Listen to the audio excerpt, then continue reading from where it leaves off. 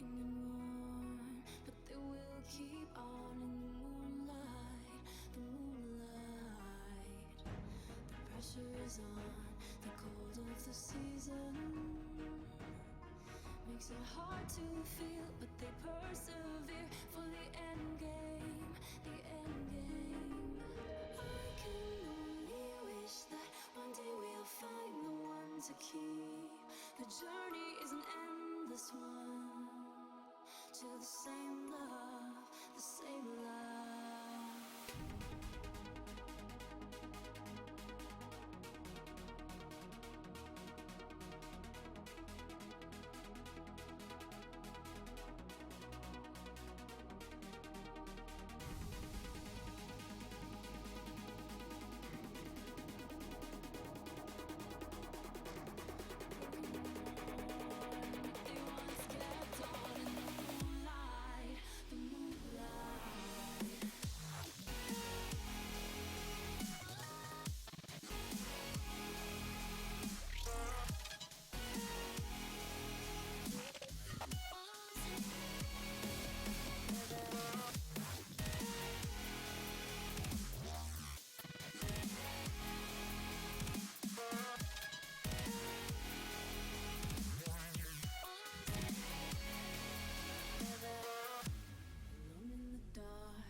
Travel to freedom, broken and worn, but they once kept on in the moonlight, the moonlight. I can only wish that one day we'll find the one to keep. The journey is an endless one to the same love, the same love.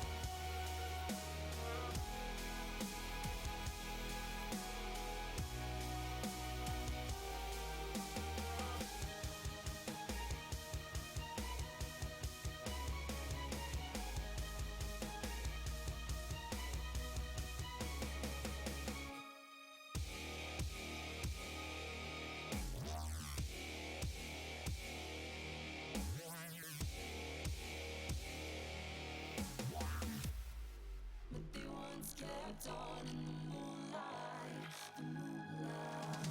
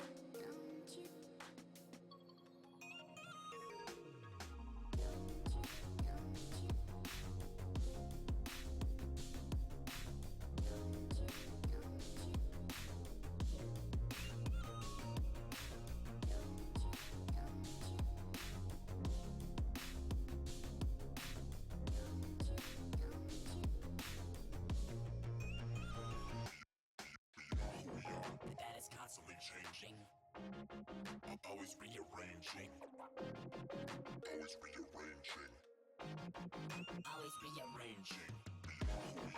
That is constantly changing, always rearranging, always rearranging.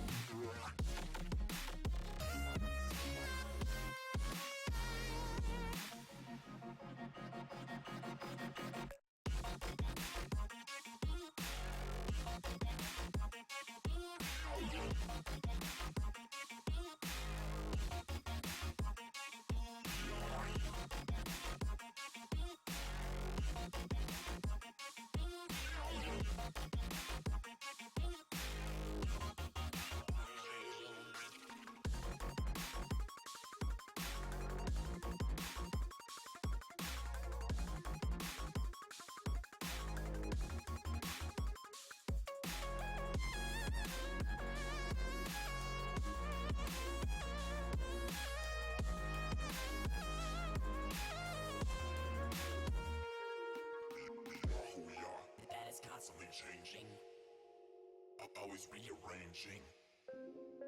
Always rearranging. Always rearranging. We are. That is constantly changing. Always rearranging. Always rearranging. Always rearranging.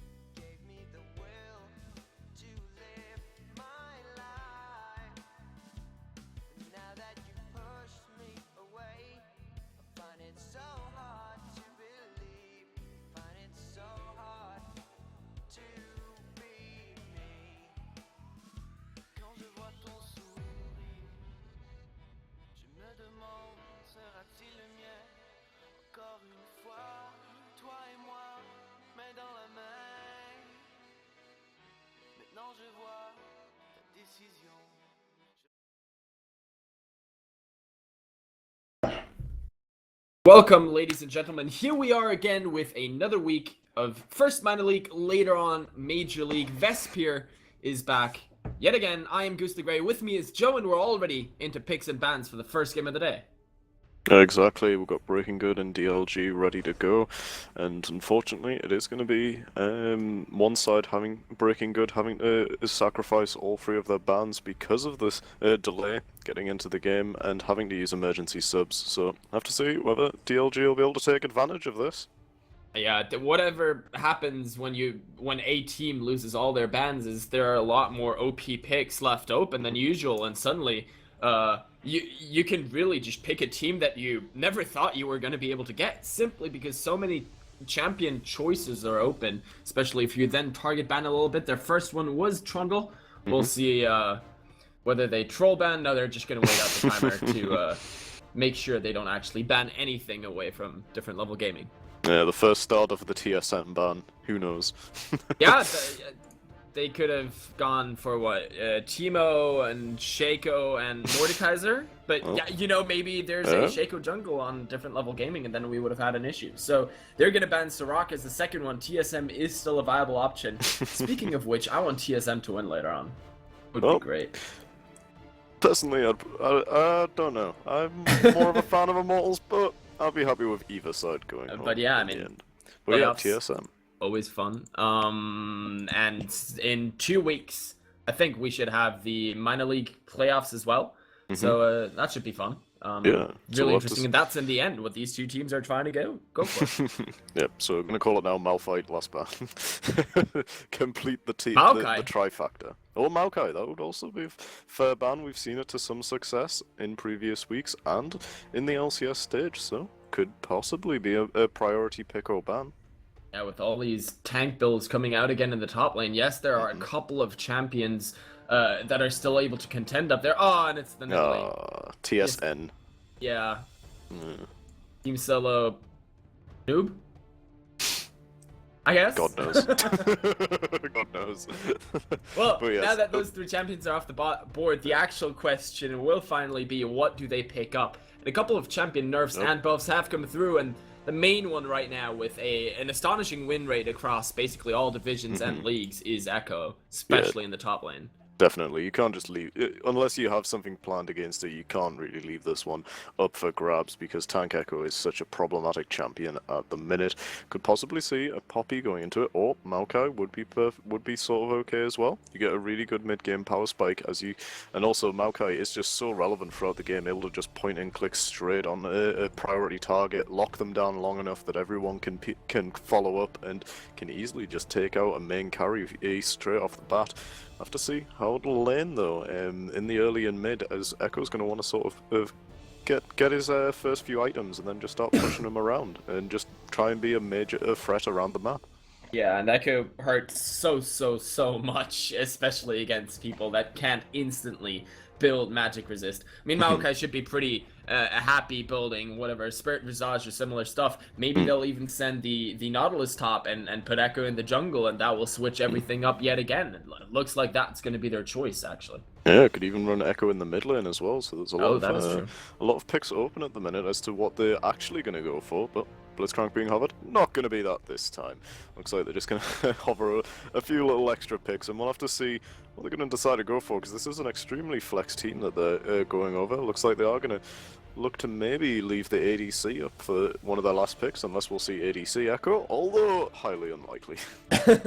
I've been actually thinking about this. I think Moth Mordius would actually be a pretty decent item on him. The only shame is that now with the attack speed nerf, it's not as powerful. But I think it's still really good for him. It gives him the magic resist to duel a lot of his prime enemies. I mean, it would even help against a Maokai. It would help against any mid laner. And at the same time, the spell vamp he gets when it's popped is really powerful. And since he's a champion that doesn't mind going really low in HP before he ults, he can always use that, then go back to much higher HP numbers and still keep that buff active. So I think Moth Mordius would actually be a pretty interesting buy on Echo. Not that we're gonna see it, but you know, always just that little bit of theory crafting, thinking about random things. isn't a terrible item. It does give him a fair amount of sustain when it does pop eventually, and can be fairly useful. But it looks like we're going to see a potential mid lane pick and ADC with Ahri and Lucian being covered at the minute.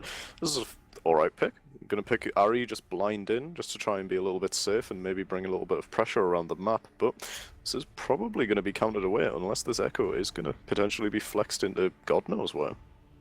God knows where. It's pretty much the name of the game right now. Yep. I mean, Ahri's still pretty safe. She's not the greatest, especially now that her charm doesn't interrupt dashes anymore. LeBlanc, if you're a good LeBlanc player, will still crush Ahri in almost any scenario. But it's a fairly good champion to pick blindly if you're going to do it. I don't really know why, because they would have had that last pick. I guess they just didn't want to wait with the mid lane and just take it right off the bat there. Might be the Twisted Fate here. Could be a fair champion to pick, although it has got the potential to get seriously collapsed on. Picking this kind of a mobile mage into what is going to be a Maokai, Lee Sin, and Ahri is a little bit dangerous, as if he is getting caught out of position, then he's just going to get absolutely brutalized. Yeah, I don't think that would actually be a good choice. So they're gonna swap it up again as well. Gonna go with the Azir, who's at least a little bit safer, and with that wall always has one option to get people off his back.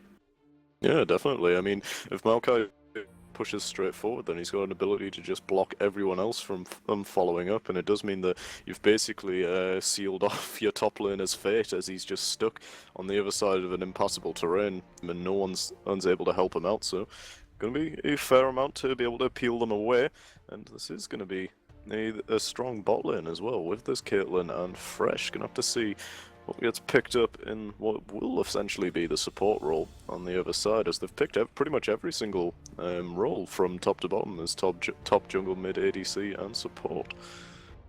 Potential counter into Fresh though. There are a couple funny things with Azir against Maokai, where usually, since the wall starts behind you when you use it, Azirs usually want to use it to get someone off of them, unless they're looking to isolate a single target. So in this case, he might want to wait until Maokai is actually on him with a twisted advance, arrived at the target location, and then use his wall. Because if he does it too early, it's just going to go over Maokai, who's untargetable during his travel time. So there are a couple interesting points there where both of these players have to look. When do I use my ability for the maximum desired effect? Alistar is going to be the last support locked in. Extra tank line, extra engage, overall a really versatile pick here for this composition, and I think also providing the necessary threat for that bot lane. Now Lucian Alistar is actually able to fight even against a Thresh Caitlyn, who otherwise is very, very safe.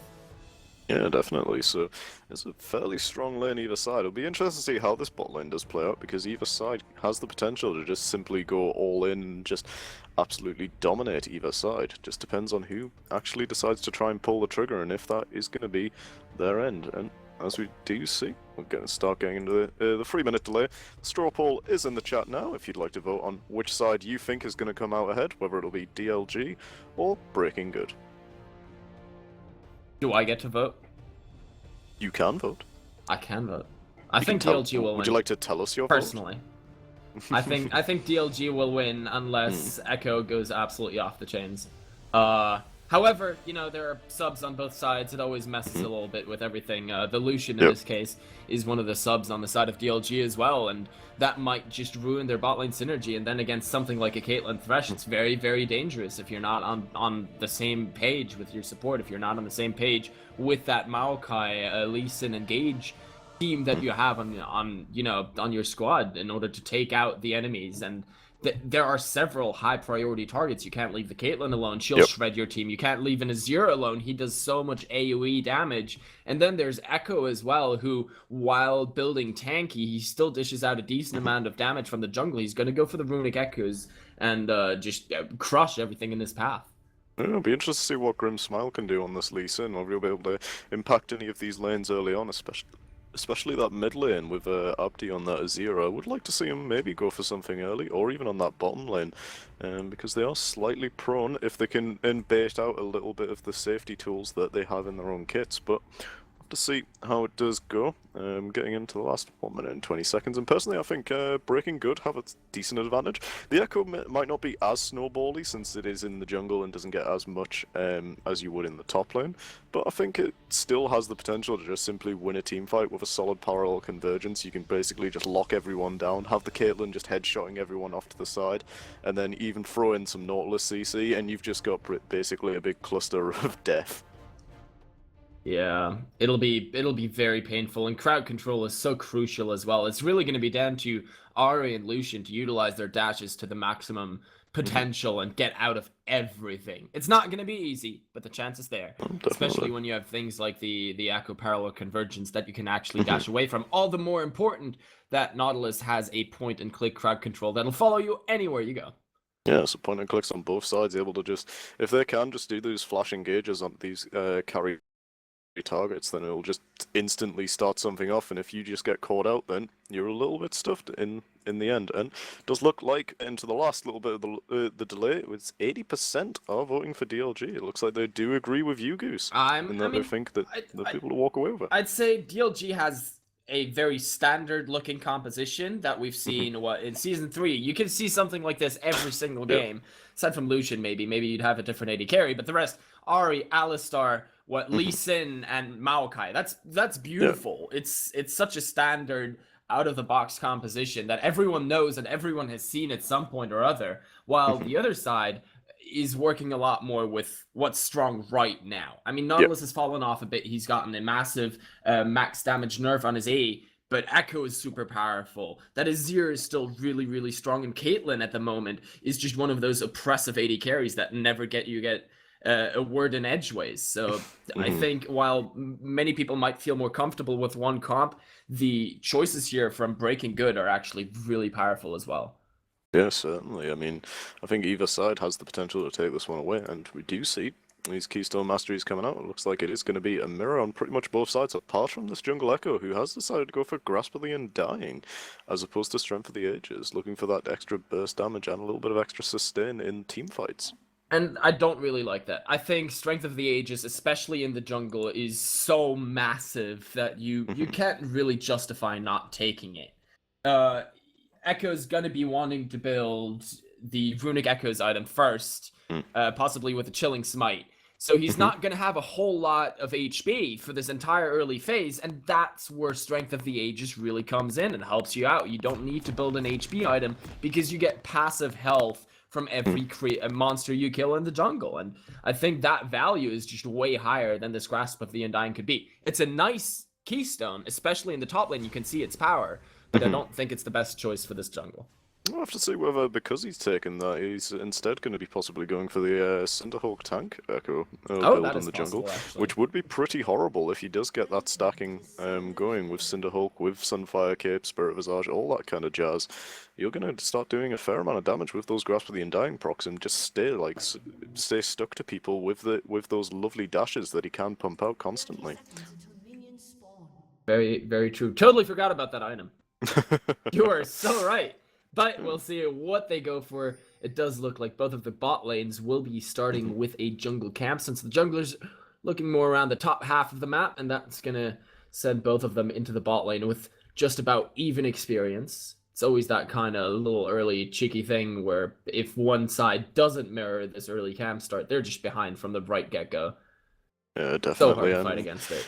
It's just one of those things where if junglers can't, even if junglers can't, supposedly like more optimal starting on that side, it's still better to just give it over anyway, because it does just put you so far behind once you do hit that level 2 spike, and it's just can be such a pain if you're not careful about it. And it looks like are going to do that as well, with Lucian and Alistar starting on that Grump, Caitlyn Fresh starting on that Krugs, and both sides on the top going to start their respective camps, and everyone going to just sort of play it a little easy straight away. There are a few lines that are as terrifying as Alistar Lucian with an early level 2 that you can't mirror.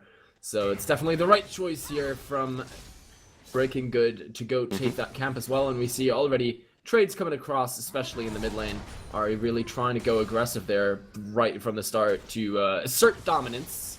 you always want to do. But she's burning a lot of mana doing so, so she's fast pushing. It'll help her get that early level 2 for herself as well. She's trying to put down as much damage as possible in the meantime. But as soon as her mana runs a little bit lower, that will be the chance for Abdi on his Azir to really start trading back. I'm kind of worried about Ahri at that point.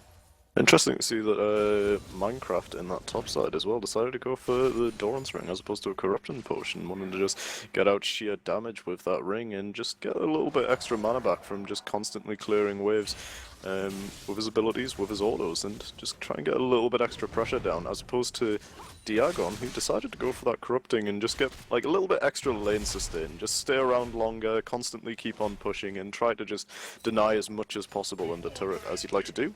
Gang coming in early. Yeah, early mid lane gank. The charm hits, and that's actually going to be a huge amount of damage. They're not going to get the kill. They're not going to force a summoner either. However, the pressure in that lane now is so massive that Azir really has to be a lot more careful in the next couple of minutes. And chugging those cookies, it will sustain him a little bit, but he's still under a huge amount of threat right now.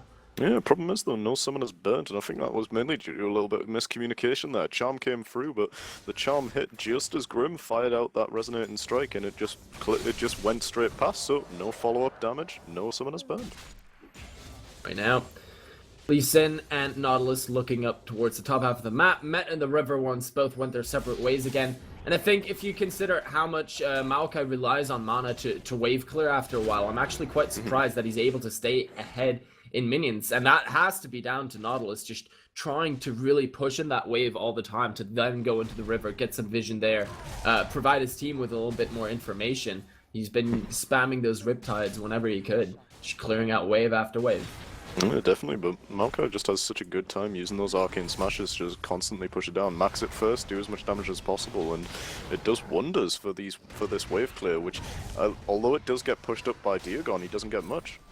Yeah, and look at this right now. Diagon here going real low up in the top lane, and just used the last stack of his Corrupting Potion. Beautiful timing for Maokai to really go aggressive there inside his entire minion wave. No minions for Nautilus anywhere close, and now that Maokai doesn't have as much mana anymore, yes, he's not going to be able to just straight up dive the Nautilus, but he's done his job. He's shoved this wave in. He's asserting pressure on that side of the map, and really putting some threat onto the side of breaking good. Yeah, another reason I like this Maokai pick in a Nautilus is obviously Nautilus is going to be spamming those Riptides to push up the wave, but it just means that you're basically just loading his passive constantly, so you can just get so much health sustain back that might be one of the main reasons that he went for that D-Ring in the beginning, because he doesn't need the health from Corrupting Potion, since obviously he's just going to keep on auto-attacking away with that Riptide-fueled passive. And once again he goes in, burns all his mana, gets in one of the grasps of Undying as well, and that's going to give him back a little more HP. Oh, that is so close! The minion attack once too. He decides not to flash an auto attack for the kill trade. It would have been a trade. Instead, I like this choice. He just decides to shove in the wave and then try to deny a little bit with that. But look at this Echo right at the perfect timing. It's going to be down to Maokai having to flash away and then walk into his jungle. Lee Sin is around. He's going to return a little bit of damage. So Maokai gets out safely, but had to burn the flash. That's going to negate a lot of the advantage he had just worked up for himself. Lee Sin ward hopping over the wall. He could still try to go in for this Sonic Wave. Not even coming out. He's just straight up going to fight this. Nice. Finally, he gets the first blood. What a fight. Nautilus not able to provide enough assistance. Yeah, lovely play though there, to just go straight in, burn that flash where it was necessary, because you had to do it, otherwise the follow-up from Diagon would have been horrible. TP coming out from the top just to escape as Grim decided to go under turret with Minecraft, who also burned TP there. A little bit of aggression going on this bot lane. Lovely flay onto the trap though. Huge amount of damage on the Biomax, who now has to be real careful. It is still a Caitlyn. She can still get those headshot procs in every now and then and really decimate your HP bar. Mid lane as well, under heavy threat. Abdi pushing in that lane over and over, getting good trades onto Ahri, and now they're just going to be recalling soon and spending the gold they have earned so far. But yeah, mainly that top lane. Lee Sin with a beautiful play, chasing that Echo after saving his top laner, and then getting that first blood kill. Then Maokai comes in there looking for the dive, and Nautilus is forced to use his TP to get out of that, so he doesn't even have it to get back up to the top lane. That's going to set him even further behind than he already is, and really a huge amount of pressure right now for that Maokai. A huge advantage for him. And of course, Lee Sin getting first blood, that's always quite nice. Already able to afford the double longsword and back in the jungle to help his team. Yeah, definitely. If you're going to go for the sort of slightly more snowbally start of going that warrior enchant and Lee Sin, and oh, good hook. Yeah, again and again those hooks land, and then the Pilt of the Peacemaker. Thresh could have thought about flashing forward and getting that kill there, so Lucian did decide to heal. That's going to keep him a little bit safer, but look at those 3 traps underneath the turret. Diomax is not even able to just go back any way he wants to, because he's always in danger of stepping on a trap. Yeah, definitely, and it's just being a little bit careful right now because he is just getting constantly harassed by the spot side. Skadoodle doing a very good job of always trying to pull him in, but another little bit of mishap as well, as Skadoodle did pull him right out of the Pilt over Peacemaker. So a little bit of miscommunication on this side of DLG, but good across the board. I like the way that this Lee Sin is starting to snowball, going for those early double longswords as opposed to Echo, who's going to be just even further behind. I mean, if you are going to go for that tank Echo build, one of the things you don't want to do is get set too far behind, because the problem with being a tank set behind means you can't actually do your main job, and if you can't tank, then you're just pretty much pointless. Yeah, so Echo here in a little bit of danger. He has to see how he's gonna leave his mark on this game. Right now, it's definitely not looking too easy for him. Lee Sin is in his jungle as well, taking away the red buff, really trying to put on the pressure, and then looking to go down in the bot lane. The big thing is no teleports available in that top side, where the big advantage lies for different level gaming. Here we go, forward they go, right onto that Thresh. He has nowhere to go. Ping pong right to the backside, and that's gonna be an easy pickup for the Lucian. Sweet Jesus, he went flying. That is pretty much just a home run right there. Ends up from the middle of the lane, pretty much under turret, from a beautiful little kick. And it's like going to go aggressive on this top side. Lovely depth charge, followed up by the parallel convergence.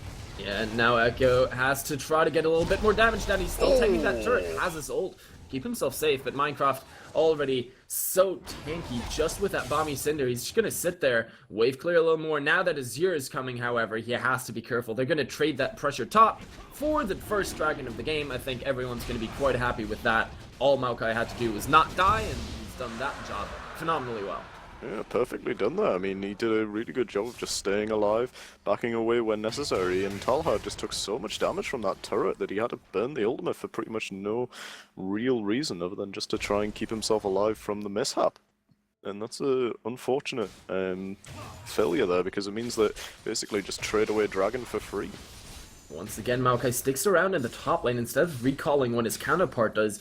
I think he's waiting for that teleport cooldown. However, he's still one of the main pressure points of his team right now, and he's gonna be the one that has to look for the engages as well. He has that twisted advance. He can get onto the Caitlyn, onto the Azir, who are otherwise so slippery and so long range that they can just sit in the back line and kill everything while Nautilus sits up front and tanks it. So him having his teleport is going to be really important for the next couple of fights. That's why he's walking up to the top lane after pushing that lane in. And now that he's got the Spectre's Cowl done, he's actually really tanky against all the magic damage that can come out as well. Yeah, look at this deep ward though in the bot side. I mean, that Maokai TP is up, and if he decides to go in, then that's going to be a very easy Twisted Advance Arcane Smash to just keep them locked in place long enough for Weirdo to get on top. And they've got to be real careful about pushing here, but they are just constantly just trying to harass this Lucian Alistar lane. It's a little bit tricky though. And now at least one of those wards was cleared out by Ekka coming over. Or he's going to get her blue buff and then just return back to the mid lane. His top lane trades just keep on going, but now that both of these guys actually have a couple of items, it's not going to be as easy as it was earlier on to really push one or the other out of the lane. Then with that ultimate, a lot of mana burned again for Maokai, but finally he's gotten a little bit of damage down and cleared the entire wave right along with it. Interesting thing, actually, Ahri going for the Athene's Unholy Grail. Not something we see too often anymore, and she's going to go in aggressively. Misses the charm, but it doesn't matter. Lee Sin is here. Gets bounced once. They're still standing on top of the soldier. Oh, that kick actually denied the Orbit Deception, but the Sonic Wave still lands, and that's going to be the kill. Ahri with the assist. Yeah, lovely gank there by Grim Smile, but that was such a miss by Abdi, who decided to go in aggressively. Pretty much didn't land anything that was needed, and although the Emperor's Divide did stop Grim Smile from ward jumping in, he still had that kick available, so he just pretty much walked up to him, used the flash where necessary, and got some really nice damage. So, yeah, putting this mid laner even a little bit further behind. Although, it would have been better to get Mozazala the kill, maybe. and get Grim, who was already ahead, but he's now going to snowball himself even further. We'll have to see if he decides to go for maybe a higher damage build, or if he is going to still go for that usual single damage item main tank. I feel it was just Azir thinking, hey, Ahri went in on me aggressively, burned the charm without hitting it. This is my chance, not a flash forward from the Thresh. They're trying to get onto Lucian. He's going to stand right in the parallel convergence. Oh, he tries to flash out. It's not quite good enough. And with that ace in the hole, sneaking by the Alistar, that's going to be an easy kill. Can they get another one? Kala once again underneath that turret. That ultimate coming out. He's not going to go down to the turret. And Caitlyn still, the build over Peacemaker does make it happen. I thought Alistar was safe. It's not enough. 2 kills down bot. Finally a response here from the side of Breaking Good. And in the mid lane, Azir has to run away again. Yeah, but Ignite is burned there, and the ultimate from Ahri is going to be up fairly quickly though, because it's not a horribly long cooldown, only a 90-second or so. So he is going to get away, but lovely play there in the bottom. The reason why Weirdo 40 was safe was because he didn't expect the double headshot coming out, the single headshot from the passive and then the other from the trap, followed up by that Piltover damage, which was just enough to take him down as his ultimate timed out. So lovely play in the bot side. Really like Skadoodle's hook there to pull Weirdo out of the way so that the ace in the hole could hit Biomax on that Lucian. Lovely play altogether.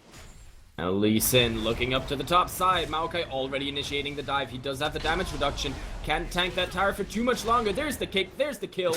Easily done. Even goes to Maokai, which is perfect. And now with the Rift Herald, that's going to be a very easy first tower of the game. Definitely, and that's kind of what you want to do. You want to spread the gold around, make sure that everyone's got that sort of relevance in these fights, get everyone a little bit ahead, and then pretty much it just means that your team can just constantly look to just face roll, push forward, and engage whenever you want. And especially on these tanks, if a tank starts rolling, then they can just run forward, and if the carries aren't too far ahead, then they're going to struggle to deal with them, especially this Azir, who is a little bit further behind. Does pick up that blue buff, still yet to get his Nashor's Tooth though, while Mosasela on that Ahri has got the Fiend's Unholy Grail. And it's kind of interesting for Ahri to go for the Fiend's Unholy Grail. It's a very efficient item again by now. It gives you a lot of magic resist, which is going to be great against both Echo and Azir. It gives you a massive amount of mana back on every kill or assist. Yeah. But it doesn't give you a whole lot of damage. And that's something that he might have looked to get. I mean, this way, Lee Sin's going to have to build more damage in order to keep up the snowballing, because Lucian down in the bot lane so far has been under an immense amount of pressure. And even considering that Lucian is the sub, you'd think theoretically that Ahri is looking to take on a little bit more of the burden. I quite like this build-up. Looks like Echo kind of catch out Grim Smile, who is trying to invade on this red buff. He's taking a lot of damage, though. Yeah, I mean, but Lee Sin is still ahead, and that Sonic Wave connecting was huge. The kick's gonna finish him off. Echo thought he could catch him on the invade, but in the end it all gets turned against him, and now in the jungle they're still looking around with Azir, because Ahri's there as well. Top lane, they're just brawling. Everything stays the same, but another kill over to Lee Sin. What an outplay, too. And now they're looking for Azir. Still trying to get in on that. Alistar from the other side knocks him back, knocks him up, and Ahri is here. The charm hits. Lee Sin is around the corner. Yes, that's a barrier, and the Sonic Wave misses. Oh, it's actually going to be enough because the Thresh Lantern gets him out. And now Lucian taking a lot of damage from that ace in the hole, but it exposes Caitlyn, and in the back, that's going to be an easy kill. Knock up on a Caitlyn as well. What a misplay from overall the bottom lane of Breaking Good. They just went way too far forward when they knew people were behind them, and they're still not done. Lee Sin dashes in. Double kill for him. Overall 8-2 all of a sudden. Yep. Beautifully played there, but yeah, Spivot using the net aggressively to try and get Biomex, but he just doesn't have the damage to finish him off, and after he dashes forward, obviously Grim Smile, Mosasela just walk in and are just like, oh look, free kill, and just pick him up on the backside, able to dive Skadoodle as well and get even more, and 8-2. Really nice early game coming out of DLG. They get the second dragon of the game for themselves as well. Absolutely no chance at any contest from the side of Breaking Good. And now, I mean, top lane's a winning lane for them. Lee Sin is snowballing absolutely out of control. Yes, Ahri didn't have a whole lot of damage in this early game due to the Fiend's Unholy Grail, but now she's gotten a kill and 2 assists as ahead on farm. She's looking to build up a little bit of the damage. Already got the components for a Void Staff if she decides that's where she wants to go towards. Lucian, sadly, he didn't get too much gold out of that, but all he has to do is survive and farm, and he's still doing a pretty good job in that aspect. And then you have Alistar and Maokai for any engage all game long that you want. So right now, DLG looking in a prime position to carry this game to a win, and now Ari trying to catch that Thresh. He dodges the charm, well played, and that's going to keep himself safe. However, has to pay for it with a ward. Yeah, definitely. I like this top side as well. Minecraft just constantly pushing in, and it means that Diagon is going to struggle to TP anywhere, because if he does, then it could just be easy top second tier going down, and that's a little bit dangerous, because then you're going to start getting up to inhibitors, and if you lose one of those for free, then you're going to be in real deep doo-doo. Yeah. And the problem is just Maokai can do that. He can push all the time because he knows that the rest of his team is powerful enough to win the rest of the map. And that's largely down to this Lee Sin, who's done a phenomenal job so far. He's already got that Hex Drinker in as well, just to protect himself from both Echo and Azir. Echo, by the way, did decide to go for the Cinderhulk, so you were absolutely right with that one. Now another Rift Herald buff for Lee Sin. They could try to pick up a kill here in the mid lane and then take down the third outer turret of the game. It's going to be difficult, though. It's our first big 5v5 situation that we're going to see. Lee Sin goes in aggressively right onto the Echo, has the kick, and that's going to be the first kill. What else can they get here? Nautilus way out of position, but he's super tanky, and there's a Thresh Lantern that should keep him safe, but the rest of the team is still there. They can think about a dive, but no minions right now. The tower's still on half HP, so it's not quite easy to take it down as well. I think they should just be happy with the one kill. Yeah, no kick available if they do decide to go in, but just gonna take up those side lanes, possibly just get some vision out, because that's what they need at the minute, and gonna try to clear this mid lane. They do have Ari here to try and do as much as she can with that Orb of Deception. Does do a lot of damage, but doesn't clear it quick enough. Lovely engage coming out. That was really, really good, that wall from Azir, just trying to save everyone, but here comes Maokai, right up the backside, and Caitlyn, you're still gonna go down as well. And that was just so disrespectful for Breaking Good. They were so far forward, not respecting all that engage potential that DLG have, and they exploited to the maximum. Yeah, and DLG doing such a good job of just communicating these things out, because Minecraft does use that TP, uses the flash, and Grim uses his as well, and they just managed to pick up so much off the back of that. 3 kills and possibly 2 turrets going down. I mean, Talha hasn't got anything to be able to contest this. He's only got the Cinderhulk and a Giant's Belt. And again, this is the problem with these tanks when they do start to fall behind. If you go for those slightly later game builds where you're going to do a lot of damage as you go on and stack up that health, but if you don't actually get to that point, then you're not really going to be that relevant, especially against someone who's going to be looking to do tons of damage on this Lee Sin, with Warrior Enchant, Hex Drinker completed into the Maw of Malmortius now, and that is going to be a horrible lot of damage coming out.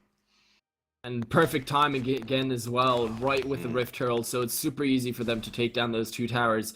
It was just, yeah, disrespect, staying very far forward with 4 half HP members that had previously used a lot of their potential, a lot of their skills, a lot of their resources, and then they get caught out. Ari Charm, Alistar knockup, Lee Sin, Cripple. There is so much crowd control on the side of DLG that you have to take care of, that you have to remember and keep in the back of your head. They still have this available. If we mess up, they can use this to punish us. And that's exactly what happened. Now Ari looking towards Caitlyn, but she knows Thresh is around.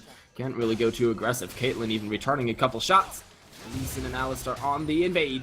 However, it is mid lane and jungle. I don't think they should be able to do a whole lot, but right it back to where we were. Maokai up at the top lane, shoving that one in. Lee Sin invading the enemy jungle, going aggressive onto Echo. We've seen this story before. We know how it ends. This time, Thresh is around to save his man.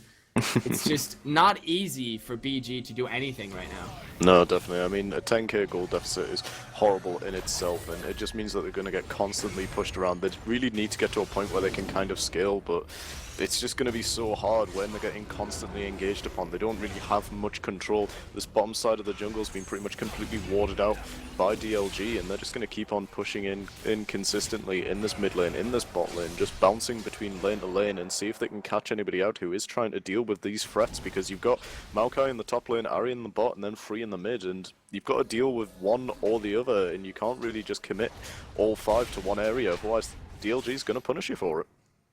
Just a second ago, we saw the Azir ultimate traded from Alistar ulti. Nothing too major, both of them getting out alive, but it just shows how much pressure there is on BG, how much pressure there is on the Azir, and the kickback into the charm. Easy pickup on Caitlyn. She had no clue what was coming for her, and that's the danger. If you're suddenly an AD carry that has to defend alone underneath the turret, when there's a Lee Sin on the other side, when there's an Alistar on the other side, either of them could have done that. Even the Maokai could have been the person to pull off that play. They're just not safe anywhere. That's going to be tower number 5, and it just goes back to the same story again. Yeah, just gonna bounce and take an objective, go back, pick up drag when it spawns, and to be fair, they can just stop pressuring around Baron soon because they just don't even either they force a fight, or they just catch somebody, or they just pick up a free Baron. Either way, I mean, Breaking Good just have no real way of looking to come back, and I think this is going to be the slow march to defeat here, as we're going to see them just pick up that drag, everyone go back, do a little bit of shopping, and then just constantly come back out, push a little bit more. Well, but if you think you're about to lose this game, or if they do, which they haven't yet, but it's looking quite likely right now, you have to start thinking, what are we going to change? Yeah. And I think the main pressure points here are really Maokai and Lee Sin, but how do you deal with that? Yes, they could pick away Maokai, but there's so many other good top lane champions right now, and they'd give up a lot of other powers, like the Echo, for example. So it's not going to be easy for BG going forward into the next game either, trying to decide what they want to do, and they still don't have any bans, so they can't use that to deny anything from DLG. DLG really has their pick of the litter, completely theirs. Definitely, and we're going to have to see how they do adapt to this, because clearly something does have to change, and it looks like they're actually going to get a little bit caught here as they're invading aggressively, but all members of Breaking Good are here as they catch Grimmsmile on the backside. And he's still alive after that Azir wall, and Azir is the first one to go down. So this guy gets caught out completely 1v5 and survives to tell the tale, thanks to the other champion, admittedly, and look at Caitlyn, just annihilated by the Lee Sin kick. Now Ahri dashes forward, doesn't hit the charm, but it does mean Nautilus is left exposed, goes over the wall, but it's not going to be good enough. Echo going to be finished off as well on the backside. That's going to be a double kill for Ahri, and 4 kills overall for the side of DLG, and they're just going to walk this out down the mid lane, take down at least one inhibitor here. Yep, and that is the surrender vote coming through from Breaking Good, who just say, I mean, to be fair, a lot of that was pretty much the previous 4 fights that they'd done had just gone DLG's way every time, and that was mainly due to the fact of their lack of vision in their topside jungle, because they've been denied a lot due to DLG pushing in aggressively. They didn't have the vision to be able to call that Azir ult in the right direction, because the Azir ult pushed Grimmsmile back, but it pushed him straight back into his own team. A lovely TP from Minecraft as well to come into the backside. That wall had gone down, and it just meant that they could just collapse straight in up everyone in that final fight to seal the deal. Yeah, I think the main change here has to be with that Maokai. You cannot let that go up in the top lane with something like a Nautilus again. So BG have to think about something around that top side and figure something out how they want to deal with that. The other thing that I think they'd really need to change as well is this jungle role, because the jungle was pretty much a non-factor during that entire game. It not able to really get snowballing meant that he was so far behind he just couldn't do anything. And I'd like to see something a little bit more aggressive possibly coming out for the next game. All right, next game, you did say it, and that means we do have another one coming up. We're going to go to a quick break before we see how BG tries to deal with the issues they had in this game 1. Don't go anywhere.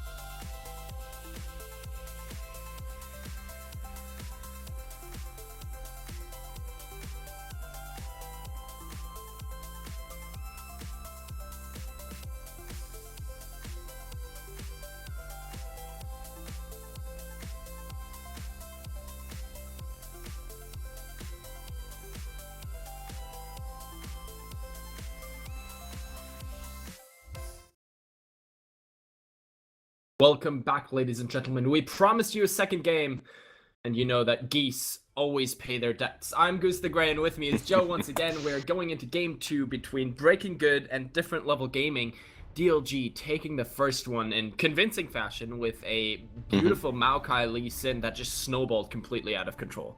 Yeah, definitely. That Lee Sin getting himself ahead and putting Echo further and further behind meant that there was pretty much the jungle just went straight over DLG's way, and with that they could just apply that pressure around the map and get all the other lanes snowballing a little bit as well. And the only thing that was a bit of a problem was that Caitlyn on Patty's pivot, but he did struggle to really get anything going with a few missteps here and there, and every time it was just punished constantly by this Maokai jumping in with the twisted advance, following that up with the snowball and Lee Sin, and it was just a deleted carry every single time.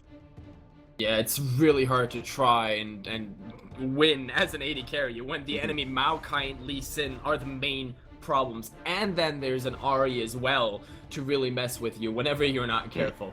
So similar to last game, Breaking Good is using unregistered subs. Words today, man. Words today. So they're losing all their bans, that's why they're waiting it out. We have Soraka and Graves banned so far on the side of Different Level Gaming. Decent bans coming out straight away, looking to take away something that could be a bit of a pain either in that top or jungle area with that Graves, and Soraka as well. Just really don't want to play against that Soraka, and who's to blame them, considering she is one of those problem champions where they can just keep people alive for so long that it just becomes pointless. Yeah, last time around, Different Level Gaming had banned the Trundle and then Nidalee in the end. So both of those are open this time. Substituted those for Graves and Gangplank. We'll see whether that means that Breaking Good is suddenly wanting to pick any of those up. Last time around, I think they first picked the Echo, and that definitely didn't really work out for them. They wanted to make it a tank Echo in the jungle, and he could just never get rolling, in part because Lee Sin was just so far ahead that he kept invading on the poor Echo and took away all his jungle camps. Yeah, but now it does mean that Echo is first pickable on the side of DLG if they decide to go for it possibly in that top lane. Minecraft's already shown that he is strong, but he is going to pick up that Trundle, which could either be top or support. We'll have to see where he decides to go, but I do like Trundle top. He functions well against any kind of tanks that do come out, and just has such a good time of just constantly pushing down and leeching so much in team fights. Yeah, and it becomes even stronger the more tanky the other side is, so he's really prospering in this meta right now where people are trying to build tanky, where people are trying to build up health, resistances, and he just takes it all away and smashes everyone on your team with a big fat club. So on the other side, we'll see what they respond with. They have to do something about the jungle, they have to do something about the top lane. They lost it last time with that Maokai versus Nautilus matchup. This time around, you know, they could pick the Maokai if they wanted to, but it's Trundle. Trundle loves the Maokai. The thing is, like, Kindred is open, but they don't decide to pick it up on the side of Breaking Good, and they do go for that. Rengar and Olaf going to be going for that top and jungle position. Either way, though, we'll have to see which side they decide to go with it. Could easily flex that Olaf into the jungle if they want, but have to see how they decide to lane it in the end. And looks like Gragas going to get picked up straight away. Is such a strong jungler, and again, one of those jack of all trades jungles. Has engage, has disengage, and it's fairly relevant even in when he starts to fall behind, as long as he can affect team fights with his body slam and with that explosive cask. Yeah, and he should always be able to do that. So I don't think it should be too bad for him. And then, you know, yes, Olaf can get immune to crowd control when he uses his ultimate, but he's not able to ignore terrain. So Trundle just puts a pillar in his path, and he has to walk around it after all. He doesn't get slowed, but it's still a means of slowing down this Olaf, who will always try to walk right on the back line of Different Level Gaming. They know that the AD carry on DLG is the sub, so they're trying to target him. Last time around, even though Lucian got killed once and he was up against the Caitlyn, who was the strongest player last game on the side of Breaking Good, the rest of the lanes lost so badly for Breaking Good that it didn't matter. They couldn't exploit that weakness on the side of DLG. This time around, they're trying to do it properly, trying to really get in there, and that's going to be Janna's job to keep him safe there. Yeah, and Janna is just going to be so strong against this Rengar as well. If Rengar decides to go aggressively with that ultimate, she can just sit on top of your AD carry or whoever you protect and just knock them straight away with that Monsoon. Looks like going to potentially hover this Karma, and this is a fairly good pick. It means they're going to go for a seriously heavy engaged team, able to just speed everybody up with that shield on the whole team when you empower it with your ultimate. It means that Rengar Olaf will have an even easier time of running straight onto the back, but this heavy peel coming out from DLG could just be their undoing. Yeah, the Karma with the E on everyone is absolutely disgusting. It's going to be down to Janna really trying to prevent Rengar and the others from getting on top of her AD carry. However, Olaf ignores everything Janna has to offer, so it's not going to be easy for her, that's for sure. And we're going to have to see what DLG pick up with their last two picks. It has to be the mid lane, it has to be the AD carry. Now they have to choose how we're going to deal with this. Are they going to pick the Sivir? Sivir is open. Very strong AD carry still that can absolutely shred the opposition, that has a spell shield to keep herself safe as well. There are a number of other AD carries. Jhin would be one of the most dangerous, especially against an Olaf and Rengar. Well, it would be dangerous, but you do have a fair amount of peel coming out of Janna, and it is still a horrible lane in that bot side when he can just constantly do tons of damage with that passive and that Q that he can fire out. But looks like they're going to hover the extremely immobile lanes of Jhin and Vel'Koz and just hope that this Janna and Gragas can keep everybody safe.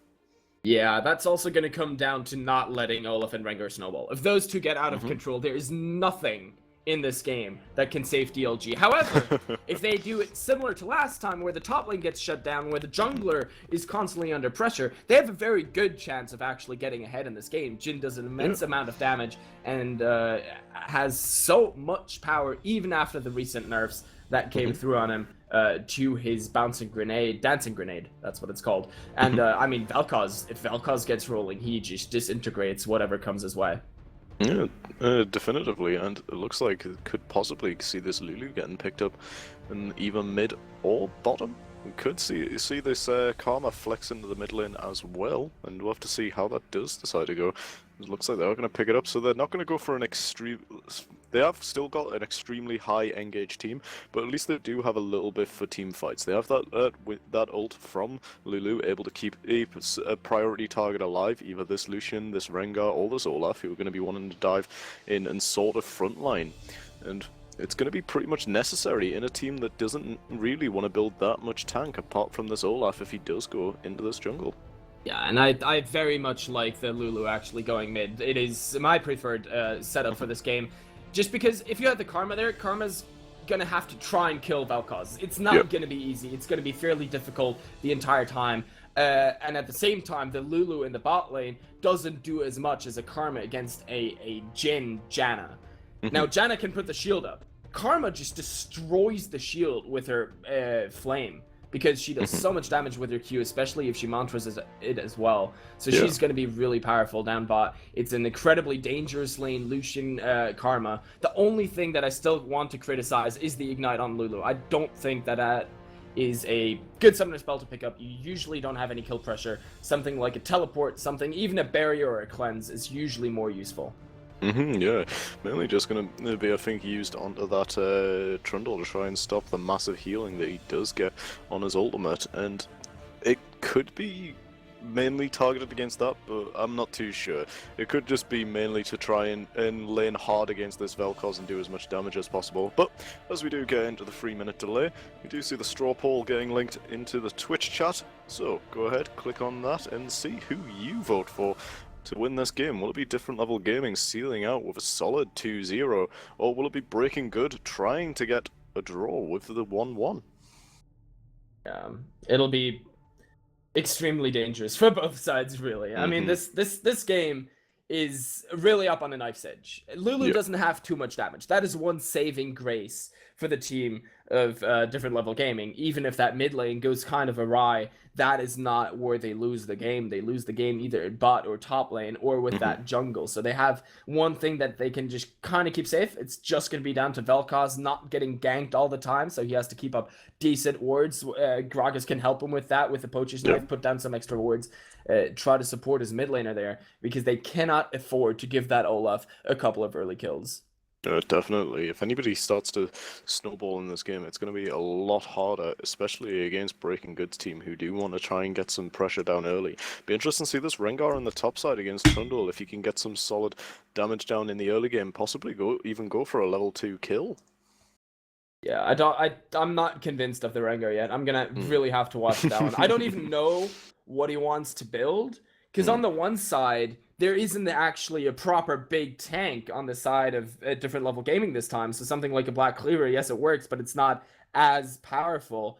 He could try to go for Ghostblade, but all of that leaves him so squishy against a high damage team with Vel'Koz and Jhin. So he has to find a sweet spot that is not very easy to figure out right now. Well, I think it's more than likely that he would just go for a pretty much full damage build and just go for the assassination onto this Vel'Koz or this Jhin, either one, because they are just so squishy when you consider how much damage that Rengar will do, especially on that top side, where he'll be able to get a lot more resources than he would in the jungle.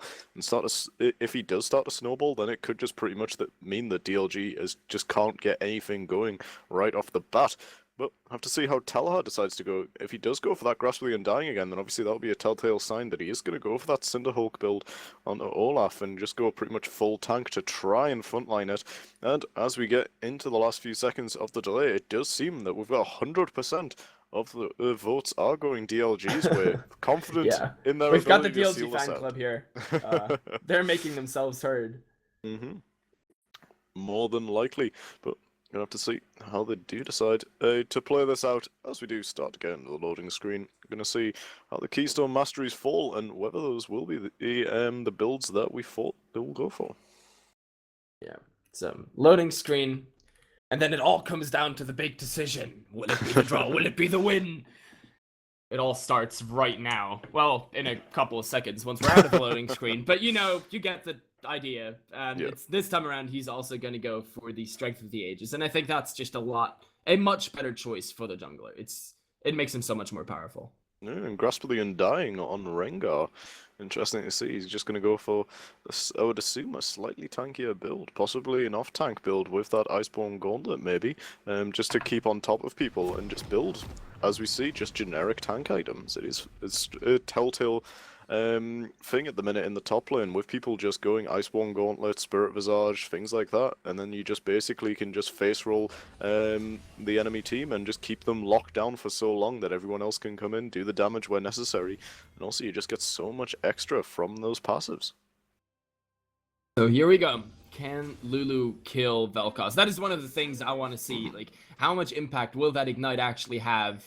Will he prove me wrong and get kills with it? Or will I be able to say at the end of the game, if you had taken Exhaust, if you had taken Teleport, you could have won the game right there. Actually, the Exhaust wouldn't do a whole lot, but that Teleport on the Lulu is so crucial. They could pull off crazy stuff with both Rengar and Lulu going down to the bot lane, and then you already have the Karma with a Mantra E, you have the Lucian, you have so much more power that you can bring in. Because right now, it's really going to be down to Olaf run at the enemy team with a Mantra E, and Rengar try to flank from the side and assassinate someone. It's very straightforward. And then a Janna and a Gragas have a field day with that. I mean, Trundle puts a pillar to the side, so one of the flank options is pretty much cut off, especially because the slow does apply to Rengar. They might have a pink word somewhere on the flank, so that denies him his options. And then you've got a Gragas and a Janna, who are the best defensive support and jungler there are, really. Yeah, I mean, that's going to be the main problem, is I feel that DLG's comp is just pretty much a hard counter, really, to Breaking Good's team. And if Breaking Good aside from mid and AD carry.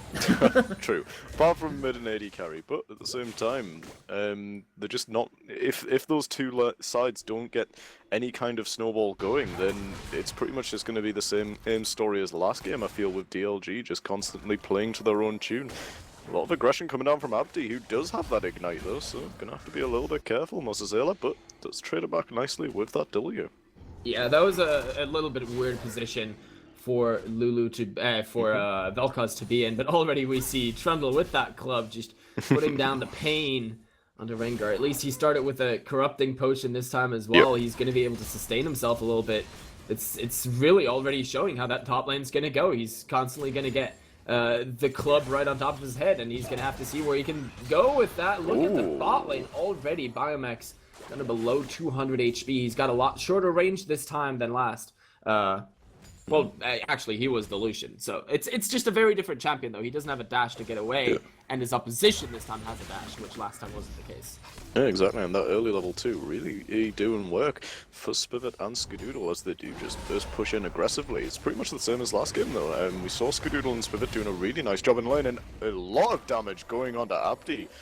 And not able to finish it off, though, because he doesn't have Ignite. This is, in fact, true. Exactly. Vel'Koz had Ignite. He could have maybe gotten a kill there, but as it stands, he's just going to be farming a little bit more in lane. Gragas is coming around, though. They're trying to look whether they can get the kill, and it's not going to be the case. Lulu just flashes away. He's slowed, but that's really going to force her back now. She has no way of staying in that lane and keeping on farming. So good early start here for the Vel'Koz. Yeah. In this top lane as well, it looks like Dagon's trying to go aggressive on a Minecraft, but Minecraft has so much sustain with that passive, but does get chunked fairly low with that combo coming out of Rengar. But now he's got to farm the stacks back up, and while he's doing that, Minecraft's just going to have an alright time of just farming back up, but it's staying fairly low, and it looks like Talha is starting to head up to this top lane, but he is going to get spotted out by a ward. I don't think Minecraft's going to get caught too soon. Time around, every time the same thing. Skadoodle putting down the pain. Oh, this time around he gets snared, but now Bimax is pretty far forward. The W snares the Janna. Oh, look at that flash at the last second. The heal keeping him safe. Weirdo trying to get the kill, but the flash forward from Lucian. He gets it, picks that one up. What a play here down bot, and Janna's still not going to be able to get the karma. She had her W up. She kept herself healthy. And yeah, that's the first 400 gold over to the side of BG. Yeah, and all summoners being blown on this bot side, apart from Weirdo's Flash, who still has that available on the Janna. But having a Biomix go down right there is going to be really rough, because it means he's going to lose out on an entire cannon wave. A lot of CS, and now 12 CS behind, misses out on that as well, and the kill going over to Spivot's just going to throw him straight away in the lead with enough for a BF sword, which, yep, he does pick up and get a little bit of potions on the backside as well, I feel. And now it gets real bad. You're in a lane with a cold Doran's Blade against the BF sword Doran's Blade. Yeah. Against a Lucian with a Jhin, who has no way of walking away. You're going to get a little bit of an AD steroid from your Janna, but you're not going to be able to walk away from all that. And the entire time, we just saw Karma time and again. Mantra Q onto the Jhin. All he can do is walk away or take massive damage for absolutely free. And it was the same thing over and over again, and that's not going to stop. Karma now, with that Frostfang, not even caring about any HP, not caring about going towards the Sightstone, just straight aggression from that one as well. What a pillar! Underneath the turret, all the health gone from Diagon. He still had his stacks, but the flash after him from Minecraft, he wants to finish this one off. One stack so far on Rengar, but here comes Gragas. That's going to be a kill, no assist at least, over to the Fat Man. Beautiful pillar and a little bit of a misstep on Dagon's side, not flashing straight away, and fail pathed to go pretty much back into turret range. Takes too many shots there and does go down for the side of Breaking Good, and DLG's going to be happy enough with that to equalize a little bit of the pressure. Having bot lane go down early, but having that top lane get something means that they're not going to feel too bad about this one. Yeah, they have to find a way to equalize the pressure right now, and I think top lane is one of the best ways to do that. Last time around, it was the main reason that they won the game, and now getting Gragas and Trundle ahead would be massive. They're trying to take down the Rift Herald, but here come Lulu and Olaf.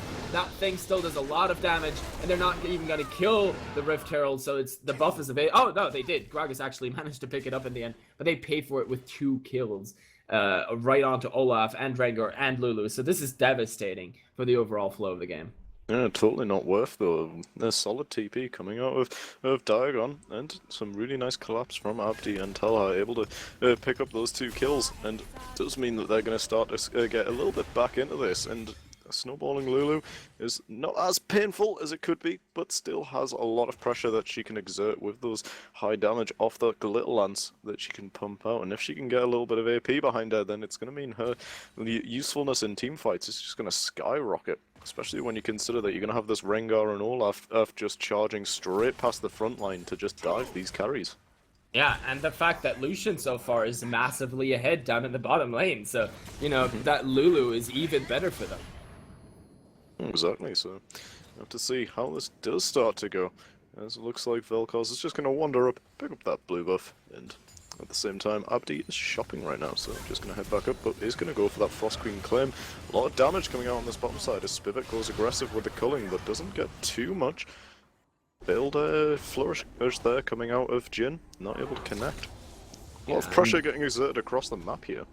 That just means, look, down to half HP again. Both Janna and Jhin, they're forced to use their cookies. They barely get to farm in this lane at all. They're just sitting there waiting. That captive audience is not going to be doing too much either. So it's really difficult for them right now to find anything. I mean, Lucian, yes, he's got 25 farm since he came back to lane. Lucian is now 60 CS. He's peachy in that lane, and all the mana on Lucian is gone, so it's not even going to be easy to gank that lane. There's no way they can really try to equalize this pressure that there is right now. Down on that bot side, Lucian's just going to have a field day sitting around there, and even if he should be in any sort of trouble, he has a Karma with him, who has a powerful shield, who has a snare on the enemy team, a slow, you know, everything you could want.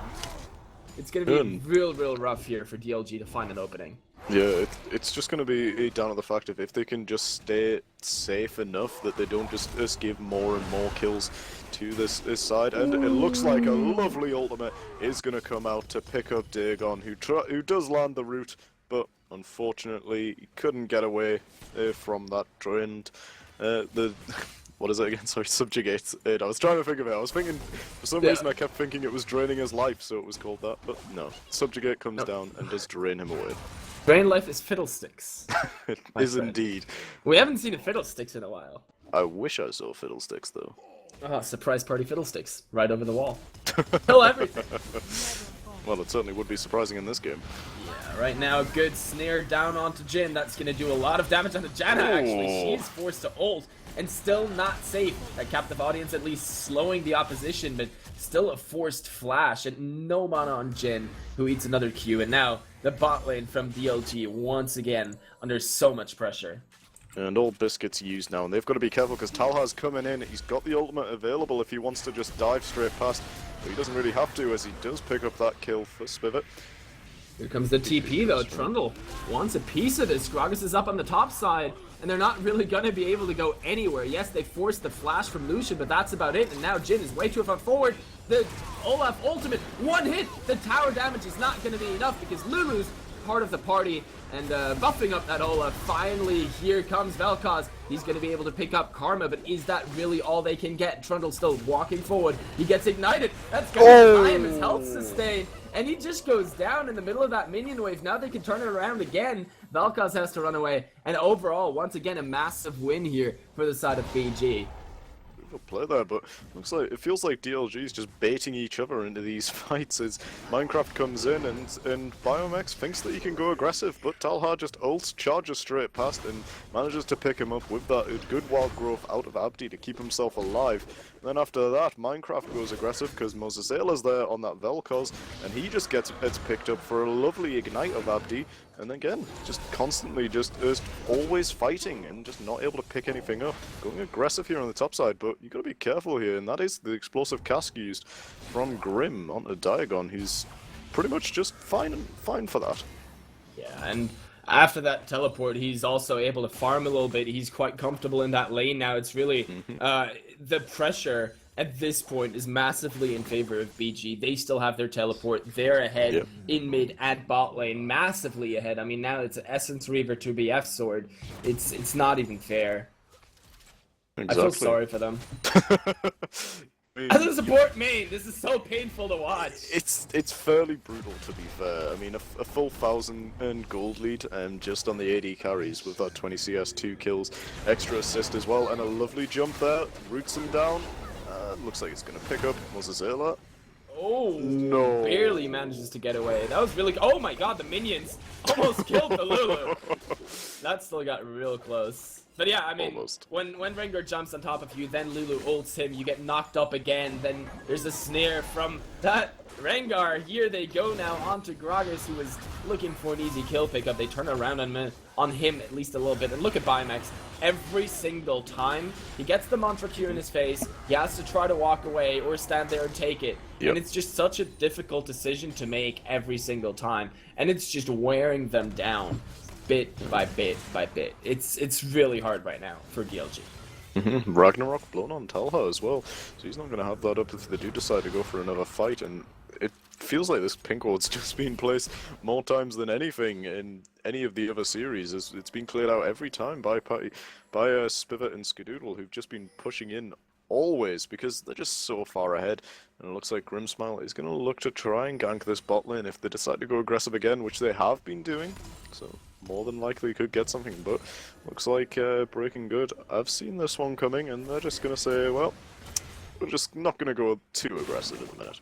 Yeah, just sit back and wait. I mean, why overextend? Why go too aggressive? They have a very comfortable lead, and if Jin decides to push that lane, they're able to freeze the wave and then deny Jin even more. So they're quite happy with how all that turned out. You know, Jin wanted to get away to get Gragas into the lane, but then because of that push, he's now even in a worse position than he was before. Yeah, That exactly. plan definitely backfiring a bit.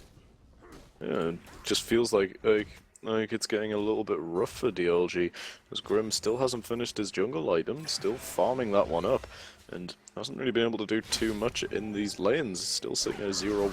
Looks like Durgon's going to get jumped on by Minecraft, but he's going to be able to trade a little bit. That's a lot of aggression coming out of Minecraft. He's got so much damage with that chomp. We're just able to get a lot down. To be fair, like this game around, BAG have fixed a lot of their core issues. They've got a jungler who so far has had a lot more impact, admittedly because that whole bot lane was more of a fiasco for DLG than anything. And they have a top laner who, despite 2 deaths, is just able to sit there and kind of survive. At least so far, is going to prove me wrong and pick up a kill there. However, Olaf's down bot, and that Frost Queen's Claim already going down onto Jin. The Janna ultimate. Olaf didn't have his ultimate against that, but look at the damage from the Mantra Q, and then Olaf just walks right through them. That's going to be a double kill. Lucian picking both of those up. Easy play there for BG, and from this point on, it's just going to be a matter of, yeah, exploiting the already existent weaknesses. Look at that one. Frost Queen's Claim just showing, hey, these two guys are looking to kill you. Yeah, but this is a good amount of aggression coming out of DLJ, able to trade a lot more aggressively. And that was the problem though on the bot side with Weirdo popping that ultimate early, meant that they didn't have anything when the dive did come through, because that Ragnarok means he's just going to charge straight on past, and we see a pause coming out at the minute, try and get a little bit of information on why that one's come through. But yeah, so this bot lane just falling further and further behind 0-3, 0-2 in comparison. I mean, 4-0 for Patty Spivot, and the 6 assists on the Skadoodle means they're just going to be constantly looking to fight around the map, and it means their objective pressure is just so much better, especially when Diagon can just look to try and jump on a backliner who is going to be a little bit worried, because Mosazela still doesn't have something like a Zhonya's to keep himself alive, only got that Afine's.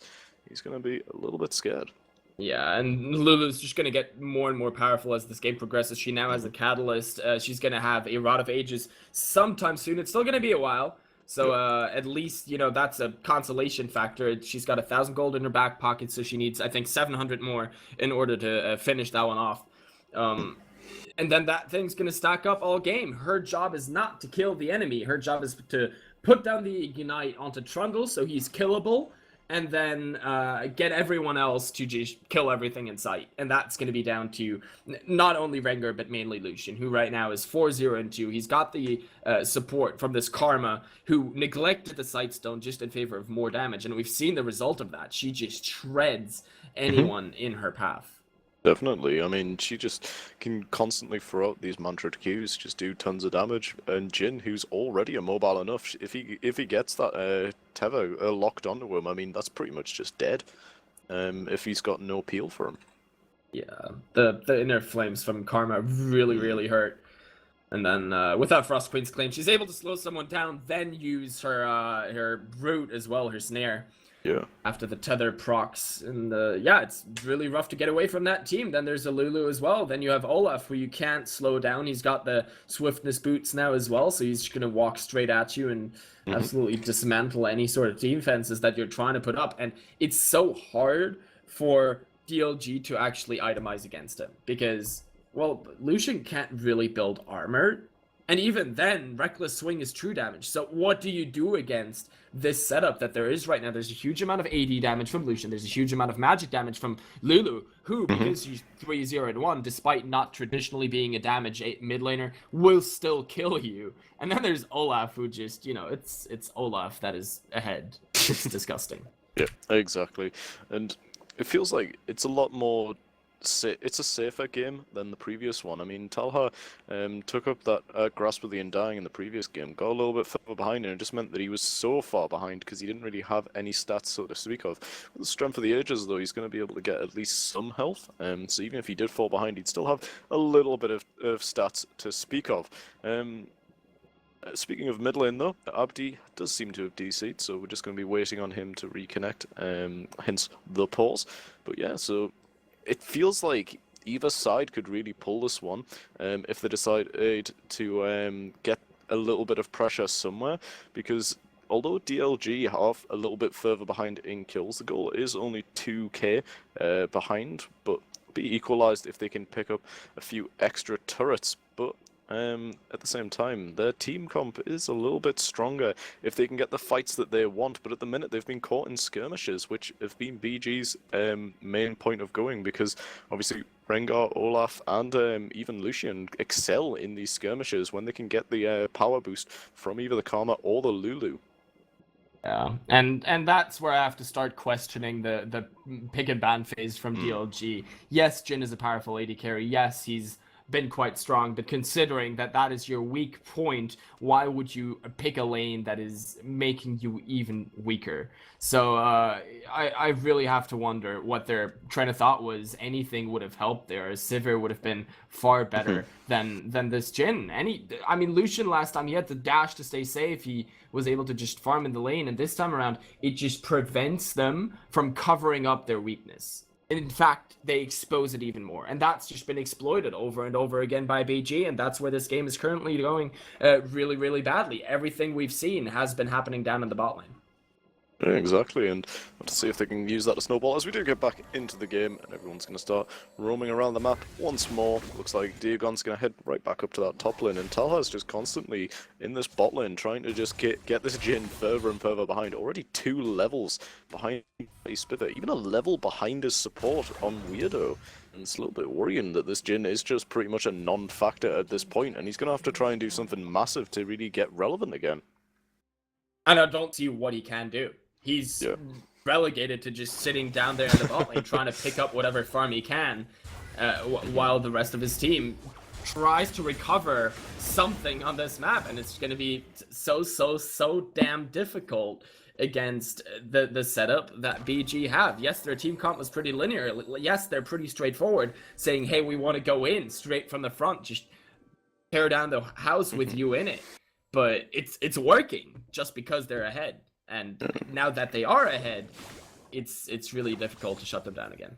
Yeah, and Weirdo coming up under this mid lane. Looks like Mosazela was a little bit worried that potential Rengar could come through with his ultimate, try and pick him up because he was a little bit low. Even if Abdi, to be fair, wanted to go aggressive, has that wild growth for the potential knock-up and does have his Ignite available.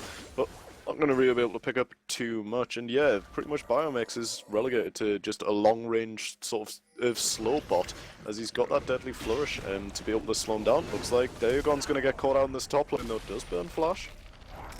Yeah, that pillar is going to cut off his retreat path, and he just walks in circles as he goes down. So that's, once again, the lane that DLG is picking on, and it's at least giving them something. But look at this, Petty Spivot just going right in onto Biomax, and man, that hurt. Ow. That was a crit and a half at the end. Yeah, that was physically painful to watch. Yeah, and I mean, he's at this point where he's just so far behind. This is just, he's not even gonna be a long-range slow bot because he's just gonna get jumped on every single time now. They do trade out the top tier 2 though, because Diagon is falling further and further back. He is 0-4, pretty much on the same level as Biomex on that Jhin, but we'll have to see which one's going to be more effective, as Pai is just so far ahead now, 5-0-2, and he's just comfortable to just constantly be jumping in and doing the damage that is necessary. And it's a reverse of the last game, where now Olaf is the one invading on that bottom red side, denying the bot lane any chance. That was one of the ways they kept safe last time. Lulu's in a lot of trouble. That wild growth kept her safe for long enough, though, because she's able to go underneath her own turret, survive everything, and there's Karma for backup as well, in case they should have decided to dive it after all. Everyone just sits around a little bit as a party in the mid lane. They're trying to take down this turret, but the question is, can they? Because Karma actually provides enough wave clear to take care of the minions. They're still gonna die, but they're just gonna tank it out. But look at the HP they're losing. They're going right back in onto Patty's pivot. That explosive cast was big, but it's not big enough because they just don't have the follow-up damage. Good Monsoon will keep them alive for a little while, but no, Olaf is walking forward. That Bola actually picking up the kill on Gragas. Finally, Jin can try to become the slow bot. He's hit one. He's hit, nope, one and one. So unfortunate, and that gave away his position. So now Olaf is chasing down on him, trying to take him out as well for the icing on the cake. Doesn't look like he'll be able to this time. Yeah, Minecraft is there though, so he's able to block him off with that pillar, and means that they do manage to pick up one for nothing though. I'm gonna try and keep on pushing in aggressively. Really thought that was gonna go the other way though, as Spivot did get caught out jumping in aggressively, trying to do damage onto Minecraft, who was rooted under turret, and did get collapsed on very well from DLG, but they're just not able to do anything as they are just so far behind. And obviously, as you said, in the pick and bans, if they do get these flanks with the Rengar, with the Olaf, then they're just going to have such an easy time, because as they can just constantly look to pick up these carries on the backline. Yeah, that was almost a scene as in some old comic movie where everyone runs after the target, and then it turns the corner, and you follow it, look around the corner, and you just get scared and run the other way again. Because they were all following Lucian, trying to get him, trying to finish him off, and then they run into Olaf, and they're like, oh, nope, I'm out of here. Try to run away again, and it's just way too late at that point. The follow-up chase was too strong. Double Frost Queen's claim means there are so many slows to come out. Then Rengar came in on the backside, and Olaf just turns on his ultimate and doesn't care about anything you have to say in the matter. As soon as Spivot blew that flash, it turned out it was just DLG overextending, and does mean that they can pick up a little bit extra here. Gonna look to just go back to standard lanes once more and just keep on pushing as they've been doing this entire game, but gonna have to really start to put the pressure on if they want to take advantage of this gold lead that they've accrued. It's still only a 2k gold lead, and they're really not that far ahead when you consider across the board, but if they can lock down Spivot with some good Trundle pillars and that at CC from Gragas, then it means that their Fed carry is just pretty much as non-existent as their own AD carry, but he does land some really good damage from that Cully. They're now bringing 3 people to try and take down Rengar, who is already the guy with 5 deaths. At least Jin gets it. However, on the other side, Karma comes along, and that's going to mean Trundle is actually in a huge amount of threat as well. And with Olaf coming in as backup too, there's absolutely no way that he can get out. Spivot taking down that kill, but knowing that 3 people are down on the bot lane, this is a... I don't really want to call it a desperation play, because it's actually well thought out and might just work. But they're taking down this Baron, they're trading it for the bottom inner turret, and still nobody on BG has any idea that this is happening. Yeah, no vision means that they're gonna they're gonna just take it for free. It looks like Abdi and Talha have worked out what is going on, as no one has shown up across the map, but it's a little bit too late as everyone uses that Baron empowered recall to get right back out, except Boyamex does cancel his, and that could potentially just be his life that he's just given away there. Yeah, he's dead. That is, it's one of the more difficult things, trying to calculate the 4 seconds. However, down in the bot lane, they didn't just sacrifice the inner turret, they also sacrificed the inner tower. At least they get 2 kills in return. But now that their base is open, yes, they have the Baron buff on 4 members, but they have to use that in order to defend against, you know, all the waves on 3 lanes and the entire team of BG. Yes, it helps them a little bit. Yes, it gives them a little bit of gold and some experience, but they lost 2 towers down bot. Yeah, exactly, and to be fair though, Biomex should have just accepted that back. Even if he got out, then a lovely burst coming out of Vel'Koz there to finish him off. But yeah, if he just accepted the back, then even if he'd been interrupted, he would have been dead anyway. So either way, he was gonna die, so he should have just accepted the risk that he might be able to get out if he just channeled the back. I mean, he had the Baron empowered recall. And It's one of the wasn't things confident. where you just get edgy sometimes, and I Yeah. guarantee you, the second he cancelled, he was like, "Oh, that was a bad idea." But he did, and he went down, and now he's at least down in the bot lane, able to clear out the minions as the rest of his team is trying to shove in on this mid lane. They're doing good damage. They're knocking back the Rengar. He's almost been taken out, but now the Karma and Lucian really come and do their job. There's so much AoE damage coming out. Again, they pressure out the Olaf. That's big. Olaf now having to run away as opposed to going in and burning that ultimate defensively. It at least gives them some sort of a respite for the next couple of minutes, or the next couple of seconds, let's put it that way, because it's not going to be too long. But he's just going back to base, and now he's able to run back out. The fight still continues. Lucian trying to get down the damage. They're just going to get the blue buff for themselves. And here comes the slow bot. He's going to hit it 1, 2, and he could get a 4th as well. No, he's going to miss that one. Doesn't matter. He did what he had to do this time. Yeah, lovely slow coming out of Vel'Koz though, fires out that Q and does clip Diagon on that Rengar, so he just wasn't able to get the move speed up, and then follow that up with a curtain call coming out of Biomix, and they just can't get any kind of engage going. Monsoon was coming up, also wouldn't have been able to really pick anything up, even if he had gotten range. It was worth the attempt. Does mean that the ultimate is down though, so you won't be able to impact any team fights coming up too much, apart unless you can get, as you said, a solid flank just in general. Now there's extra movement speed though, and that's going to make it harder again to catch onto even these weak targets like that Rengar. Explosive cast backwards, but that's going to mean that the Deadly Flourish doesn't catch onto him. Still, Grim is tanky enough to just sit underneath the turret for a very long time, but not long enough. He has to go out after losing 2/3 of his HP bar. They didn't get the Rengar in the end, and that cost them the Gragas Flash, which is one of their main engage tools. They do get the tower at least. It could have been timed so much better though. I mean, you could have just timed it so that the Deadly Flourish had impacted just as the Body Slam had finished its channel, and then you could have followed that up with the ultimate, but it's just so many different ways you could have just done that, and it means that they do miss out on the potential kill on the Diagon, who does get the free pass back to base and just come back out.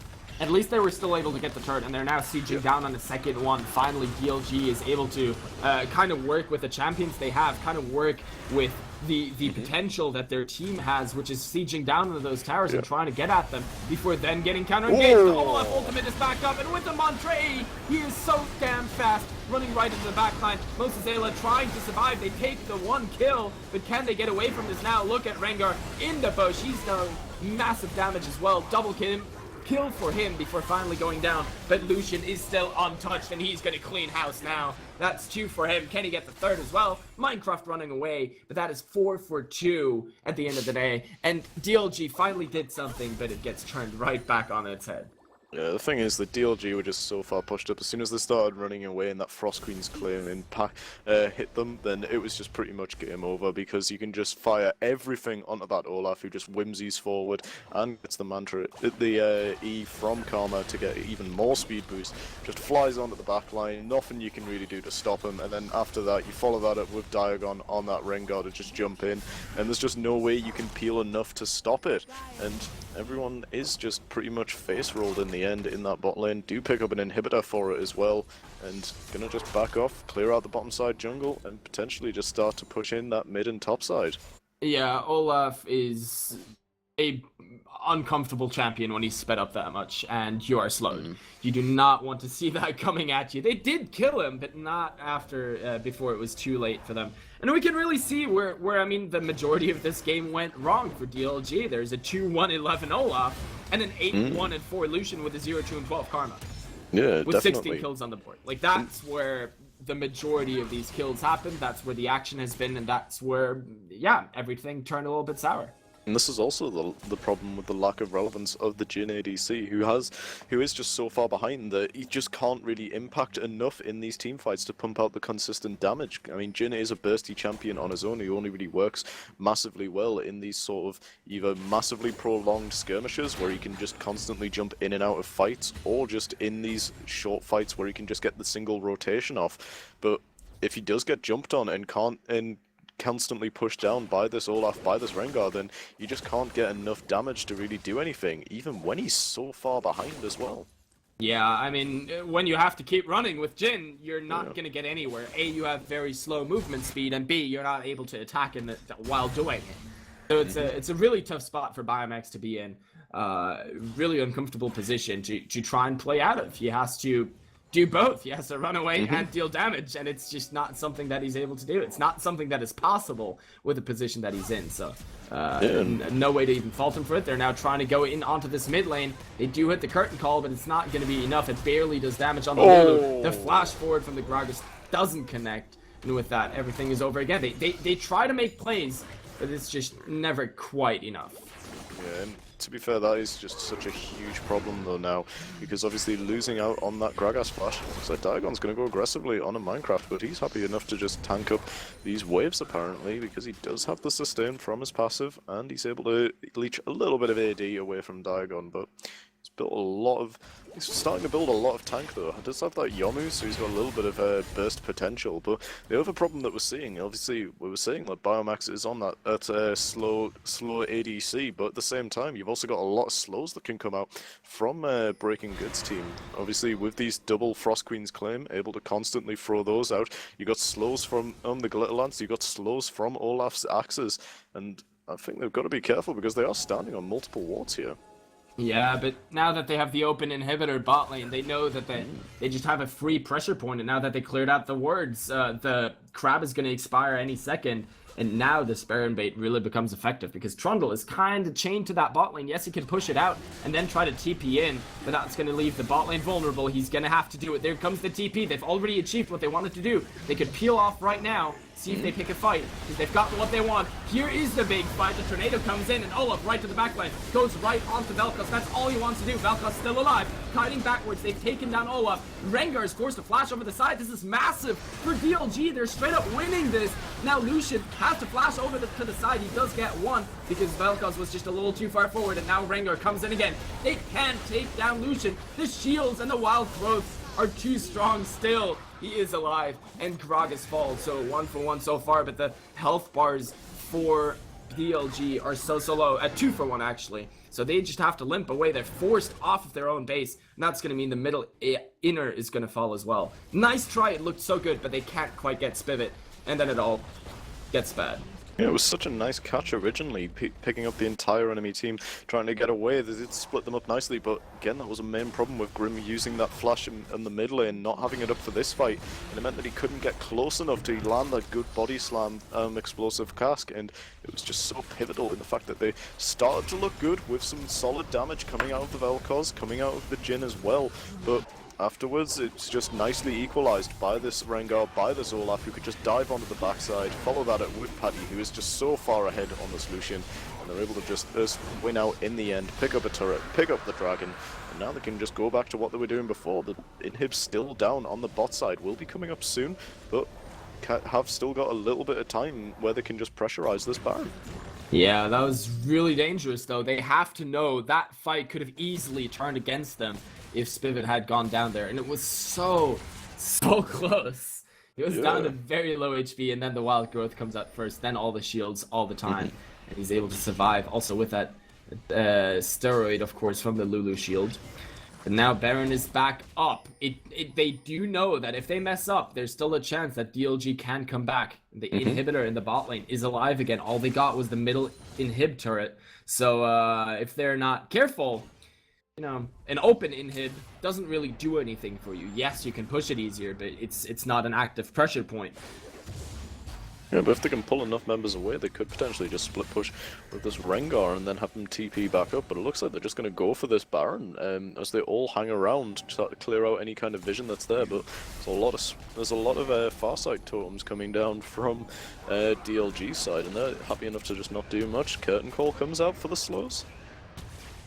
Yeah, and trying to find anyone that was slightly out of position just for vision as well. It gives them the chance to move in there, get down more wards, kill the enemy's wards, and kind of fortify once again. Now the bot lane is pushing in favor of DLG, which is huge because their Trundle doesn't actually have the teleport, whereas Rengar does. They need to keep those lanes pushed out, and with Karma moving down there, or thinking about going down there, let's put it that way, it's actually a really difficult position for DLG to be in. How do you prevent that Baron from going down when you don't have a teleport on the map?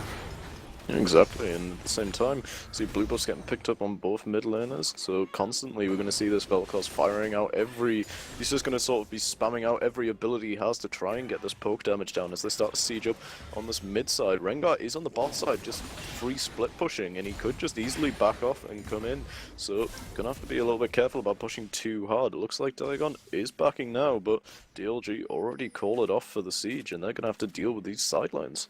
Yeah, I mean, it looked like they were kind of clueless on what to do, and so they just tried something, which is push down the mid lane with 5 members, but the wave clear is too strong. With Lulu and Lucian there's not really a chance to kill that tower without going down first. Now, Baron, once again, Trundle is down in the bot lane. They see him, they know he doesn't have a teleport, and that denies the entire fight potential. Rengar just running interference, already low HP on that Jhin. Yes, they're doing decent damage. They burned the explosive cask though, and now Rengar comes in. This is so dangerous.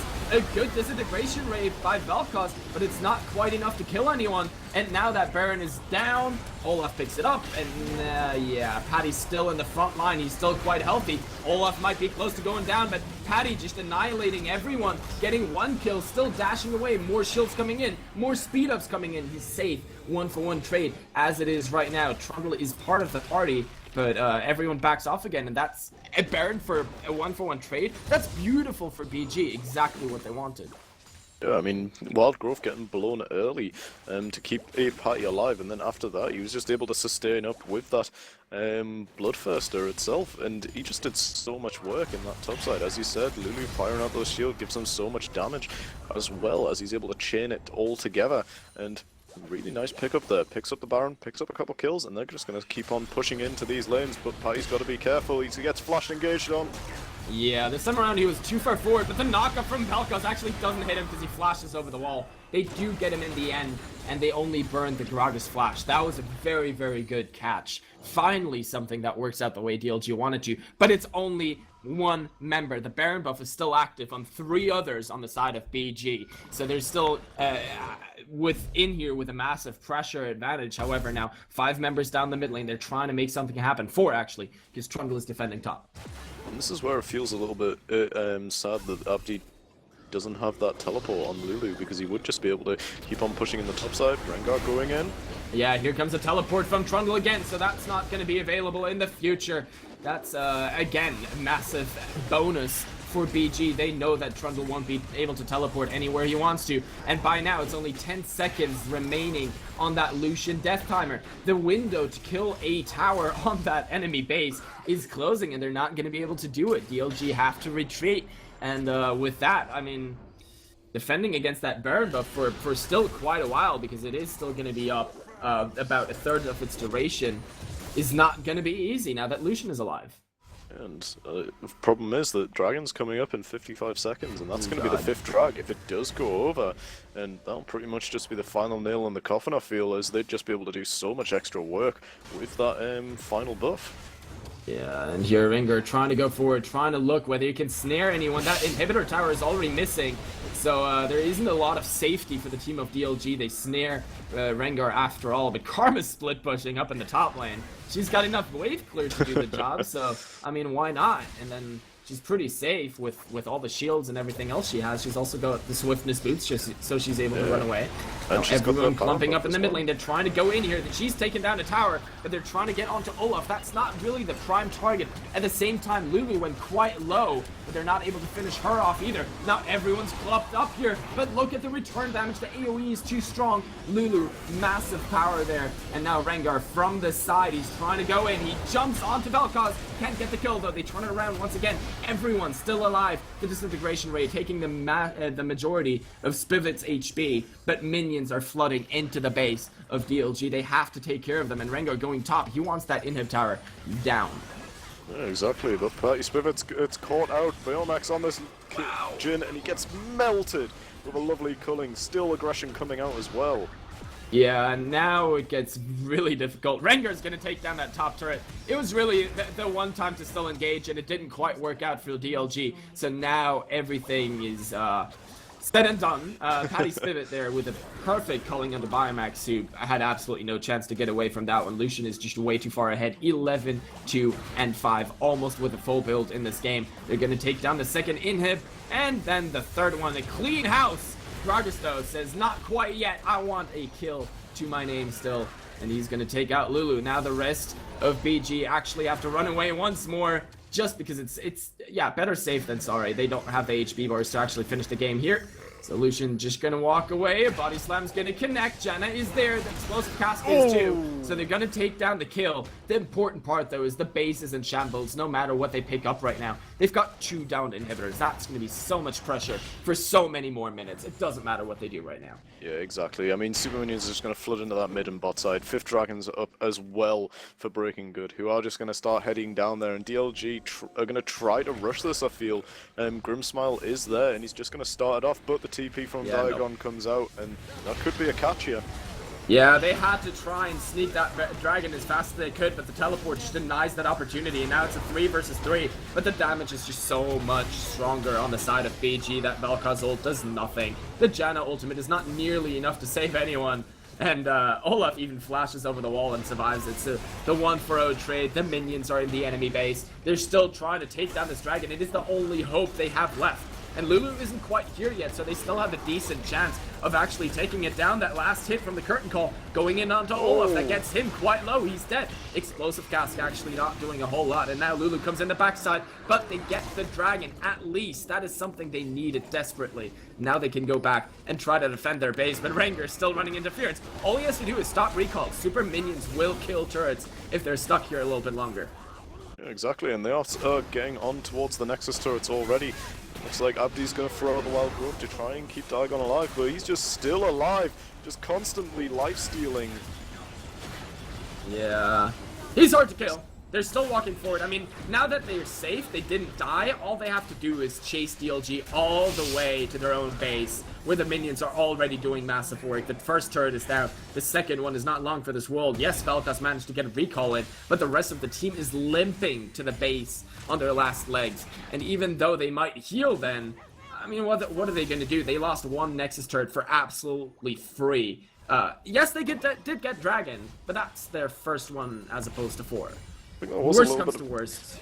BG waits another 5 minutes. A little bit of a misstep though from BG. Talha just went down pretty much for free as he tried to get a last hit on the dragon, but it wasn't getting bursted down quick enough. And even so, yes, if he did get that 5th dragon, it would pretty much just end the game there, but it's not worth throwing your life away because it is just the first dragon on the side of DLG. So I think it was a little bit of an overstep there. No vision to be able to say, hey, it's this low, I can do this, but just throws it away. And they do manage to pick up members in response, but it's really not necessary at this point of the game to just first give everything for nothing. Nah, they're just being a little bit careless. They're saying we have 2 inhibs down, the 3rd one is up, the Nexus Tower is down. We can do whatever the hell we want. We've got 4 Dragon hits well. Baron has now respawned. They're basically full build on a variety of members. They have all the cards in their hand, and they're deciding what happens on this map right now. Trundle, once again, down in the bot lane. At least he has teleport this time. He could try to come in on this, and because he's pushed out the bot lane so far, those super minions won't actually reach the Nexus for quite a while. Baron has been started off once again, and here comes Jhin. That curtain call gives vision, but the Baron is almost dead. Lucian gets it after Gragas and Olaf both smite, and no one's gonna go down just yet, but Olaf is in the front. His ultimate has expired. Health bars are pretty low by now. Trundle is way up out front, but at this point, DLG have started to run away, and that is, I think, their doom. They cannot run from the side of BG. 1 person goes down, Gragas. The rest of the team still trying to chase. They're trying to get in onto Vel'Koz, and Rengar is managed, and that's really gonna be the nail in the coffin with both Lucian, come on, both Gragas and Vel'Koz down. There's nothing they can do anymore against the Lucian in order to try and save their base. Yep, 2 members down, Super Minions pushing through with Baron and Power as well, and this is looking like it's going to be the end of the game as they do slug it out for 41 minutes. Although they're going to have something to say about it, Diagon does go down. Yeah, that Minecraft is still pretty powerful. Patty going forward. He wants that Janna kill. She flashes. He still has his calling up, and that's going to be the kill. Meanwhile, Lulu taking out the Jhin. He has nothing to say in the matter. And now that Nexus is down, 50 gold to Patty Spivot. He finishes it off as he played the entire game with a bang and takes out the Nexus. What a performance here from BAG, really, in Game 2, stepping up and exploiting the weaknesses that DLG clearly had, but was able to cover up in Game 1. Not this time. Definitely doing a much better job this time around. And Spivot, who was obviously the main threat in the first game, or at least the only threat in the first game, really managed to reel it in this time, or at least get so far ahead that his over-aggression was just too far ahead that he could just do whatever the hell he wanted, and it paid off in dividends at the end as they're able to equalize the series 1-1. Lucian did 58,000 damage. The next highest number on his team is Rengar with 20,000. Okay, so he had almost 3 times as much damage as the next member on his team. That is actually pretty ridiculous. And he was the driving force in this game, and it all came down, once again, to this bot lane. Last game it was top and jungle. This time it was all about bot. Yeah, definitely, and it really worked out in the end as they were able to just constantly push up. Even though Daigon went down a few times early on in the game and really didn't have a lot of impact early, he really made up for it in the late game with constant root snares coming out with those bowlers. Yeah, I mean, he did what he had to do, yeah, which is be useful for his team, and that's definitely something he managed. So we have a draw between Breaking Good and Different Level Gaming, but this is not even close to the end of today's broadcast because we have 2 more series coming up, and now the Premier League starts. The first one is going to be Ground 6 versus 8's Gaming, and later on we still have Epic Avalanche versus Exire Esports, and it's all about the playoffs now that start in 2 weeks. Everyone wants in on that with as good a position as they can get. So after just a short break, we're going to be back with the next series of the day, 8's Gaming versus Ground 6.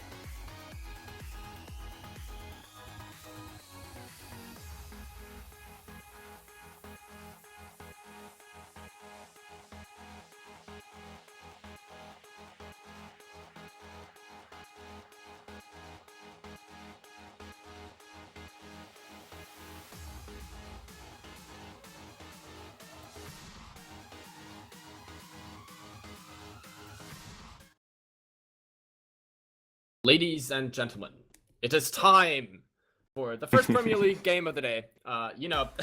It's gonna be Eights Gaming versus come on, Sven. Exile. No, wait. Ground six. You can do I got it. Eights There Gaming we versus go. Ground six. Sorry, it just took me a second. But it will indeed. And we'll have to see how these two teams go, as they are currently 8th and 7th place, and we'll have to see which team, 8th and 9th place, so we'll have to see which team will be able to win it out in the end to try and see who can, where they'll be standing in for the relegation tournament. But as we see, first bands coming out, we do see the Lulu taken away immediately, as well as the Darius getting taken away from Fengde, who has been a really big threat with that in the past, able to really do some work on that. Yeah, both of these teams have to try to stay in the Premier League. They want to stick around. But yeah, they're not going to be able to go into playoffs anymore, so they have to see where they stand for the relegation tournament. Try and make sure that they don't go out after all. Next ban here, Elise and Yasuo. Yasuo, someone who I haven't seen banned in a while, but he can be so devastating if he gets a couple knockups to go along with him. Gotta take it away from Blib, though, who has Yeah. been known to run that a lot in the middle lane and do so much work in the previous weeks that you just have to take it away from him if he's in the game. And Trundle is taken away lastly by Ground 6, and it looks like 8 Gaming just gonna wait a little bit, and they do take away that Echo, not wanting to leave that up for either the top or mid, both of which could play it and could really be such a main factor. But Jin being hovered as a first pick on the side of Ground 6, wanting to just get something straight away, but looks like Lee Sin is locked in for Jungle Prodigy, who's going to be real happy with that, because he is a main Lee Sin who likes to play aggressively. Yeah, and that's going to be really, really good for him. It's the beauty of having a league system where you start to get to know the teams as the league progresses, and also the players notice, hey, this guy plays a really, really mean Yasuo. We should ban that even though it's not one of the standard ones. So they just take that off the table just to make sure, and then the Lee Sin is picked up. Now the next one's being hovered right now. Vi already locked in as the jungler on the other side. She's gotten some buffs. She's actually quite fun to play again and really powerful.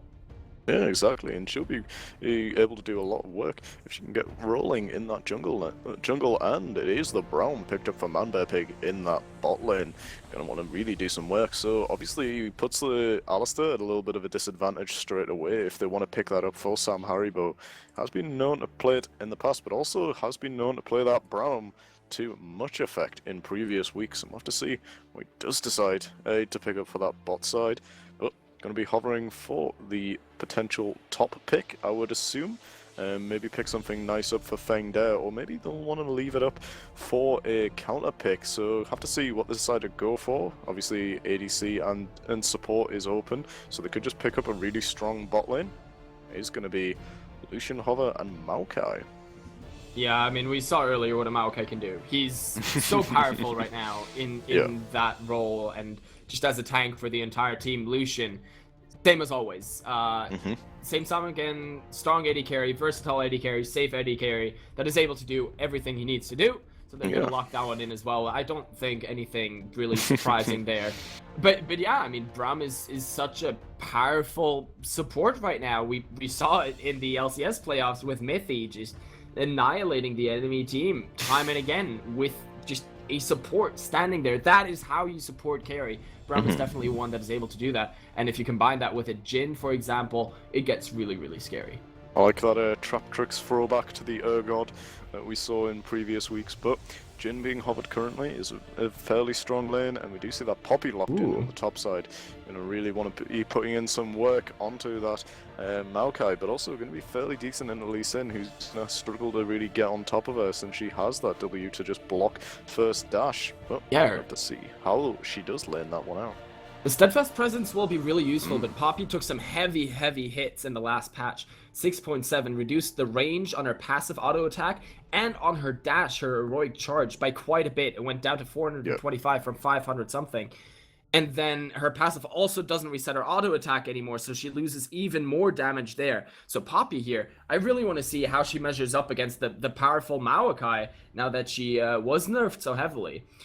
Last two picks, of course, still remaining here for round 6. They have to figure out what they want to use for their mid lane and their support, so they're definitely going to still change around one of those 2 picks, and then go into this game. You say that, we've seen the Maokai support in previous weeks as well. So Oh, that is true. They have Maokai. Break it out again.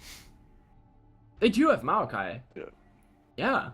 They're going to go for that. It is indeed going to be the Maokai support once again, unless they decide to go for something even crazier. But Blib on that Zed, and probably going to be Fenged on that Rise in the top lane. It's going to be fairly strong, but Maokai's going to have a little bit of trouble if that Braum does get some aggressive damage down. Obviously, if you can land a Winter's Bite, then they can just chain that right up. But it's going to be sort of okay, because obviously Jin wants to use those abilities aggressively to be able to clear the wave using that Dancing Grenade, and it's going to just fuel Maokai that little bit up, who also gets the procs off the Winter's Bites that will be constantly thrown out from Manbear Pig. We'll have to see what they decide to pick up in that mid lane, for Vespyr is known to be more of a mage-heavy player. But I really like this for round 6 so far. They now have a Rise against the Poppy. Rise shouldn't care too much, he just stands there and spams his spells, so he doesn't care about the steadfast presence at all, for example, and he will ramp up towards the late game massively. Then Maokai, we've seen this before, Jin is a low mobility AD carry, he's in danger of getting engaged upon, so Maokai just jumps on him, and Maokai himself, especially with that passive auto attack, does do a whole bunch of damage. Yes, Braum will be able to put up the shield to prevent Lucian from attacking, but this is actually a real big boost to round 6, in my opinion. They might still swap the Zed into top lane. We'll see whether they stick with the current setup or whether they swap anything else around.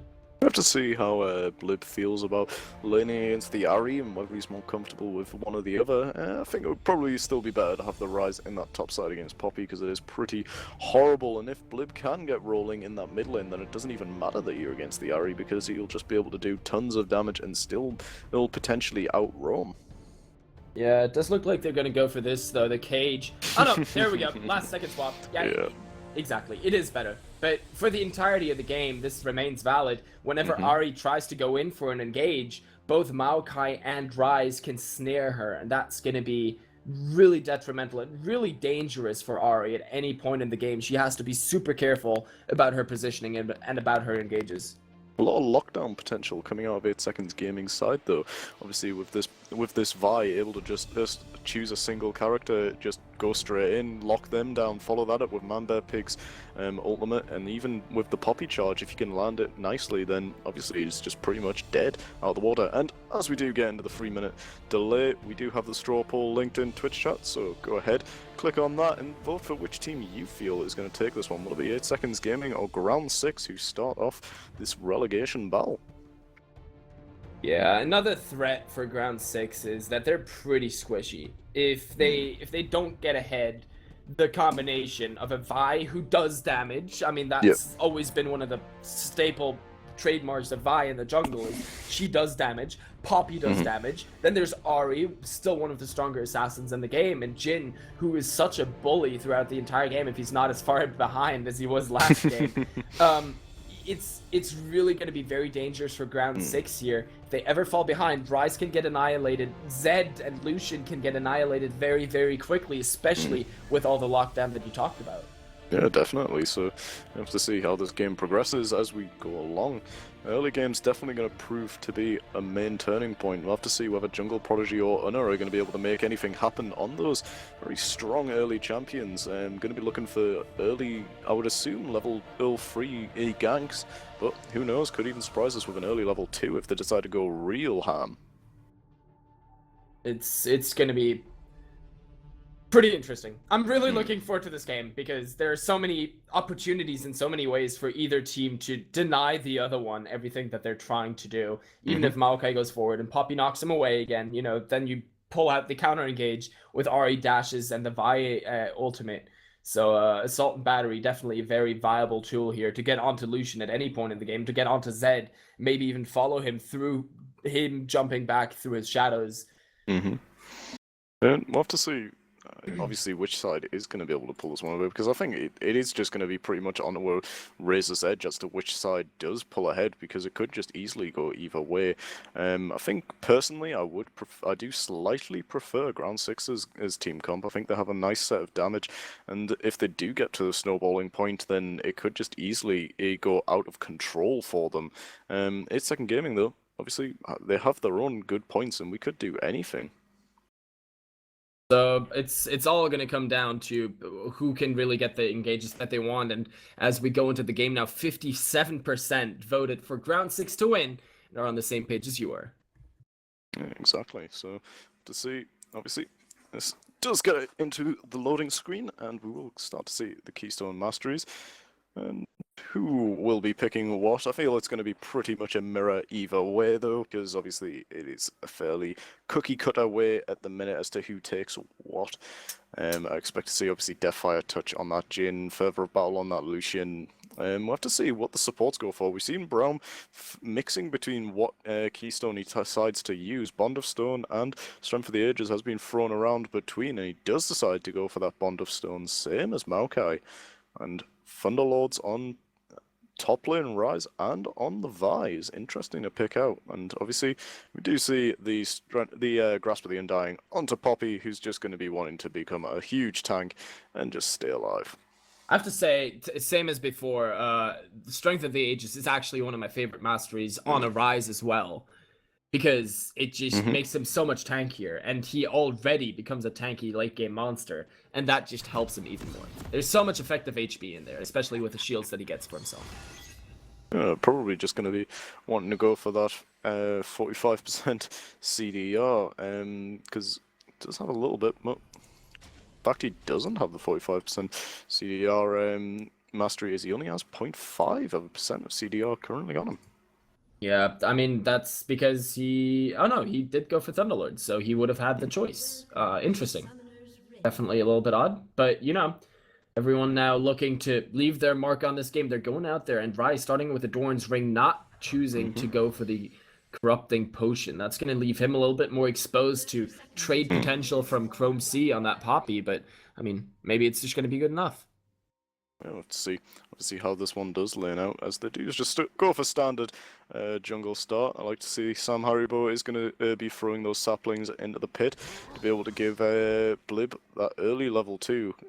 Seen it before when Maokai's support is ran, he just throws a couple of saplings in, Invade does come through, as they do pick up, and they just sort of spot him out, throws out an auto attack on that ward, and it just stays there, and nothing really happens as they run back off into the jungle. But yeah, so Blib's going to get an early level 2 as we get a few saplings. Looks like it's just the 2 saplings into the Raptor pit, weakens them enough, and then Blib can just throw an ability in there, even a few auto attacks if necessary, pick up all the little ones, and then just runs in a lane with that XP advantage. The big thing here is that Vi is still starting on the bottom half. She goes right over to a blue buff, though, just to make sure that Braum and Jhin are able to start on a camp as well. This does mean that she's... Oh, or is she actually going to smite the Gromp? No, it does look like she's just going to stick around with the blue buff. She's just kiting it around a bit. So both bot lanes, after all, get the early level 2. That was something I was worried about after they saw Lee Sin top. They didn't move Vi around whatsoever. She's going to use the smite on the blue buff. Many people actually then still smite the Gromp just because they prefer that buff and then go to the blue buff right off the bat. It also speeds up your bot lane on getting that camp and then getting to lane to prevent what's happening right now, that they get shoved in and the early level 2 is already there for the other side. Yeah, exactly. So Traptrix and Manda have to be a little bit careful about going too far forward, because they can easily get punished by Epic and by Sam Haribo, who Haribo does have the Twisted Advance available, so he can go aggressive, but that level 2 comes out, so he's not able to go too ham there, and a little bit too worried about the possible follow-up engage from Traptrix X with that Deadly Flourish. It was all about stacking up the minions, making that wave build up as big as possible, and already coming in here now with a decent sized lead. There are only 4 minions that are still alive to kill, and there's already an 8 CS difference in that bot lane, and that's only going to get worse if this is allowed to continue. Beautiful start here for Sam Haribo and Epic. on this Lucian Maokai combination. I'm really curious to see how the Maokai works out, especially towards the late game and the later stages of this lane phase. I mean, that's going to be where he's most effective as well, because once you get to the point where you can just lock someone down with that Twisted Advance, lovely resonating strike, goes straight into Vespyr, who gets ignited. Just enough. Oh my god, and the kill gives Blib enough HP back with a dangerous game that he survives as well. Jungle Prodigy there, flashing at the very end, still able to pick up the kill. So beautifully played by G6 there, getting an early kill onto the Zed, who can now start snowballing. Good early gang from the Lee Sin. Definitely, both flashes burned at jungle mid lane, but they're able to do enough damage that the ignite takes it away, and Vespyr is forced to burn both summoners in response. So putting Vespyr behind early means that Zed's going to have a much easier time in this lane, as he does pick up that serrated Dirk for the little bit of CDR, sorry, the little bit of armor pen and damage that it gives him, because keep getting Caulfield's and serrated Dirk mixed up, but yeah, gives him a little bit of pen, so he's going to be able to punch through what little armor Vespyr does have, and he's just going to be really happy to lane that one out. I think right now G6 should just be quite content in every single lane. They've got a decent advantage down in bot lane, and they're going to be able to keep exploiting this. Maokai just has to be careful that he doesn't spam too much mana throwing saplings, so he still remains a viable threat with his Twisted Advance, as long as he has enough mana. Jeez, words, yes. Enough mana remaining to use Twisted Advance and Arcane Smash. He's in a peachy spot down in the bot lane. It's all he needs to do to provide this threat at all times that Jhin just cannot ignore. Yeah, exactly, and it's just going to be a little bit worse as time goes on, because he's just going to be able to constantly have that pressure of just saying, hey, if you go a little bit too far forward, I'm just going to lock you down for a solid couple of seconds. Another gank comes in from Prodigy. This time around the Sonic Wave misses, though, and that's going to mean that he's able to get away up in the top lane. The Mastery emote after he cages by as he charged her knockback. That was a lovely, lovely play there. So, obviously, Unna charging up that Q gets stopped immediately by the prison, which cancels it out. Throw a little bit of mastery in there for the added tilt factor, and he's just going to be happy enough to continue laning against Chrome C. Does have to burn the flash though, so Fengda is down one summoner. Does still have the TP available though if he needs to come back, and Chrome C is just going to back off entirely and just go to shop, but gets interrupted by Fengda. Yeah, that's a nice little cheeky play there, interrupting him again. That's going to delay him. Now Ryze is still able to farm the wave. He shouldn't push it for too much longer, because after all, he doesn't have a flash, he doesn't have mana anymore, and Poppy can just teleport up to the top lane and then shove that right back in. So Ryze needs to see that he gets back home safely as quickly as possible. He gets delayed after all again as well, because he needed to cancel one. So in the end, it all evens out. Poppy with an early Spectre's Cowl should now have enough magic resist to be quite happy up in that top lane, just sit there and farm it out as well. As the real advantage is still down in bot, where they're just farming better. And then that mid lane, where obviously Ahri got hit up quite heavily early on. Yeah, really making use of that early pressure that they can pump out on a trap tricks, forcing him to have a rough time farming it up in the bot side. Manbearpig's doing his best to try and give him the stacks, but it looks like a gank's coming into the mid, and Blib's still got Shadow available, so he's just an easy swish back out.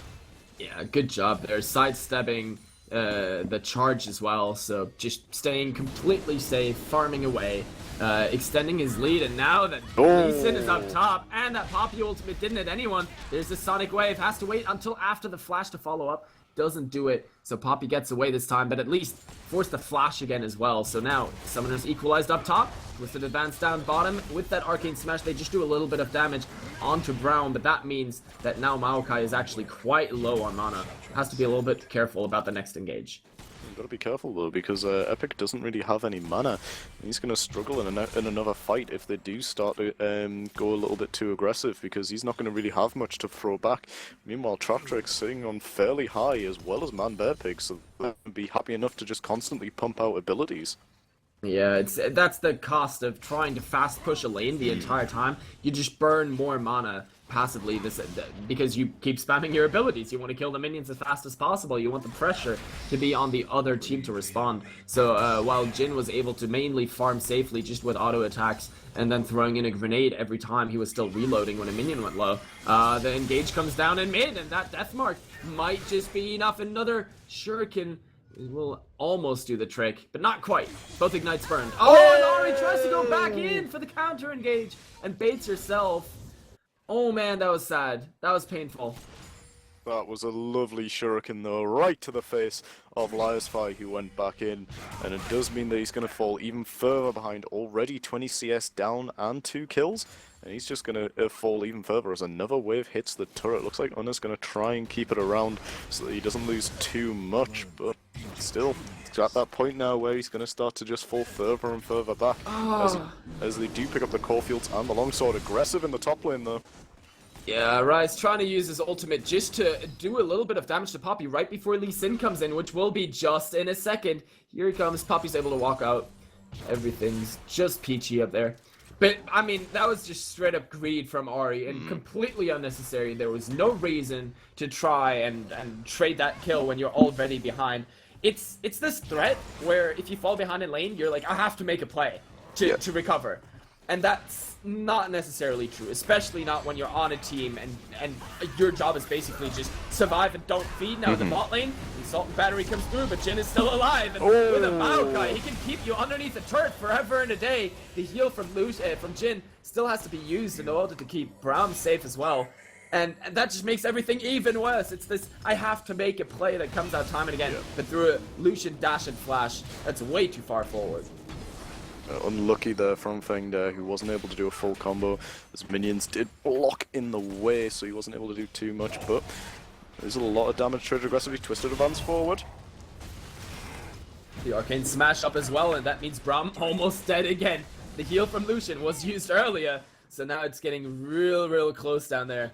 And it does end up with Jin and Braum having to go back. Lucian and Maokai get to shove a wave or two into the turret before recalling themselves. And this is beautiful for them right now. First time they go shopping, 3,000 gold for Lucian. He's going to be real happy. Yeah, exactly. And thing is, the Traptrix and Mamba Pig can do a little bit of damage here and there, but they just don't have very much. Looks like Blib's going to go aggressive on Vespyr though, as he does just sort of back away. Doesn't want to go too aggressive because he is half mana, half energy, and Unna is there as well in that top side. But the mid... Oh. Here Lee Sin, he kicks Vi backwards, and that's going to mean an easy target for Zed, who just picks up another kill. Nothing is going the way of AIDS Gaming right now.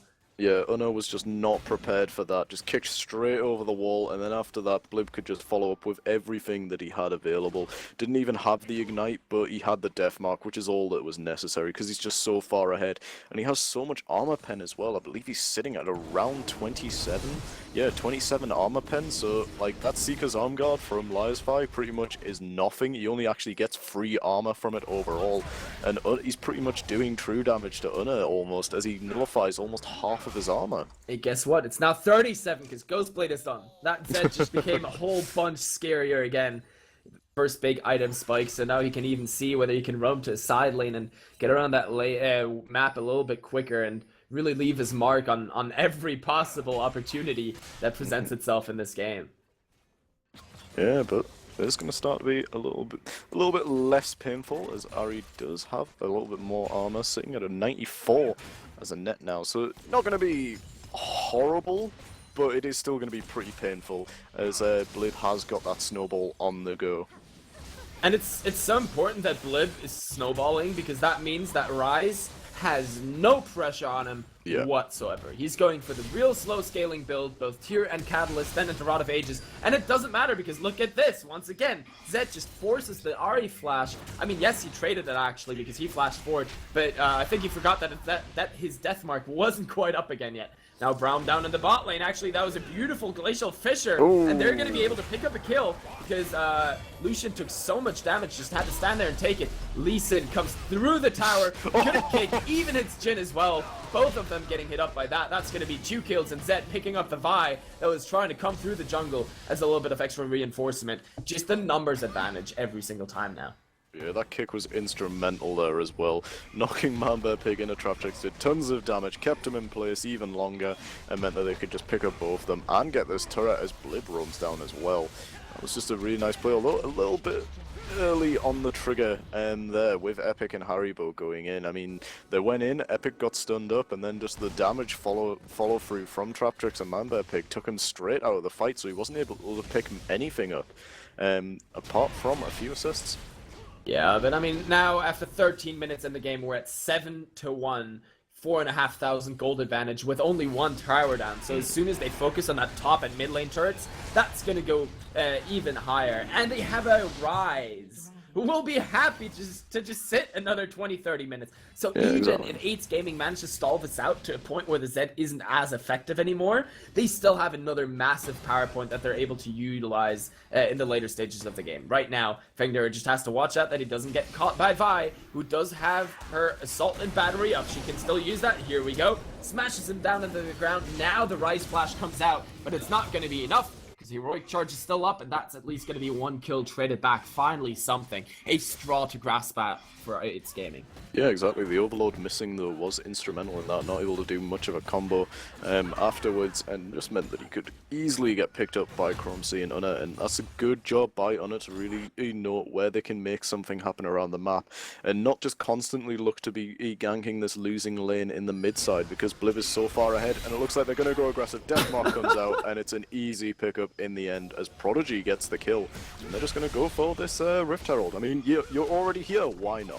Yeah, and there wasn't even a whole lot that Vi could do. She had walked by a ward and then was caught in that Rift Herald pit, and between the Zed ultimate and the shurikens and that Sonic Wave connecting, she just got annihilated. She's going for that warrior enchant as well, so no extra HP on her until she finally is able to build a couple of items, and that's not going to be for a while, just because she gets no gold in this game. She's at 40 CS and 4 deaths right now. Not the best of games for Unner so far. Yes, he got that one kill in the top lane. This is looking real rough right now with Maokai coming in on the backside. They're trying to go in onto Man, Bear, Pig, or Trap Breaks. Look at the damage Maokai alone is putting out. And then with just 1 or 2 hits from Lucian, that's an easy kill, and they're going to take a second one as well. Man, Bear, Pig accepts his fate, spams a little dance, and then goes down. Yeah, beautifully played there, and Chromesy didn't have TP available, so even if he wanted to, he couldn't come down. That's just going to mean that they can push in a little bit more aggressively. Unna's getting caught in the jungle, and it looks like Epic wants to go in as well, as they do force the flash.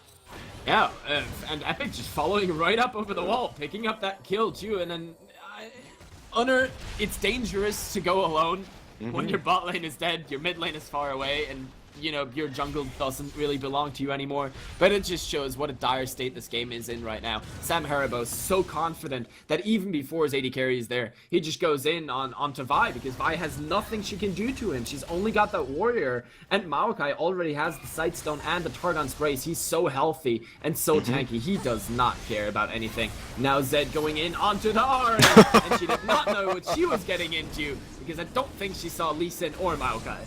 Well, the thing is, she probably saw them, but didn't expect the flash twisted advance to lock her down for so long, because that twisted advance does root you for long enough that you can get the arcane smash immediately afterwards. Follow that up with the fact that Blib had his death mark available. They could just funnel everything into her, and just nothing really going for Vespyr this game, as he is sitting at 0-3. Yeah, now with the Rift Herald buff, that's going to be an easy third tower of the game, actually, since they already took down the bottom outer, the bottom inner, that's what I mean. And now the mid outer. Yep. So 3 towers down. Now it's an 8,000 gold advantage after just 16 minutes and 14 killed so far in this game, 12 of them going this way of G6. So they're quite happy with this right now. They're just walking right up top. Poppy has nothing she can do in this one. She's going to get snared up. Then Maokai comes in. Yes, she knocks 2 of them away, but guess what? There are 2 more that want to party with you. Forces the Ignite, running underneath the turret, but it's not going to be enough to get out with her life. And Zed picks up his 6th kill of the game. Dukes the skill shots, but the Shadow Slash just coming through at the end to pick up a kill. And interesting to see the builds coming out. So obviously Essence Reaver completed and the Zeal onto Epic, and he's going to be happy enough with that because the crit gods have been smiling on him in this early game, as we've seen a lot of these crits coming out on only on 20%. This is instrumental in finishing Unner off in that bot side. And top lane in tier 1 does go down as Jungle Prodigy sticks around to help out Fengder pick that up. Unner looking to go aggressive, does have Assault and Battery available. Yeah, looking to go in here. Brown, the ultimate not hitting anyone, and now he's still sitting underneath an enemy turret. taking a lot of damage from that. Lucian going very far forward though. He is really over aggressive, and Ari's still on the backside of that one. So he just saw blood and wanted it. This could turn south for everyone. Zed here in the mid lane, but the teleport came in. Zed now 2 kills down already. Blip trying to limp away from this Poppy, who is still trying to take him down. Lee Sin is taking out Jin. Zed will finally die just short of that shadow cooldown. And so far, it's actually a 4 for 3. It was a 3 for 3 for just a second. So it was close, closer than the last couple fights, but not close enough because Zed is now 8-1-3. Horribly messy fight there, though. Vespyr jumps over the bottom wall, and then the entire collapse comes with Blib coming in as well. Chrome C TP's in, and everybody just sort of goes as ham as possible. A little bit of an overstep, though, from Epic, who just really, really wanted that kill. And in the end, trades his life because he just extends so far forward. If you think about it, that was basically a 4v5. And they got out with a 4 for 4. 3 for 4. So, G6 here, really in such a commanding position, simply because Zed is so powerful that he kills everything. He just shreds it with that Ravenous Hydra now as well. He's getting life back. He's life-stealing everything. He's doing more damage. He has another active to use. He's got that Ghost Blade as well. And look at them trying to chase down on the rise. He just sidesteps the charm and does so much damage the entire time. Now Maokai's part of the party again. Snares, Man-Bear Pig. Man-Bear Pig goes down. That's an easy kill. Zed picks up his 9th one. And Rise just sits there and forces the rest of the team to run away even more. They force the Ahri ultimate defensively once again. Yeah. Yes, Lucian was over-aggressive, but that's just once. Yes, as soon as this the ultimate comes back up, Vespyr has to use that Spirit Rush to just run straight away, so he's not going to have that available for another fight, and it looks like Blib's just going to head off to the top side. Doesn't go for the split push, is walking down to this mid lane as the fight kicks off. Chrome C doing a huge amount of damage. Very well played, knocking Finger into the wall, but here comes Epic over the side, and they do enough damage because Zed, meanwhile, in the backline was wreaking havoc as well. He's gonna go down for his troubles, but he did what he had to do. He distracted and then killed Jin as well, and that let the rest of his team, that was theoretically on very low health, a bit more health than Lee Sin has right now, get away and out of that fight as well. They take the tower, they walk away. Prodigy has to back straight off because that orb almost took him out, and he's still hanging around, but he really should just find somewhere to back away soon. But lovely pickup there as the charm connects. Follow that up with Man-Bear Pigs, passive and Winter's Bite, and Jungle Prodigy still not backing, getting interrupted at every chance. That's something that starts to annoy me, where you're sacrificing valuable time. Like, even if you were able to save a teammate, look at this now. They're just going in underneath the turret, and he wasn't able to back, so he's an easy kill for Vespyr. And while, yes, G6 is incredibly far ahead, if they keep being this sloppy, there's a very real chance that 8's Gaming still find a way back into this game. Yeah, exactly, and they really need to start collectively pushing down somewhere. I mean, they did pick up another turret in the mid lane from that previous push, but now they need to sort of equal it out, say like, alright, let's calm down, easy, cool heads, and just look for what their next objective should be, as this dragon does get started off by Unna. Vespyr finishes his back though, so he's not going to be able to impact this, and Chrome C's got to head up, because Unna's on his own against this extremely fed Zed. Yeah, and the dragon damage as well. Now, Zed doesn't know Poppy is around, so he might just get more than he bargained for. Still goes right in. Where's that Poppy stun? Just a little bit late. He jumped back to his shadow. That's going to be Vi's demise. And now that Statfest presence is gone, Zed could try and get out of there. Still manages to jump out just before the curtain call hits. And that's Chrome C going down as well. So aggressive play here from Blib, but all calculated, all easy. Takes down 2 kills together with his team and then walks away. Yeah, beautiful play there from Blib, able to just dash straight back out so that the devastating charge just isn't enough. And yeah, really well played there. As Epic is channeling his inner wild turtle here as he constantly keeps on pushing forward, but you don't have a Soraka to keep you alive, so you gotta be a little bit careful, as the charm did connect and do a lot of damage to him. He's channeling me. Always eat every charm that comes your way. Actually, I'm the worst with Blitzcrank hooks. I'm not that bad with Ahri charms. But Epic, yeah. I mean, he has to be a little bit careful. He's eaten a lot of them, and if he keeps doing that, if situations are 4v5, that's always a danger. But now, look at Unner just getting annihilated in his own jungle. He cannot go anywhere without the assistance of his team, and even then it's very, very dangerous. Yeah, Grand Six are doing just such a good job of denying the vision in this top side. They've got no wards down on the side of 8-Second Gaming, so they've got no way of saying who's where. They do get a pink ward down, and they're going to be able to clear out one of their own, but they do give away the tier 2 top lane for it.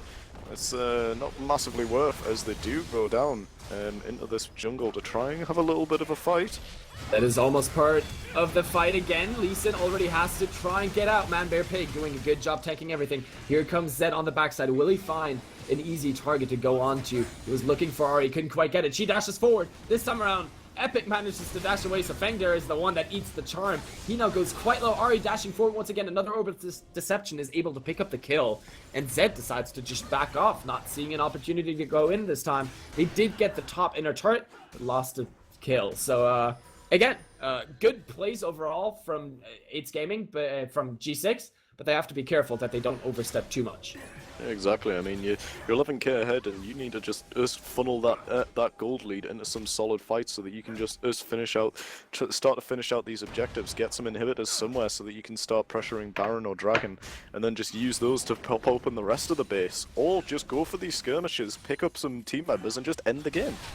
Yeah, so far they've done a very good job. They need to prep the waves before finding the next catch. That's really what killed them up there. The wave was not in a very favorable position, so they had to wait for a very long time before they could finally take down the inner turret, and then by the time they got to the inhib, the enemy team was able to respond. So instead now, they just go for the Baron with 4 members. Ryze doesn't have his teleport, he isn't here yet. However, Poppy, with her ultimate charged up, will she be able to knock anyone out? Yes, she manages 2 members actually. That might be enough to thwart this. Lucian is still fighting it. Here comes Vi, and Vi, you are so dead. That was a little bit too early. Nobody was hitting Baron anymore because 2 members were gone. And now Ari is way too far forward. That's going to be another kill. Brown goes down. And I hope this should be at least 1 inhibitor, if not the game.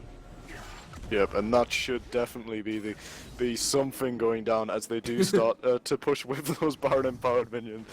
Unna was just a little bit caught out there as he jumped in. It was a good idea, but the ultimate from Poppy wasn't far enough that they weren't able to run straight back in with that double Ghost Blade as well on Prodigy and Blade. Just not able to do that much. Yeah, oh exactly. My God. Yeah. I think they're just going to accept this one, and cool heads for possibly the next game in the series as they just keep on pushing in with these Baron empowered minions. Man Bear Pig and Vespyr are coming up, but this is possibly going to be the bottom inhib going down as well as 4 members just keep on pushing through.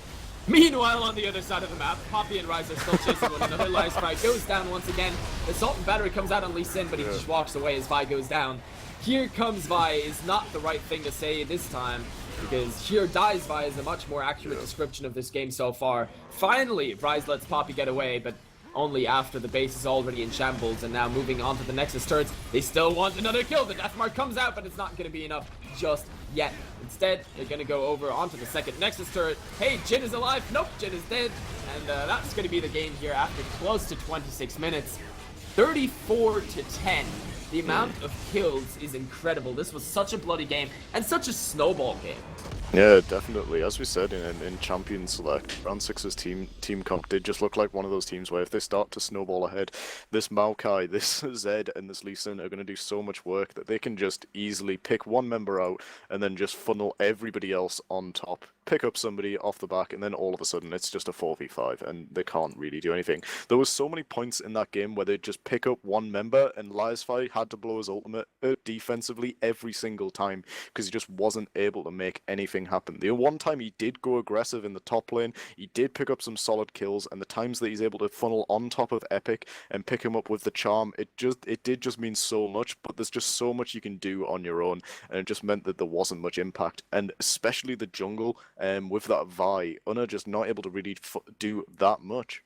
Yeah, and it was all about, you know, the top lane just surviving. That was all Ryze had to do. Don't die too much. Don't feed. And he did a phenomenal job of it. Because right from the get-go, the bot lane was massively ahead. The mid lane snowballed completely out of control after Lee Sin stopped by twice in the early game. And I don't like the Vi pick. I don't think it brought anything to the table. It got completely shut down. It had no impact whatsoever. Until the end of the game, there's still no Trinity Force on that Vi. She didn't even have, you know, a real completed item other than the warrior enchant on her jungle item. So that's something that G6 definitely have to look at. 8's Gaming definitely have to look at to improve on this next game. Definitely. Well, next game it is. There is still a chance to draw this one. So we're just going to go to a quick break before we come back with more G6 against 8's Gaming.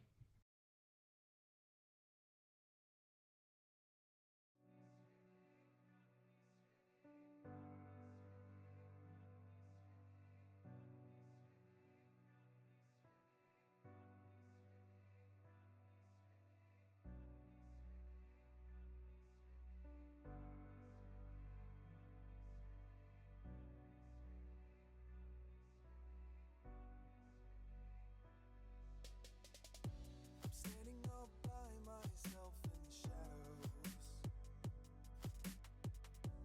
surrounded by the silence seeping in, alone with my thoughts, no one to follow, running on time that's paid the fare. Can someone hear me?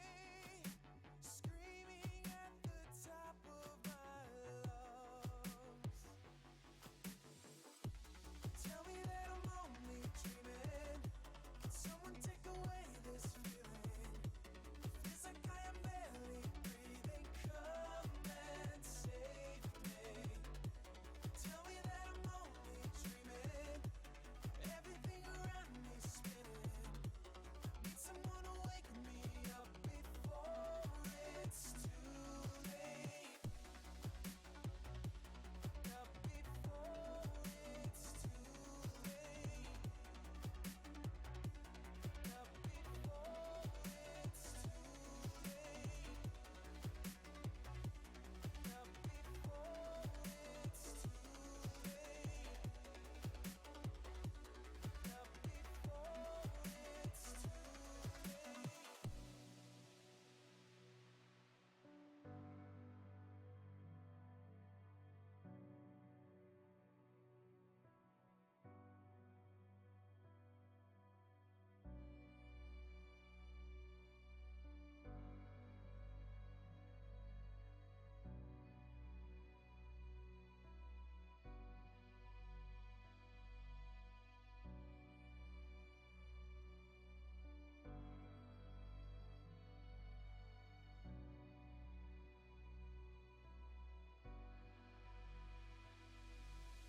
I am only dreaming,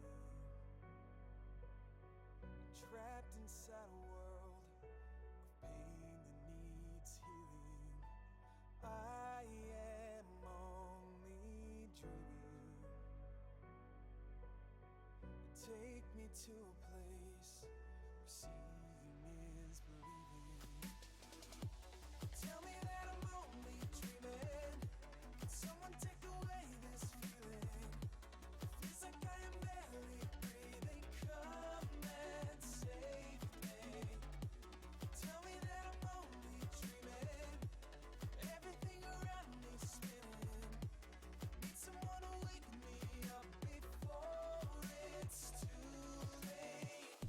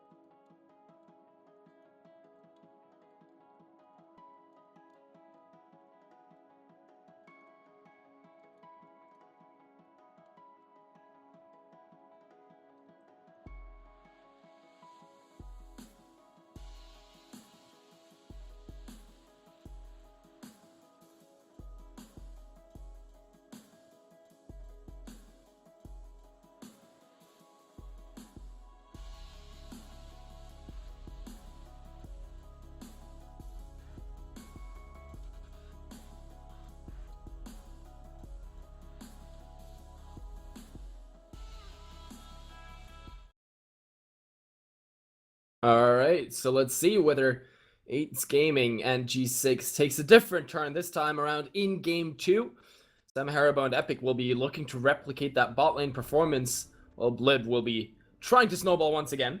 It is, of course, game 2 between 8's Gaming and Ground 6. First one won by Ground 6. Yeah, definitely. And 8 Gaming deciding to go for a little bit of a swap here as they swap around Vespyr and Chrome C in that mid and top lane. See if they can do something a little bit better across the board this time around. And we see the first bans coming out. Darius, Echo, and Yasuo getting taken away on 8 Gaming side, not wanting to deal with any of those. And Lulu Elise being taken away on purple what am I trying to say? Red Ground side? 6's side? There we go, Ground 6 side. Lulu Elise and Trundle being taken away, but it does leave the Yasuo up for Blib. Oh no, sorry, Yasuo was No, last ban. it's the exact same bans as last time, just that Echo and Yasuo were banned in a different order on the side of 8's Gaming, but overall the same champions are off the board. It does mean that the same champions are also open. The first lock in here will be Rengar. Let's see whether, you know, the Zed comes out again, whether the Brown comes out again, all these interesting little champions, or the Maokai support again, although I think that's more of a one-time thing for them. They pick up Graves instead. Yeah, Graves perfectly fine pickup here. Can go in the top, can go in the jungle. We'll have to see which side they do want to go. With the Nautilus coming through, it's probably going to be Nautilus top and Graves in the jungle. Perfectly fine though. We might see Vespyr using that Rengar. Who knows? We saw it in a previous series. In our last game, we did see last series we saw that the Rengar did go top lane, and Tom Kench picked up. Wow. And that will probably be Tom Kench top lane with Rengar in the jungle. And we haven't seen Tom Kench in so long. He was nerfed so heavily that by now nobody really likes him anymore. He doesn't do enough damage. He's basically just a food bot. He eats you at the opportune times, and that's about it. So very interesting pickup there, and I really want to see how that one works out, whether they're able to utilize that to its fullest meager potential as it was. Now, Jungle Prodigy might just get the Lee Sin again. He was very comfortable on that champion. He was very good on that champion, moving around, getting that mid lane ahead right off the get-go, and then coming in for the top lane kill at some point as well. So definitely well-versed on that champion, and if he's able to replicate the same success, then that'd be really, really huge for his team. Yeah, it might actually be a Nautilus support, by the way. Yeah, could go either way. We'll have to see how it does decide to go. And yeah, that is gonna be Lee Sin locked in, and Sion as well. So maybe it's Sion support. As per the usual, we have seen Sion support as well, and it could very much be a thing. But we'll have to see how this I'd goes. be very surprised. I'm Oh, just messing with God. you, but you know, Sion support. It's just going to be one of those games, as we do see the Urgot hover coming out of Man Bear Pig and Callista on Trap Trick. So I think Callista is perfectly fine here, and we could see something different though from the Urgot as Fizz gets swapped over into that bot lane. Yeah, they're looking at a variety of champions right now, thinking about what it would actually be the most beneficial in order to, you know, match up against that enemy team that is quite powerful already. I mean, you have a massive tank line between Nautilus and Sion. You have decent damage between Graves and Lee Sin. So there's definitely already a variety of options available to the team of Ground 6, and they just have to choose how to round it out, which mid laner to pick up to match up against whatever 8's Gaming are bringing out. And they're locking in Blitzcrank and Callista. This is ridiculous. It is one of those games. It is one of those games. And the Aurelion Sol hover as well, just to finish it off. We've seen Aurelion Sol used to great effect in previous series, but we'll have to see how this one works out, as we do see, as you said, the Blitzcrank being locked in, so God knows where any of this is going. It could very much be Blitzcrank mid lane on Chrome C going full AP, with that Azir being locked in at the end, and it looks like it probably will. I would prefer it to be Blitzcrank mid than Fresh mid. Yeah, I think so too. I think it should be the Blitzcrank mid, if not even Rengar mid or something funky that they have Funky yet to bring is out. certainly We'll see the what word happens. to use for this one. At least we know what's happening on Ground 6's side. You know, it's a Graves AD carry, which we haven't seen in quite a while, by the way. Nautilus support, that's all fine and well. And then the Sion is top lane with Lee Sin in the jungle and Azir mid. So that one's all standard. I like that team. I can deal with that. I can talk about that one because I know where everyone's going. Yeah. as the timer ticks down to the last 10 seconds, and soon we will know what 8's Gaming is actually planning with this one. I like to see Graves AD carry again as well. It is still strong. It's just a little bit tricky at times. But yeah, so it's going to be that Graves and Nautilus in the bot lane, and God knows how this Fresh will do in the mid lane. Only 8 Seconds Gaming know how this one will work. I'm sure they have some kind of previous experience, maybe, but who knows. As we do get into the 3-minute delay, we are getting the straw poll once again thrown in there by our lovely assistant, Grang. So feel free to click on that straw poll in the Twitch chat and vote which side of these trolley champs will be taking this one. Will it be Ground 6 taking a solid 2-0, or will 8 Seconds Gaming be able to draw it out with a comeback win of their own? 8's Gaming, man. With this kind of team comp, nothing can go wrong. And if you had told me that today I'd be watching Thresh playing against Azure in mid lane, I would have said you're crazy. Yeah, I mean, with this amount of CC, what could possibly go wrong? And then, why does Thresh take the teleport and Rengar takes an exhaust? What? I've given up asking anything Yeah, in this game. same. I've given up questioning whatever these teams are thinking, because everything is just like... Hey, I need some popcorn right now. I just sit back and enjoy the show. I mean, this is bound to be entertaining at least. Exactly. So we'll have to see how this one does work out. But I mean, if Rengar can get rolling, then it could be something decent. But he's going to have a much harder time of locking anyone down when he can just get Azir walled away, or Nautilus can finish off with his ultimate to lock him down as soon as he reveals himself. So have to see how this one works out. Yeah, it's definitely quite fun. I'm really looking forward to this one. And then the Tom Kench jungle is also something we haven't seen in so long. It used to be pretty powerful just because of his ultimate, the way he got behind enemy members when they were least expecting it, possibly even bringing someone along for the ride. And all of a sudden it's surprise party in the bot lane, or mid lane, or top lane, and you're dead. Gonna be a surprise party wherever it happens. Pretty much, but that's what Tom Kench is good for. Similar to Twisted Fate, he just goes exactly. where he pleases. And at the same time, I'm really curious to see Sion versus Rengar. I haven't seen Sion top lane played in a while. Like in ARM, he still seems pretty strong, but you know, it's not quite the same as a regular game. And then against that Rengar as well that we saw once earlier, who had trouble early on and was camped quite heavily, but towards the late game could actually duel his counterpart in the top lane. Definitely. So we'll have to see how we can lane this one out. Sion does have a little bit of trouble if he does start to fall behind. He falls into that tank problem where if you don't start to get ahead, then you can have the problem where you're just not relevant enough and you're not able to do your main job. And as we do start to get into the end of this delay, we do see that it is a 50-50 split as to who will win this one with 8 Seconds Gaming and Ground 6. So split vote, and I'm pretty sure that I'd be more comfortable with Ground 6's composition personally. Nah, man. 8's Gaming have got this in the bag. I'll have to see how this one goes. As we do get into the loading screen, and we're going to start to see the Keystone Masteries being revealed. Yeah, I mean, it's mainly for anyone that is actually wondering why this is happening, that nothing right now will actually change the standings anymore. Yeah. 8's Gaming had to win 2-0 in order to change anything, and now that they lost the first game, this second one is just for fun. So both of these teams are deciding, hey, let's mess around a little bit, or mainly 8's Gaming is deciding, hey, let's mess around a little bit and enjoy this last game. Yep, exactly. And Ground 6 are going to be probably comfortable enough to take this one as they do get into the loading screen, and it is pretty much mirrors of both sides. We do see that Bond of Stone in the bottom lane for both supports, Callista opting into the fervour of battle, whereas Graves wants that Warlord's Bloodlust to get as much lifesteal as he can. Thunderlords for both Fresh and Azir in the mid lane, Strength of the Ages on both the junglers, and Thunderlords on Rengar, whereas Grasp of the Undying on Sion, as we would expect. Yeah, and the Grasp of the Undying earlier was actually a huge factor in why that Rengar was able to survive in the top lane. It was an integral part of his trading kit, and now that he doesn't have that, really the only sustain he brings with him to the lane is his 5 ferocity stacks, and then trying to sustain with that is quite difficult.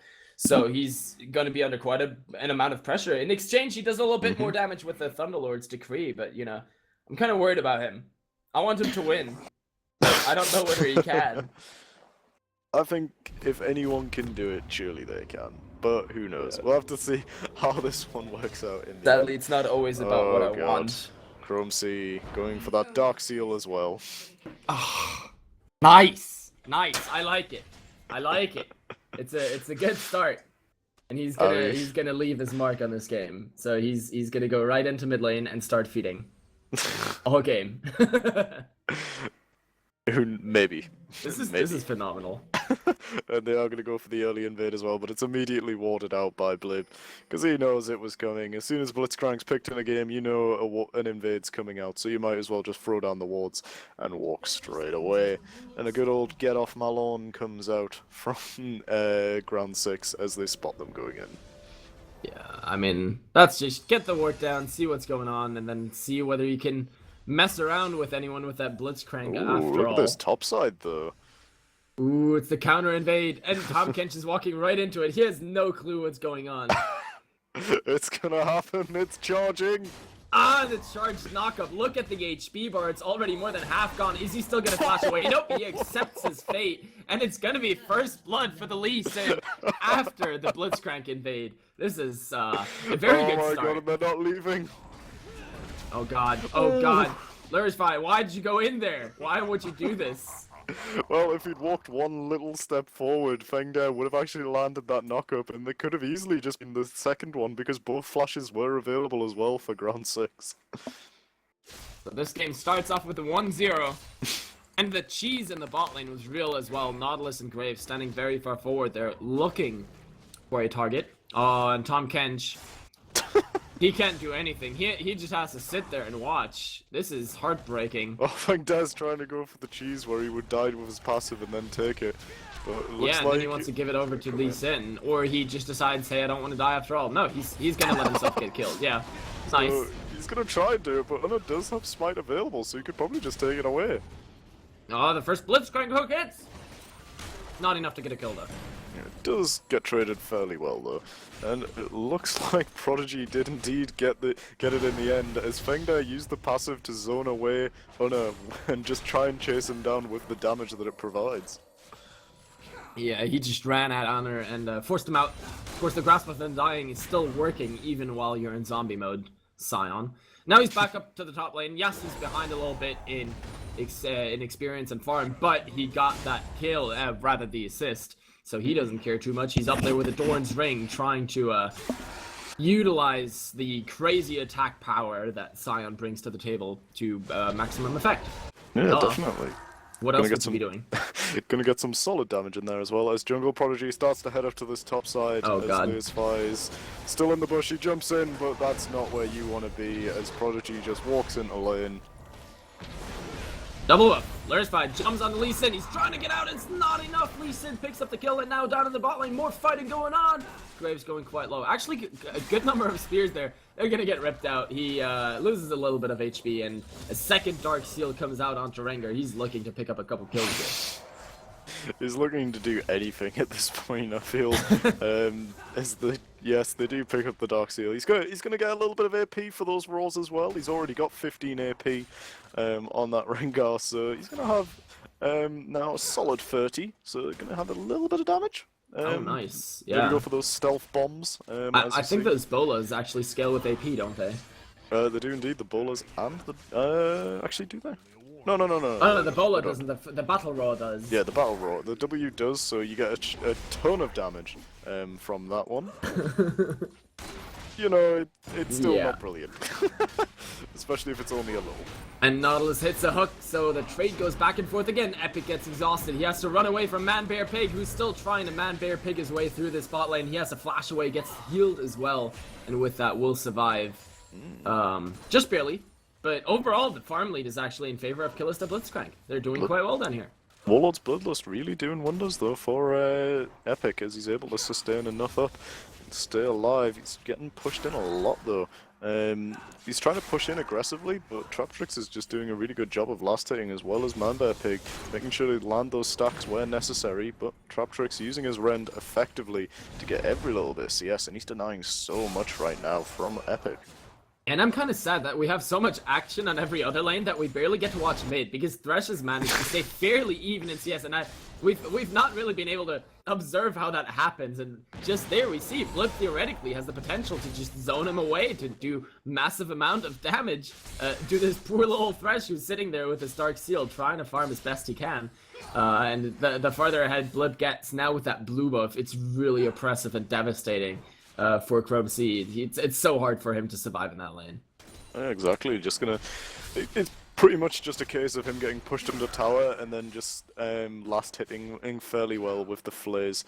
And the little bit of damage that he does have has popped all of his pots though, as opposed to Blib, who's been pretty uncontested in that mid lane for pressure. And now Lee Sin looking back at the top again. He wants to go for a second round in Vespyr. He already knows what's coming. He jumps again out of the brush. That's theoretically the best way to do it. And then he manages to flash away. Is it enough? No, it is not. Lee Sin dashes away after realizing, hey, the guy has 5 ferocity stacks. I wouldn't actually be able to kill him. So correct move this time by Lee Sin. But also no stacks gained for the Soul Stealer on Vespyr, the Dark Seal, I mean. And now after the tower dive, this could be an opportunity to get a couple stacks. Sion almost getting himself executed. Only one more tower hit. He walks away, and Lee Sin is still here. He wants to give Rengar that first stack. He needs that on the Rengar. AP Rengar, boys. Prodigy almost 6 though, so he's gonna have the kick available soon, and he could just as easily walk back around and come in for the redive onto this onto Vespyr, who has no flash or exhaust available now. Yeah, and Fengder could just get himself executed, and then look at this. He's just tanking the turret. He's not even taking any damage, but Vespyr's still alive. He's not dying. He's not giving this one up. Even survives that one, and he has 5 stacks of ferocity. Oh no! He walked right into the minion! The shout from Fengder picks up the kill. Now in mid lane here, Thresh trying to walk away. Tahm Kench eating his ear just at the last second. That's gonna keep him safe, but Lee Sin coming around from the side. They still have to try and kill his ear. He's so low. Come on, boys, do it! No! Thresh died first, but that means after the assist, he actually gets a stack on his Dark Seal. It's all worth it. 1-for-1 exchange, and Tahm Kench still has a chance to take down Lee Sin as well. Although that one, he won't be able to finish off. He has no mana left. And everyone walks back home. And Thresh, the first one with a stack in this game. Oh, the hook! The hook trade, actually, between Blitzcrank and Nautilus. They trade places, and now the teleport comes down in the bot lane as well. The train comes in. He actually managed to walk around the tower somehow. And Sion now gonna finish off Trap Tricks. So, yeah, that was pretty cool. It is just one of those weird games where Fengder doing a little bit of work around where he can, uses a lovely ultimate to run all the way around the turret and loop around for the shout into Trap Tricks' Callista. Yeah, he's picked up a lot of kills with that shout so far. Picked up the 2 kills both with it. One with that minion fire shot into Vespyr's face. The other just a straight up naked shout into Trap Tricks. I still can't believe he actually managed to get around the tower. That was so close. Just to get it around that little bit of an edge. Anything would have stopped him. But he managed it. He picked up a kill as his just reward. So now he's back up, walking to the top lane. 2-1-2, already Spectre's Cowl to his name. So no more AP there. Now Blitzcrank trying to make the support play happen in the mid lane. Together with Thresh, they want to pick up the kill. The hook goes wide though, despite the exhaust. But another hook out of Blitzcrank. Here comes Nautilus. Depth charge over onto Thresh. He throws out the lantern for his buddy. So both of them get out safe. That is what supports do for one another. They keep each other safe. And now Tahm Kench is in the mix as well. So is Graves and so is Callista. The hook lands and here comes Blitzcrank. But the Azir Divide will actually knock them backwards. That was the last bit of mana he had. That was really close. Yeah, lovely Emperor's Divide there to stop it out. And the thing is, Crumbs, he didn't have his ultimate available though, so he didn't have the extra little bit of burst that would have finished Blib off, and he's just gonna back up. And a little bit of aggression coming out though as Vespyr gets caught out. Yeah, they almost get the Lee Sin, but it's just not enough. Very, very close there. Blitzcrank, knowing he has the mana shield, just stands underneath the turret for a little bit longer and takes the Graves ultimate to the face, at least with a Devour. They managed to get Nautilus down. That already took quite a bit of work, but now there are 3 stacks on Thresh. He's really going off on this one, boys. Yeah, he's definitely trying to stack up that Dark Seal. Has got his Chalice, gonna look to finish off what I would assume would be an Fiend's Unholy Grail. Gonna go for a little bit of AP on that Fresh, but Trap Trick's getting caught out here as Fingder just walks down, knocks him up, and easy pickup for Epic. Yeah, there's nothing Callista can do on that one. She doesn't have enough movement speed, doesn't have enough attack speed either. So she just gets taken out. That's now a 2-0 and 2 Graves. He's behind in farm, but he's ahead in kills and basically everything else. 600 gold, 700 gold lead down in the bot lane actually for that AD carry. 2 kills and 2 assists do matter, guys. Yeah, exactly. And You heard it here first. Vespyr's been pretty much just left on the top lane, and he still hasn't been able to do too much because every time he pushes under, somebody comes to clear out the wave. It's going to be Fengder this time. He clears it out, pushes it in aggressively, but Jungle Prodigy's in this topside jungle, and Vespyr is going to spy it out with that E, but he doesn't actually know if somebody's doing it. Yeah, he saw that it hit something, but that's about it. And then he just walks up to the top lane, and now Lee Sin comes. They tried this once before. Can they do it this time? The exhaust onto Lee Sin is actually quite important. And here comes the teleport. Larsfire, he's still alive. He slowed down Lee Sin once more, and Thresh, he is now the Master Commander walking forward, still walking forward. He took the Lantern, but it's not enough. Blitzcrank not in range to get a hook in, and no flashes up for them. Well, Thresh would have had it, but that's about it. So they're not able to make anything of that play. It was a valiant attempt, though. They tried everything in their power to do it, but now they have to defend mid lane. Chrome sees Flash coming up just at the end there, so he just wasn't able to land a Flash hook, and it looks like they're going to aggressively push in on Unna here and keep on trying to get this tier 1 mid, but Unna's just going to say, nope, I'm going to push into you now, as Manbear Pig just misses. Yeah, that chilling smite was pretty good, but the Thresh hook lands nonetheless, as you're able to dash away still, and now Tom Kench still way in the front line, trying to tank any potential damage coming out. Nothing is there from G6 that is trying to keep AIDS Gaming from pushing down onto this mid lane. Look at all the wave clear they have. It only took them about 15 seconds to clear out those 3 minions, and then finally get in here. The teleport coming in. They're still looking for the fight. Blitzcrank hook misses. Luckily for them, because that was still a Nautilus. Thresh Lantern gets him to safety, and here goes Lee Sin right to the front line. Oh, and he gets hooked right away by Thresh, and then the knock around until he finally gets eaten by Tom Kent, and it's actually a kill for AIDS Gaming rather than G6. They're still not done. Look at that Rengar, but here is more damage. Blitzcrank picking up 1 kill, and another Flash Force from Nautilus. So now, 5 stacks on Thresh and 1 on Rengar. We're going big. Yep, Prodigy got knocked up, slapped back, and then eaten up by Unna in the end to be taken out. And again, yeah, Fresh just getting those little stacks on Dark Seal. Gonna see if he does decide to go for the Mech Eyes and upgrade it. Looks like Vespyr getting a little bit edgy though in the top lane with Fengder, who's happy enough to do a little bit of damage and then just walk away because he does have that Bammy Cinder and the Spectre's Cowl. Thresh hook coming through. It hits too, and he's going in. There is no going back after you've hit a hook, and they're not going to get hit by that knockup. There is still a pretty big minion wave that is attacking them, and it's doing some real damage. They have to try and kind of get away from those because they're killing them. Another hook lands. They're starting to kill Sion, but look at that ultimate, and then the knockup. Oh, it is! The flash from Rengar was not far enough, and now the minions finish off Thresh. He is taunted for the tilt factor by the Mastery emote, and finishes his Athene's Unholy Grail. All the stacks that he had worked so hard for are all gone in the flash of a blink of an eye. That's yeah, Fengder doing a good job with the outplay there. 2v1 does get the kill. Prodigy gets pulled under turret, but is able to just walk away as he kicks Manbear Pig right back out. And it looks like they're going to collapse up and see if they can catch him, bring him down. Hunter trying to do whatever he can, but I mean, up here, this is actually the far more interesting point. Oh, the hook hits!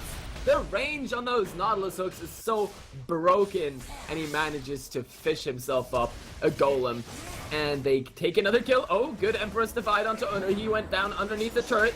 Now he has his shield, and that stun came out. Oh, he didn't have Devour up, I guess? I think he had to use it to get the first stack and the slow onto Blib. So Tom Kench not able to pick up a kill there despite burning his flash. Now Thresh is in the mix. He landed a hook. That's a good amount of damage onto the tank line. Can they do anything else with this?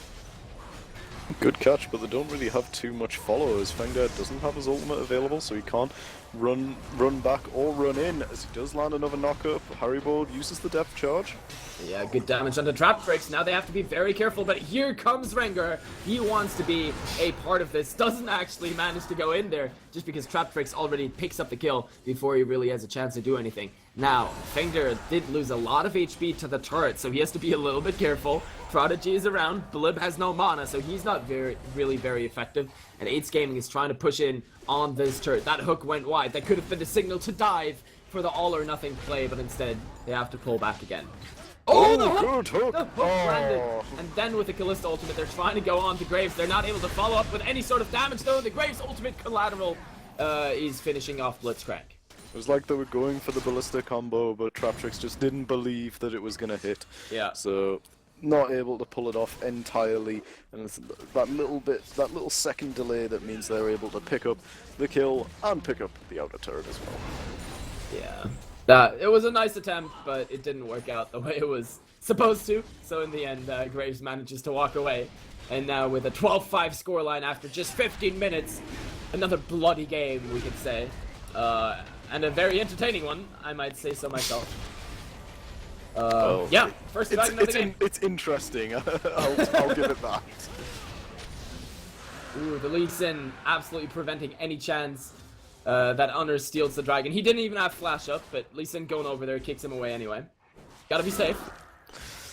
Just able to kick it back out, jump back in, land the smite, and pick up a lovely dragon there.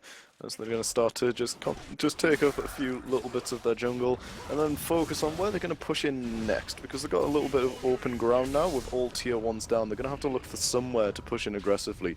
Probably that topside jungle is looking fairly juicy with no wards currently in it. They could just push into it with Feng there, who's going to have that wave nicely in his favour, because Vespyr hasn't got enough wave clear to really push aggressively, as he's only got that needlessly large rod in the air for Wisp. Hasn't finished off his Luden's Echo yet for those big roars. Yeah, so when that Luden's Echo finally comes through, he'll really be starting to do a decent amount of burst damage. And when that time comes... A little bit, but I don't know if it'll be. He's not going to be able to much. kill anyone. Yeah, it'll just sort of like jump on, do a little bit of damage, and it'll be like, oh yeah, that's... oh well, he's still dead. Yeah, I mean, Nautilus already has a null magic mantle. He's going to be building an Aegis. Then there's Death Stands on Graves. Then, I mean, fine, Azir doesn't really have any other defense, but he's still got his Emperor's Divide to keep himself safe and his entire team. And then there's Hex Drinker on Lee Sin. And already that Spectre's Cowl and the Merc Treads onto Sion. So everyone with a lot of AP, they know exactly what they have to build against this double AP composition from 8's Gaming. That is so dangerous. And now, once again, the siege in the mid lane. We've seen this story before. The hook hits. Can they follow it up? No, they cannot, because Nautilus actually hooks them himself. And Blitzcrank wasn't close enough. Yeah, and Feng there just solo split pushing in that bot side. Just looking to pick up a tier 2 as Vespyr's forced to head down and try to do something. That means that they're going to be a little bit weak on the mid lane, as they've not got too much damage coming out. Oh, this time around, the Kalista combo worked, but the Emperor's Divide was there as well. Can they finally finish off the kill? Yes, they can, as Zero goes down. Ballista, you made it happen. Finally, 8's Gaming here, developing new strategies and new tactics as the game goes on. Now, Sion coming around the side. He's looking to get in on this, but there's still a AP Rengar in his way, stopping him from really making his way through. That Thresh Lantern is going to keep Tom Kench safe, but not... Oh, you can't take the Lantern while you feed people. Sorry, buddy. Nice thought, but it doesn't work that way. Yeah, if it did, it would be a little bit OP. Oh, but really entertaining. Oh, another good hook onto that Nautilus underneath the turret. He's taking a lot of tower hits, just a little bit of follow-up damage. Not enough, the Ren not finishing him off. Kalista missing some AD. Yeah, the knock-up not fully channeled either by Feng Da, so he's not able to keep Kalista off, who could have just kept going, but was blinded by Epic. So not able to do too much in this lane, as Blib does head up to the top side to de-push that wave that is pushing on the tier 1, and Feng Da is just going to keep on pushing in the mid, as 4 members are trying to sort of back around this tier 2. Yeah, man, G6 going full try-hard on this one, clearing out the side waves while playing ARAM with the opposition. They're so far ahead by now as well. I mean, that Zero has so much gold in his back pocket. Graves is really dangerous the way he is. Look at this teleport, that's fresh. Without home guards and without anything else. So he's just going to fizzle out and sit there. But the Luden's Echo is done on Rengar, so that's a shining, bright point of light for the team of 8's Gaming. Yeah, exactly, and we'll have to see how we can use that to his advantage in these lanes. Maybe look to try and pick up someone on the backside like Blib, who still doesn't have any kind of real magic resist, so he could at least do quite a bit of damage to him. Don't know whether it would fully be able to burst him out. Not that familiar with these kind of AP Rengars running around. Yeah, it's not something we see too often, but its true power has yet to be shown. As there's still 0 stacks in Vespyr. He's not had the greatest of times with charging that. Thresh at least has 3, so you know. Value and efficiency, definitely there. I don't actually remember what the break-even point with Dark Seal is by now. But, well, to be fair, at this pretty point, sure they've not reached it. I don't even know if there is a break-even point when it's on a fresh mid lane and a Rengar top. Oh, of course there is. I don't think it's ever worth. What do you mean? No risk, no fun, and so they go again. Near the Baron Pit, the red turret has self-destructed. That is, of course, something unique to Azir games. It's kind of funny because there actually have no towers of G6 have dropped, so he needs to utilize enemy towers to pick up to put up a 7th tower, so to speak. Yep. Well, a 12th one. There are 11 towers per team on the map. Yep, Azir has killed more of his own turrets than the enemy have killed of theirs. Yeah. I think You know. just gonna walk back out, but they could just turn it back around on a Chrome C, who is really squishy. Oh, he lands the hook though, but not in time to make Epic take any sort of damage because he was not focused by the tower. But oh my god, the Rengar damage actually explodes Azir, and this is what we're looking for. Lurify doing very, very well for himself there. He can repeat that a couple times. This could still look quite well for them. Look at it. He's gotten another one, and now Traptrick's still trying to kite around. That Graves doing a decent amount of damage, and now Kalista has to run far, far away, trying to survive this one, and it's not gonna work. She can't get close to the minions because they could be shouted, and there goes Graves over the wall. Unstoppable at this point. 5, 0, and 2. But the mid lane tower goes down. You know, there are always specks of light. Silver linings, boys. Silver linings. No TP though to be able to affect this bottom lane turret, which is gonna go down. So tier 2 getting traded for tier 1 mid. Not massively worth, to be fair. Prodigy does get caught here by the Blitzcrank hook, gets eaten by Unna, and he's gonna have to be a little bit careful, lands the kick. Yeah, another stack, and then Unner could get a stun, but it's not gonna be enough. Can he get the tongue lash? No, he cannot, because there's a flash from Jungle Prodigy, who manages to limp away from that engagement. But this is definitely still very, very dangerous. And, you know, an inner for an outer turret is not usually traditionally worth, but in this game, 8's Gaming, they got a turret. I think that in itself is an achievement that is worth a couple of sacrifices. And now they're trying to take a dragon as well. They're really looking to get whatever resources they can on this map. But Manbear Pig already has to tank. Way in the front line, flashes into the pit to confuse the enemy. But it didn't work out. He goes down nonetheless. And now Unner, here with quite low HP, still has his gray health available. He uses the shield just in time. There goes Rengar, way in the back line. Can he shout again? No, he cannot. Just doesn't manage to get enough health back with that. And so he will go down now with 2 kills down. I think this second dragon should be a fairly safe pickup as Sion down in the bot lane is trying to get onto Tahm Kench. Oh, what a thresh hook. He was trying to get at the dragon, but just a split second too late. Gets the Lee Sin, who was standing where the dragon had been until just a second ago. They run right into Sion. Surprise, guys. There's another man here to party. And Traptrix, you have no chance. Good heal, but it's just not going to be enough. Yes, everyone's just collapsing down. Fengda picks up another kill on the backside of Chrome C, and he's going to keep on pushing in. The Manbear Pig as he gets hooked in, possibly eaten here by Unna and thrown under turret. Yeah, that tower is still going to do a decent amount of extra damage after that knockup, but it's still not going to be enough. They get another stun in, and here comes Rengar with more stacks to his name. Well, just 2 because he lost all the ones he had just a second ago when he died. But Epic now is solo pushing mid though. Yeah, I mean, Epic is kind of boring in this game, just taking down towers, playing PvE, well, you know, 6-0 and 3 PvE. So, 18-9, 24 minutes into this game, and 9,000 gold lead. PvE, apparently also known as playing the game. Yeah, it looks dark for 8's Gaming. I can't put this any other way. Yeah, I think I've got to give it to Ground 6 staying strong on the original plan, but 8 Gaming certainly making it entertaining with this combo, and Unna's just doing a lot better than he was last game, able to do a lot more CC chains and able to do a ton more damage. Yeah, Man Bear Pig not quite as successful as last game though. 1-5-6 right now, but he's had a couple of very crucial hooks like that one, stealing away the golem from his jungler. That's a crucial part of playing support Blitzcrank, where you try to annoy your teammates as much as possible while winning the game. Normally. Yeah, this team is just having a little bit too much fun here. with this team. Why not? That's what League of Legends is for. He comes to exactly. engage, Sion right down the mid lane. Chrome C has to walk away to the side. The Lee Sin dash in on him, and then the depth charge picks up the kill. Now Unnur suddenly has to see where he can stay himself. He's still being slow, knocked up, everything. Yeah, he still has the great health, but I don't know whether that's going to be enough against all this crowd control on the other side. He doesn't even get to use it in the end because he got pulled in. Now, Blitzcrank once again responding with a hook of his own. But is it enough to rescue Totrix? No, it is not, because there's just too much damage. Man Bear Pig here, desperate attempt to save his poor AD carry, who went down to the evil enemy once again, and he gets knocked up. The mana shield is popped, the mana barrier, and it's not going to be enough. Fengder picks up his 8th kill of the game, and the first inhib is going to go down as well. Good combo there coming out of Vespyr, trying to get as much damage down as possible on the Blib.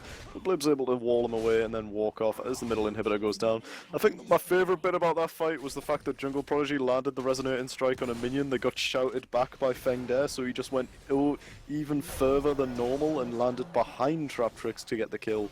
That was some good teamwork there coming out of Grand 6. Is it the Sion sec? I mean, you could use that as an actual strategy if you were able to plan it.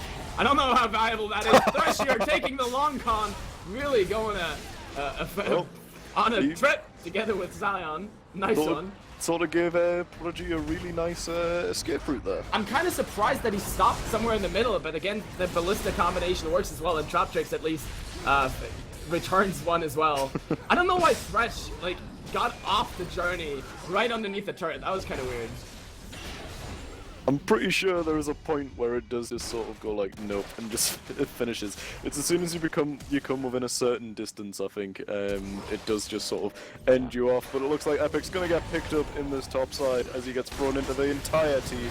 Sterak's does get popped, but it's not going to be enough as he does lifesteal quite a bit though. Yeah, without that exhaust, I think he could have actually picked up a kill, but there was an exhaust, so he is not able to.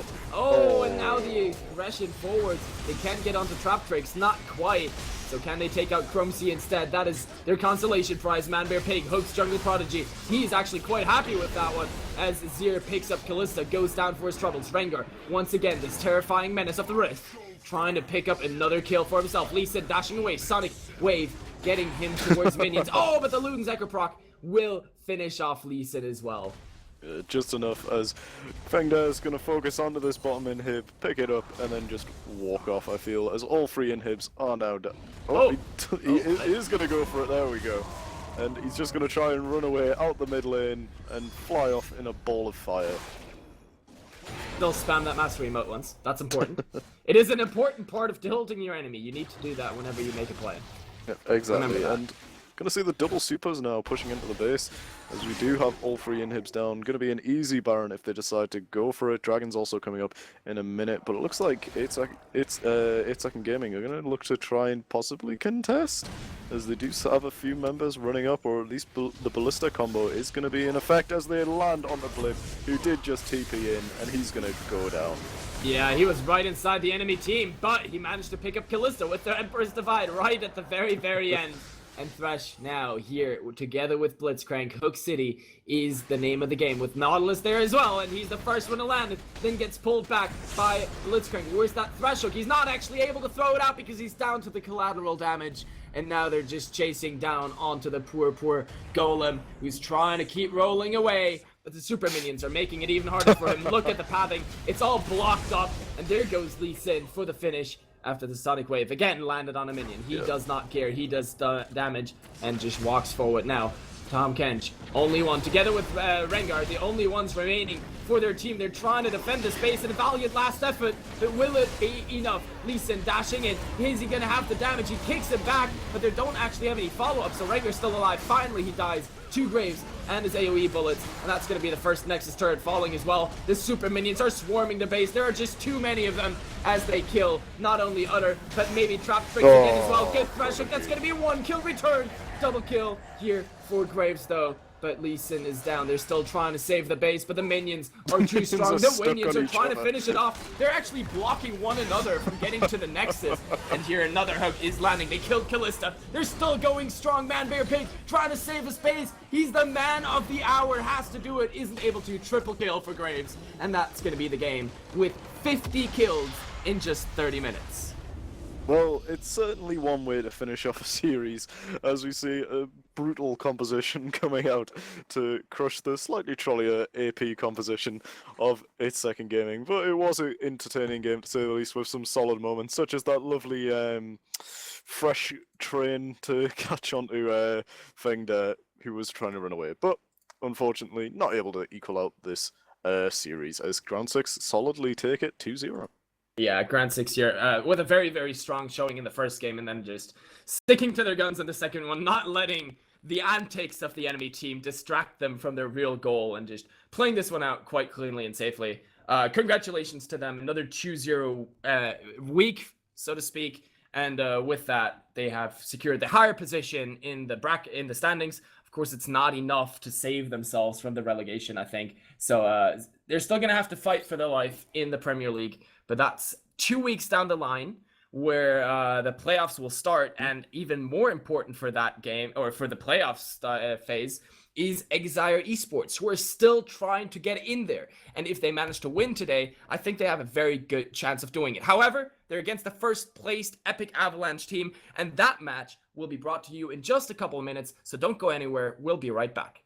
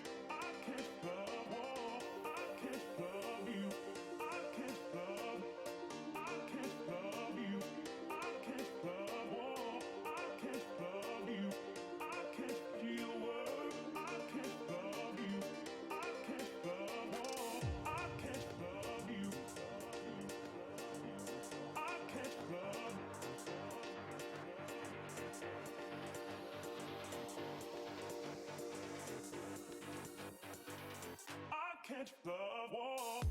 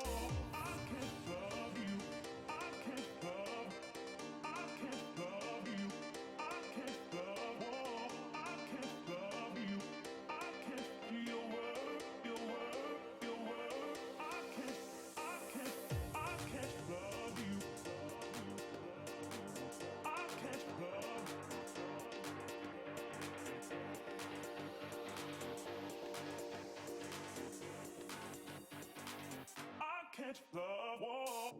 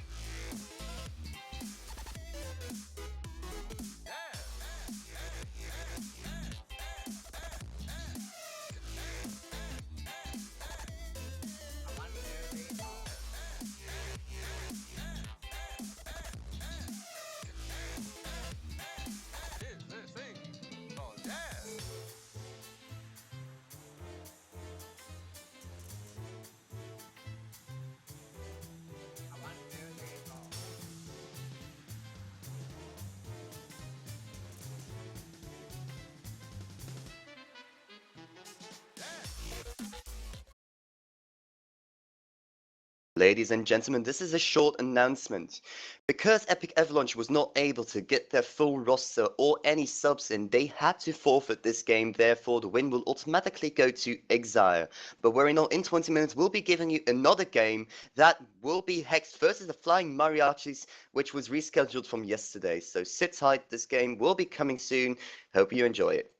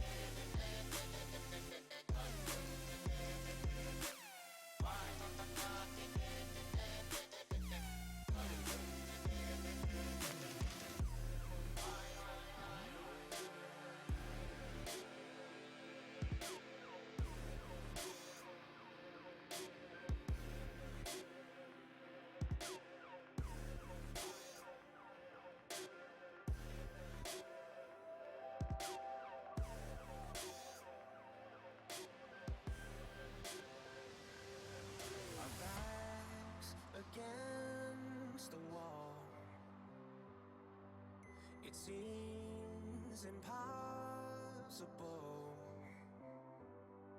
But there's nobody else I want by my side to stand here with me to take this fight through the rise and fall.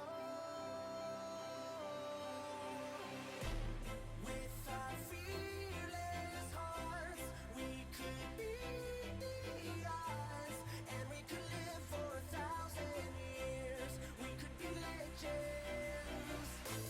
If we all go down, if our time is now, we could let everyone know we were. Alright, hello and welcome everybody. My name is Tasty Alda, and with me today is Swallow. We'll be bringing you this game between Hexed on the blue side and the Flying Mariachis on the purple side. We were going to bring you a different game, however, Epic Avalanche did forfeit. That will not affect their standings, though they will come first regardless. So here we are into the game. And it's going to be a relatively interesting match too. We've seen a relatively experienced team going up against another relatively. I don't know saying anymore. It's one of those days already. Right. Well, yeah. What one thing about this game is that Hexed, if they win, they'll be able to make themselves. Well, if they get the 2-0 win, they'll go up to second, and that will mean that they do not have to play the quarterfinals. They will get a bye into the playoff semi-finals, which they, I'm sure, will be looking forward to. And on the other side, it's just a bit of playing for seeding. However, it's not really going to make a difference for the Flying Mariachis because they will be going up against Glamour Girls regardless of what happens in the playoff quarters. Bands already come through: Anivia, Trundle, Echo, and Poppy Niddly on the other side, waiting for the last band to come through just now. Yes, There it is. It's going to be the Yasuo. So, oh, and the Maokai insta-lock, very quick there from Salamander. If you see a champion you want and you have the opportunity to get it, you might as well just get it. Mm-hmm. Let's pick Maokai as an interesting choice, though. It's just that they might be going builds. It's really hard to say what they're actually going to be doing off of one champion now. I'm not entirely sure why I'm trying. Yeah, I mean, Maokai is certainly a versatile champion, can fit into quite a few team comps. Anyway, we have seen I believe it was Highlander we saw doing some pretty monstrous things on it. It might not have been, I can't quite remember, but that might be the case. Anyway, the hover coming through. Lulu at the moment, who has made it through bans already. So some slightly interesting bans here, mainly target bans. Of course, the Anivia, the Yasuo being two that stand out. Braum still available, of course, and he's a very strong support right now. He will get locked in, and will it be the Jhin to go with him? Jhin is an interesting choice to go with Braum because he doesn't have the same ability as other ADs to trigger Braum Shield being a ammo-based. But at the same time, he can put out a lot of damage, so it's definitely going to be a dangerous bot lane to be playing up against.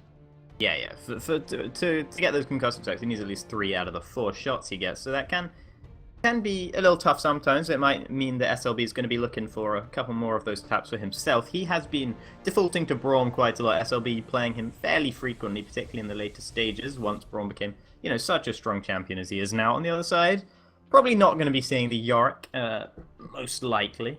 In fact, that would, very unlikely indeed. So we're just going to wait as they play down the clock and decide what they want to pick. You can dream, however, I think Elise is more likely.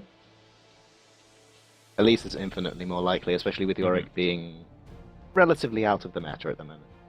Relatively, just a little bit. He's sort of on the brink. Bit. He's on the outskirts of the meta. It's just all his he pocket needs is one pick. buff. But yeah, basically, all he needs is one little QOL buff, and he'll be right up there. So it was the Callista and the Elise that have been locked in. Does that tell you anything more about the comp? It tells me that they've picked Callista and Elise. Callista's kind of a champion that isn't as flexible as the other two, but as far as Maokai and Elise go, they're extreme flex picks. I mean, not in terms of where they can go, but just what sort of comp you can build around them. Yeah. Elise, being an AP jungler, is capable of fulfilling a utility role, focusing primarily on her cocooning and, CC. And she can go full assassin too, so it's really hard to say. Yeah, I mean, she I'm does... sorry for Maokai. Yeah. Yeah, exactly. And they're going to be the last 2 picks, or then rather the next 2 picks. We're just waiting on them coming through. Gragas, make a lot of sense. Could go to the top lane, could go to the jungle as well. Olaf actually switched away too, and Gragas will be locked in. So that's the Olaf. So I imagine that'll be going to the top lane, and probably Gragas in the jungle. Though it can flex the other way around. Depends on what do you think we're going to see. I think we're going to see a lot of pain coming out of the mid game for the purple team. Like, when you mix Brom and Olaf, there's no real way to stop him, especially if you throw in a Gragas barrel at the same time. That is a massive a massive team fight comp. Yeah, absolutely. So it could be quite exciting to see the fights that these teams are able to bring out. I think this might be the first Olaf we've seen this split. I'm not entirely certain on that, but I certainly haven't seen any Olafs this split in the Vespa Premier League or in any competitive play, really. He sort of just faded out and no one really sort of minded, I don't think. I mean, you don't see many people complaining on Reddit and etc. about how weak Olaf is, so I don't know why he hasn't been picked all that much. However, he has been picked now, so... This is true, but like at the same time, Olaf had plenty of time in the sun, and it was okay just to see him melt away. Yeah, absolutely. I mean, we did, of course, see him earlier as well in the minor league, but it's just been just today, the day of the Olafs, and I'm unsure as to why that's the case right now. We are seeing Kale and Karma both being locked in, so that would be Karma going into the support role, and Kale probably going actually to the middle lane for Hehe. It's possible, but at the same time, while it hasn't been seen very often, at least support is a very real possibility. That said, it's extremely unlikely we'd see it. But then again, that's kind of what we said about Thresh mid, so you never know. I'd kind of assume that these teams are taking their game slightly more seriously than the previous one, though. Okay. On the one hand, there's a Lulu onto the other team as well, which is really going to make that Olaf, or possibly even Jhin, just monstrously dangerous to deal with. But the other team, the blue team, are going for what looks to be a protect the carry comp. I mean, with the Maokai, full peel, getting people away from the carry as much as possible. Elise just functioning primarily as peel, and Chaos Shield on Kalista. It's really dangerous to have a Chaos Shield lying around in any fight. And while Kayle isn't an effective champion, or isn't as an effective champion as some other choices, her shield really does bring in a lot of utility. Yeah, and that to Karma is just pain. Yeah, I mean, it's sort of a protect the AD carry comp on the other side, because of course you've got the Lulu and the Braum shields as well. And Gragas Barrel can produce some decent disengage. I don't think Olaf's particularly that good at protecting, though. He's more at doing quite the opposite. So he could be in a bit of trouble, actually, considering there's a team so heavily focused on protecting its squishies. Highlander could have a little trouble getting to Dudex on that Kalista as Olaf. Yeah, and SLB's not really going to be all that much use on Braum with his shield, at least defensively speaking. None of those champions can really be stopped. Or at least, well, they can be stopped, but you know what I mean. They don't have any projectiles that can be... They do have some projectiles, but I'm going to give up now. Well, I mean, Olaf's ult does nothing to stop the Kayle shield, which is one key matter. And of course, Kalista, very mobile anyway, can kite away pretty easily, so could be... Highlander, if he doesn't play it absolutely perfectly, he could be in quite a lot of trouble going ahead into this game. There is a straw poll in the Twitch chat if you guys would like to go down there and vote on who you think will win. Will it be Hext looking to try and get themselves up into the higher echelons and try and get themselves that playoff bye, or will it be the Flying Mariachis putting themselves up into the 4th seed instead of the 5th seed? Who can say? Well, we can say, actually. We can vote. Well, not we, because... Well, we can. I mean... Who do you think will win? Based purely on the team comps, who do you think will win? You are the expert here, of course. Expert is a strong word, and I'm not too sure really. On the one hand, that Kayle shield is really going to cause some problems, especially on a Kalista, which Kalista has the very real possibility of going ham in lane and just farming up, because Karma is a very dangerous support during the early game. Yeah. She has a lot of damage. I don't think Jhin and Braum are going to be able to do much about that. They're going to get poked regardless of what happens if Karma plays correctly. Yeah. But at the same time, it's Olaf. I know he's been nerfed and everything, but Olaf can't be stopped. That's literally his thing. That is actually his thing. But again, Kayle Shield, as you said, Kayle Shield is one of the... So he can, in theory. That's the only thing, but it's there. They have it. Yeah, he can't be stopped, but he can be stopped, so I don't really know. It depends on how these teams play the early game. Yeah, I think it also kind of depends on, in the early game, in the bottom lane, if SLB is able to get those Unbreakables on point to deal with the poke that will inevitably be coming out of Squeedo, then, Muyu and SLB will have a lot better time of it. It mainly depends pretty much purely on timing, on whether he's able to stick around in the right positions to protect Muyu from those Qs that will be coming his way, coming out of the Karma, of course. Also, we're going to see double teleport run on both sides. I don't think that's particularly too surprising with these champions. You do occasionally see an Ignite on Lulu, but Kayle mid, you'll almost always see a TP, I think. Yeah, I mean, both of these teams are going to want to try and protect their bot lanes. I mean, no one wants to. Well, no one on the Flyer Mariachis wants to see a Callista fed. That's just going to be dangerous for them. Whereas, well, I guess Hex kind of want to see Callista fed. Additional, I honestly think that the chances are that Hex are going to be the ones to take the first Drake unless something really goes wrong for them, because they do have both Kayle and Callista in position to take it out.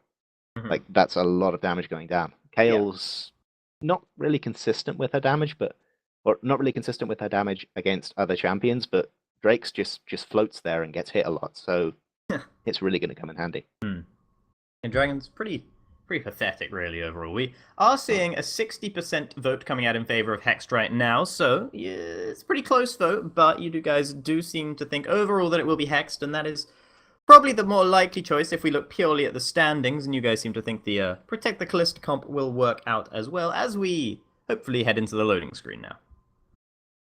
It'll be a tricky match to call, at least until about mid-game. Just waiting for the loading screen to load up here so we can see exactly what Keystone Masteries and, of course, skins everyone is using, though one maybe a little bit more important than the other. Yeah, but, you know, skins are vital. Yeah, skins mean wins, as I've said before. Keystones, you can just take any of them. I mean, a couple of patches ago, everyone just took Thunderlords because it was blue and pretty, and that was literally the only reason. It was just because it was blue. Pretty much. Yeah. I mean, I only took it because it was blue. I know that. After it got nerfed, it was essentially because it was pretty and blue. Yeah, I mean, that's what Nuri's gone for. Nuri on the Dragon Trainer Lulu has decided that, you know, pretty and blue is his thing, and his 140 IQ decision is that he will take the Thunderlords to the middle lane. Seeing on the other side, Kayle, of course, with the Fervor of Battle, stacks so well with Kayle. I mean, that's just big synergy coming out there. Deathfire Touch, of course, on Jhin. Everything very usual as you'd expect to see here. Interesting. I'm not actually sure if Lulu's passive benefits from Thunderlords or not. It's never come up before for me. Oh. I wouldn't be able to tell you. We should be on to Summoner's Rift now for the first game of the last match of the entire Vespyr Premier League regular split. We will, of course, be back for playoffs. So, you know, we still have those games to go. However, this is the last match of the regular split.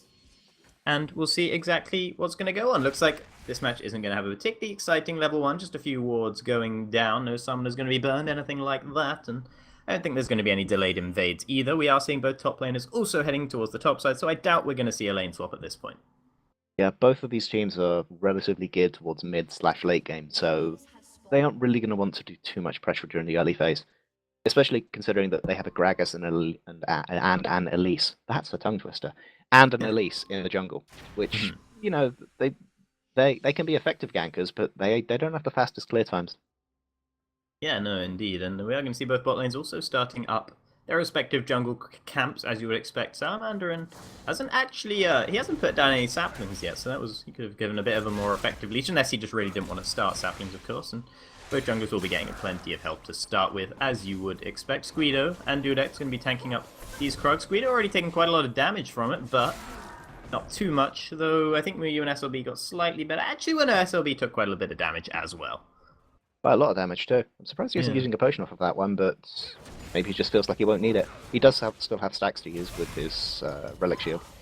Yeah, and there he did actually pick up a biscuit, because he got a couple of spears poked into him by Dudek's anyway, so just, you know, this pretty standard laning so far, farming up, getting a little bit of trade damage on towards each other, nothing too special. Some decent damage coming out of Muyu, and Nuri actually takes Hehe relatively low, but Hehe's going to be able to stay around and just farm it up anyway. Interesting thing to note, Maokai, or Salamander I should say, took his Q level 1 rather than Saplings, which is his, I wouldn't say primary damage ability, but it is a damage ability. And it feels like he's really trying to just like bully down the Olaf as much as possible because he doesn't want to get forced away from his minions. Yeah, alas, he is being forced away from his minions. Yeah, exactly. We just saw he was being forced away from his minions, hit level 2 considerably later than Highlander, and has a 4 minion deficit. Obviously 4 minions, not very large right now, but it's sort of representative of things that might be to come, that will, you know, grow exponentially as the game goes on, if things continue as they do. Highlander already level 3 as well, didn't quite land that Undertow, that one fell a little bit short, so little bit of mistrading opportunity there, and Salamander does actually have the better of it with both health and mana in the top side. Elise just wandering through her jungle, focusing on red, doesn't really want to gank yet. And if she does so, though, if Elise tries to go for mid, then that ward is going to be there to defend. So I'm not entirely sure what they're planning on doing, because bot lane has pushed up massively. Or, you know, Callisto and Karma are just pushing the tower. Elise isn't going to be able to do anything there. And mid lane's warded. Like, Kayle could really use the help too, which is kind of scary.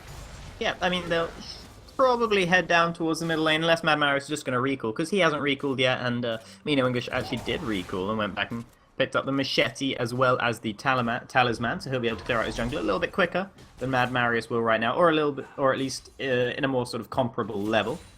Mad Marius doing the full jungle clear actually before he recalls, and he might not even be recalling, because the wave has pushed back towards his bottom lane now, and he is actually heading down towards the bottom side. Mino English considerably behind, because he did go for that recall, and he will be on the Gromp instead, but it looks like Mad Marius is just going to be tracking down a ward. He does head back down to the bottom side anyway. Muyu gets a bit of damage poked down towards him, and he's just going to be waiting in that brush for a while. We'll see.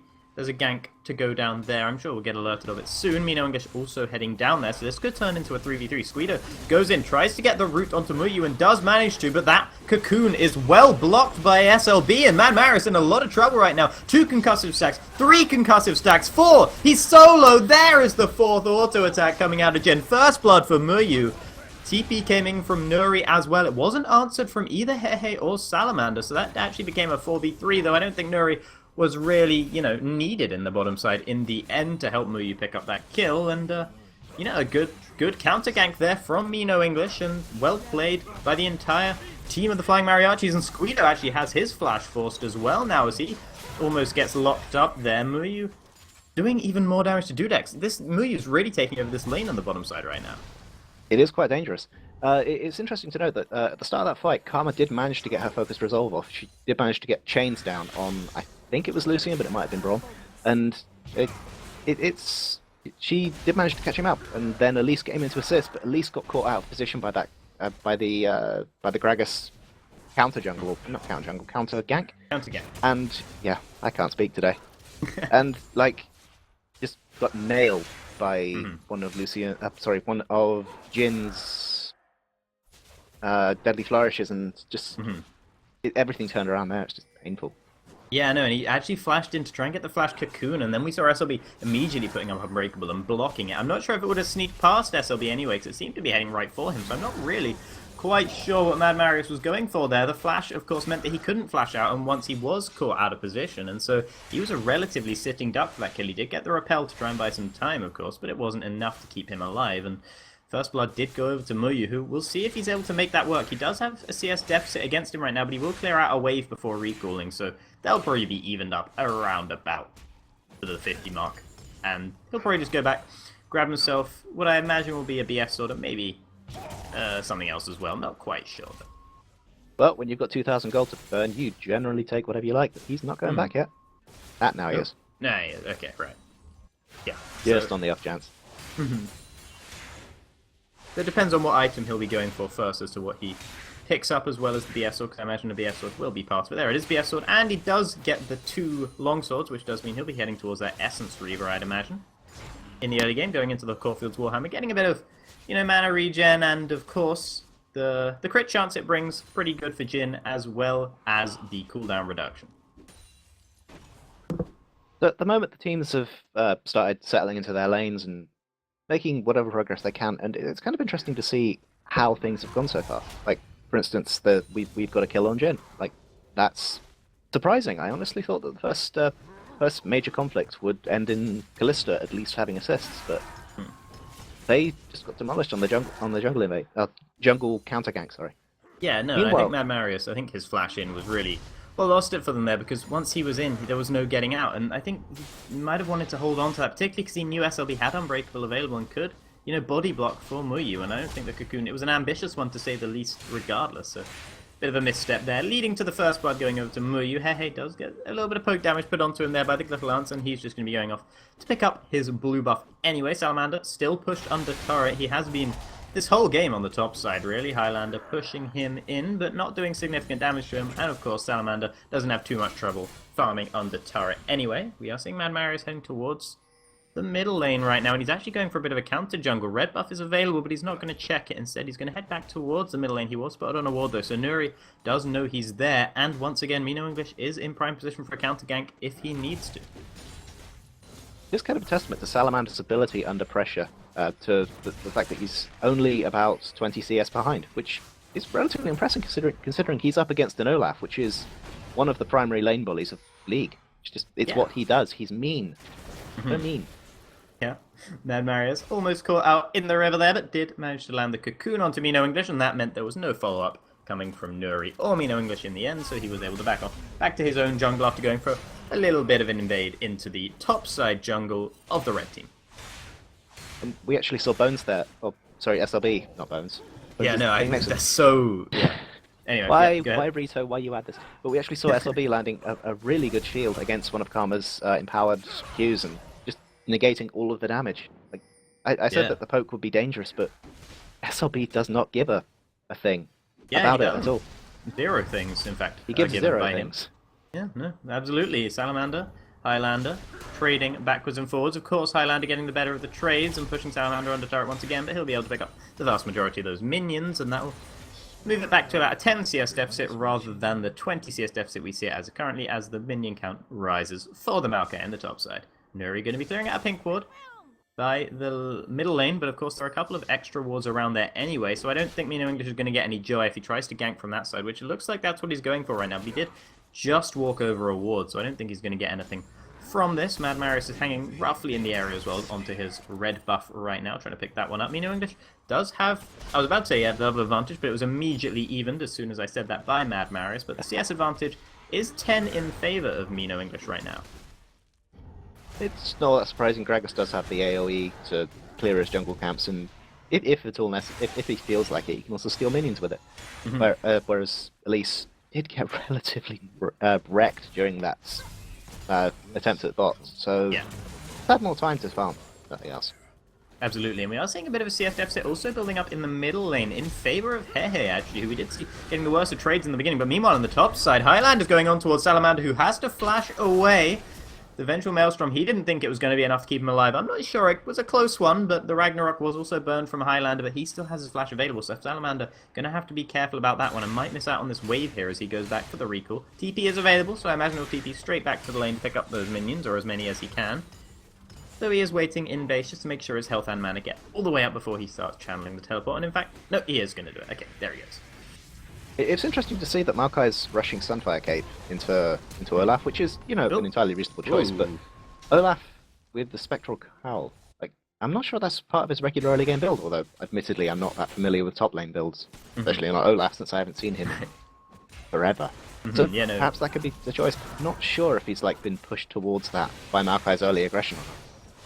Well, I don't know, because Salamander has been pushed under turret, and I mean, Highlander, as we just saw on the top side, getting the better of the trades, forcing Salamander's flash. Of course, Highlander did try and stay under turret, and Salamander TP'd in, and Highlander didn't quite pay him enough respect, and so had to burn his flash as well to get away from the turret aggro, and there he goes, back to base, finishes the Spirit Visage, and now will come straight back. So I imagine Salamander's going to be going for that classic right now, Sunfire into Iceborne Gauntlet build, because those items work perfectly fine on Maokai. Highlander probably not going to be going quite for the same exact build, though, I wouldn't have thought. You know, actually thinking about it, Sunfire Cape and Iceborne Gauntlet should not work well together.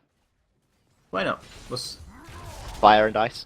Oh, right, yeah, okay. Thematically, no, of course, yeah. Thematically, terrible, but, you know, in-game they do work very well together, as we have seen, and to many people's displeasure, Mino English had his body slam blocked by the little spiderlings there, a little cute interaction there, meaning that Mad Marius was able to get some damage on towards him without taking any in return, but it hasn't mattered all that much. Hey, but some damage on towards Nuri, who has to whimsy himself to make sure he's going to get away from those slaps to the back that he's been receiving. Highlander once again trading on Salamander, but Salamander, with the sap magic as well as the Grasp of the Undying proc working together, he regains so much health from that, and hey, turned into a little minion, and that fight didn't look as explosive as it might have done to start with. Karma doing almost no damage against Braum, which really isn't all that surprising considering that Karma has... She's only had the chance to go back once, but... Oh, never mind. Oh, gank in the top side. A beautiful cocoon did land on towards Highlander, and Salamander's just sustaining through this. He has the Vengeful Maelstrom. He's just standing still and taking this right now, but I'm not sure he can do that much longer. Highlander picks up the 1v2 kill there on the top side. Great play from him on that Olaf, and he's, making it work. I'm not entirely sure what he was thinking there. Like, you can't sit next to an Olaf. You just can't. Even with Vengeful Maelstrom, like that damage, the damage that you deal from setting that off is not going to be enough to offset the fact that he's taken most of your health with axes. Yeah, I mean, I think he was hoping there were enough spells coming through that he'd get a bunch of them, sat magics off and get that health regen coming through, but he obviously wasn't able to do that. Mad Marius, he might be in a bit of trouble under that side there, but it's not going to be a problem for him. Mino English actually comes in and steals away the blue buff, and Hehe can't quite find the kill pressure to return the kill on towards him, though it did get him quite low.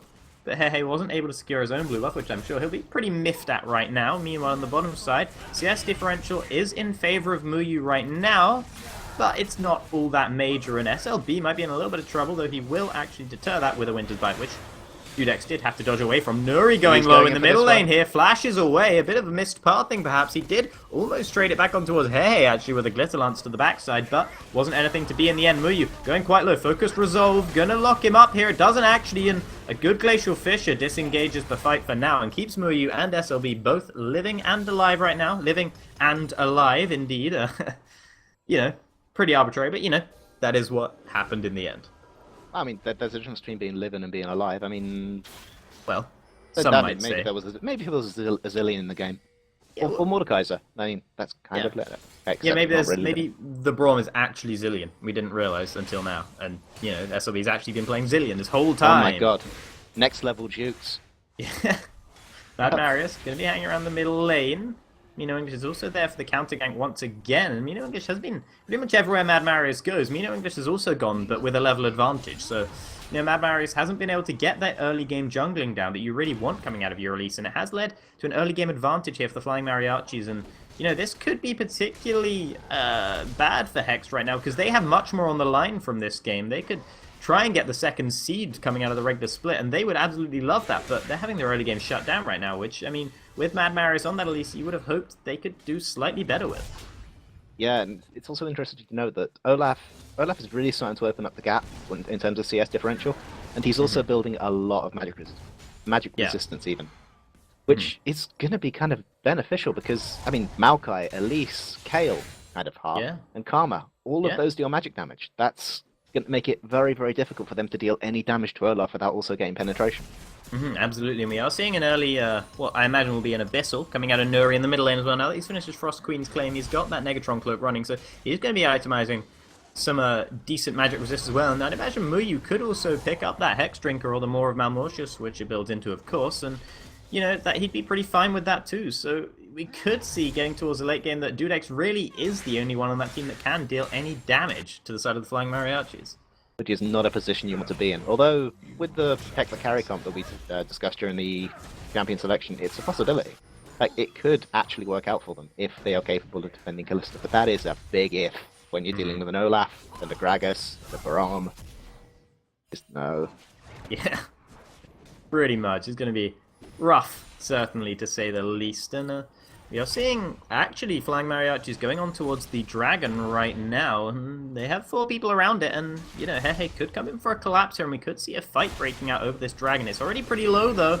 I'm not sure Mad Marius is going to get in there for the steal. He's not, and it goes away uncontested in the end, although, pretty undecisive there from Hex. They looks like they wanted to contest it for a little bit, but then they decided against it in the end. Highlander will be taking down that turret in the top side as well, and Salamander was in lane when that happened, so that just shows the dominance right now that Highlander is able to bring out in that top side on this Olaf. And Mad Marius, he tried to help Salamander earlier, but it wasn't enough because, he got the 1v2 kill in the end, did the Olaf, so... I'm not sure really what Hex can do about this right now, because this game is just going to get out of their hands quickly unless they make some kind of proactive play somewhere on the map. Yeah, it's important to know that while Nuri did teleport into that previous 1v2 situation where Olaf basically managed to destroy Maokai. He didn't really have that much teleported in, impact. but he didn't even get the assist, actually. He didn't, no. And, even with all of the nerfs, and even with him just falling out of favour, Olaf is still very much capable of those 2v1 plays and those 3v1 plays and those horrible engagements that he's just well known for. Like turning around all of these things. So it's really going to be. Honestly, I think they should put a lot more resources trying to shut down that Olaf in lane, because now that he's got absolutely. ultimate, he's going to be a problem. Salamander clearly hasn't been able to cope so far this game, and he really could have used help earlier from Mad Marius, and Mad Marius tried to gank the bottom side instead, and we saw how well that went, and the answer, of course, is not well at all. The one shining ray of hope right now is the middle lane for Hex, because they do have the CS advantage there, but everywhere else, including in support, that's as you'd expect with the Face of the Mountain support, the well, CS Face of the Man, actually. He's gone for Eye of the... I think that's Equinox? Oh, yeah, he has. Okay. Well, I've been seeing a lot of supports using that that one recently. And but yeah. It can be effective, like it's a lot cheaper, or at least a little cheaper, and it allows you to get those 4 wards down relatively quickly instead of the 3 that Sightstone only allows. But at the same time, like, oh, here comes the Jhin ult. Curtain Cool coming out right now. He's firing them off towards Squeedo. He's not going to land any of them. The last one went towards Dudex again. Didn't land though, so were you firing them off? Did zone Hex away, force them to be under turret to farm this, but I'm sure that's not too much of a problem for Dudex right now. Here comes Gragas. Oh, he is coming from the... Going to go for a bit of a lane gank here. He's Ooh, this could be interesting. On a ward though.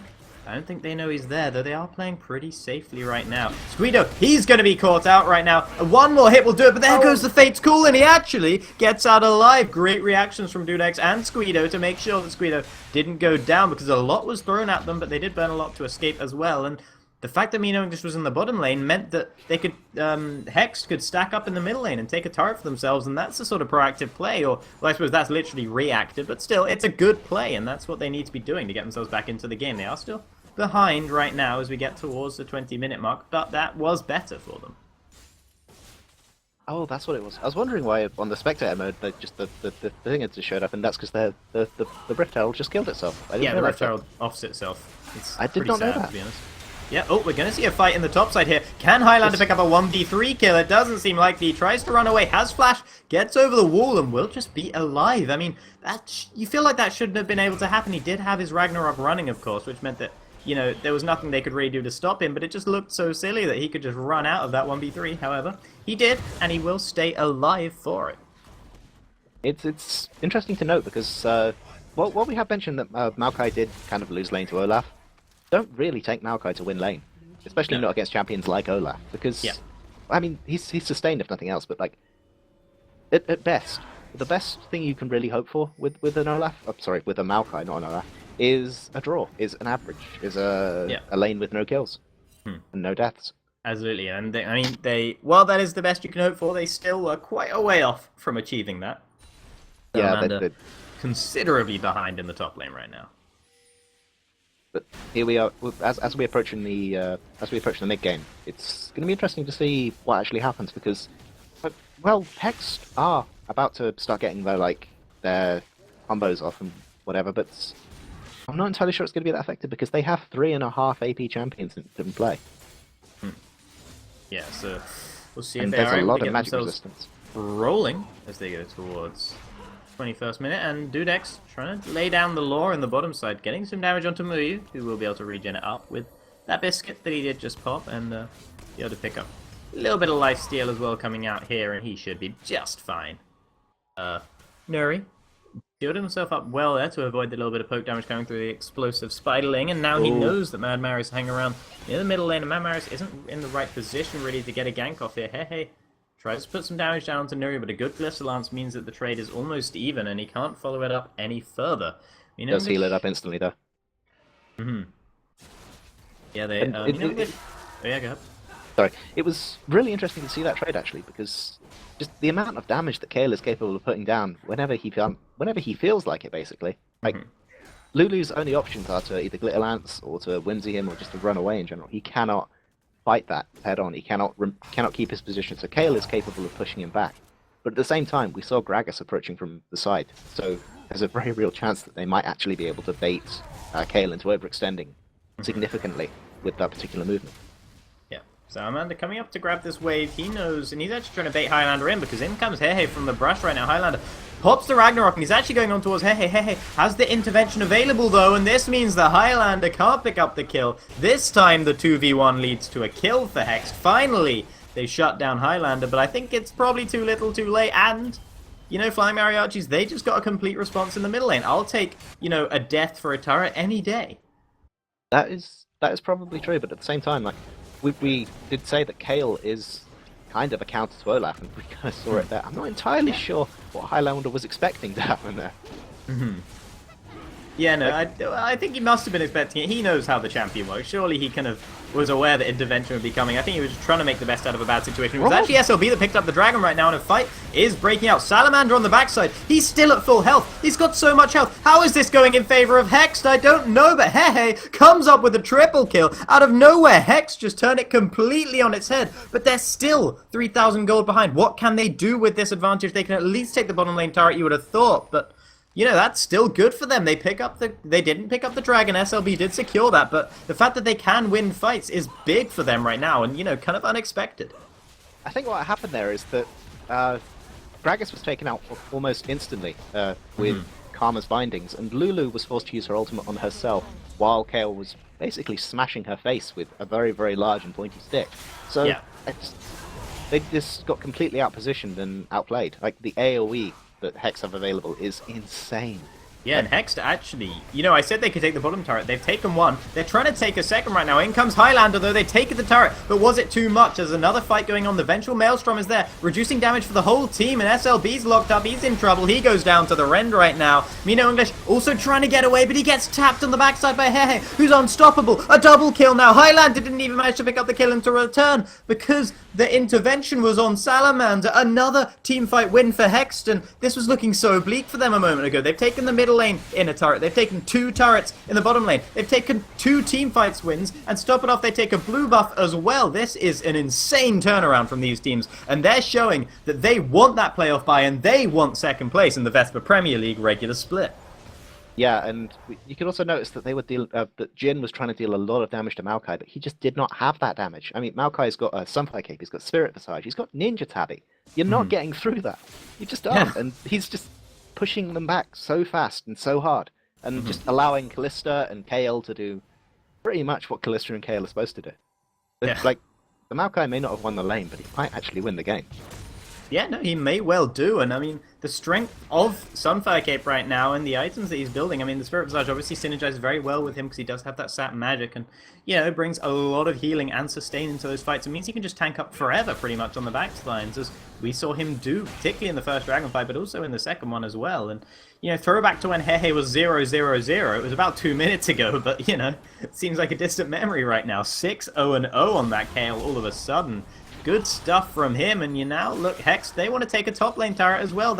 This is the only outer turret standing still on the entire map right now, and they want to take it down. Mino English might look for an engage, though. Nuri also hanging around, and Muyu is heading towards the top side. Meanwhile, Hehe's actually on the bottom side. He's getting the split push going, Hex. If they can disengage this successfully, which they have done, this could be good for Hehe in the top side, and I mean in the bottom side as he keeps pushing. They need to stop these ports if they wanted to keep going, and if they don't stop the ports, they can just take the top turret instead. Only Muyu has gone back to respond to him right now, but Hehe decides he's not going to push it all the way up to the inhibitor turret just yet. He's not going to be that greedy right now. His TP is of course available while Muyu doesn't have that summoner, and the fight breaks out. We should see Hehe coming in. Here he comes. Mino English onto the backlines. Gets exhausted up though. He's going to be going down. Rend comes through. Dudex picks up that one. Meanwhile, Salamander, he was doing such a better job on the opposite backlines. I mean, he was doing the same thing as Mino English, but he was doing it and staying alive, and that's the crucial difference here. Highlander already down to half health. Mad Marius trying to get on towards him. Undertow clips him though and will slow him down. Speed up the Salamander though. I don't think they're going to get the teamfight re-engage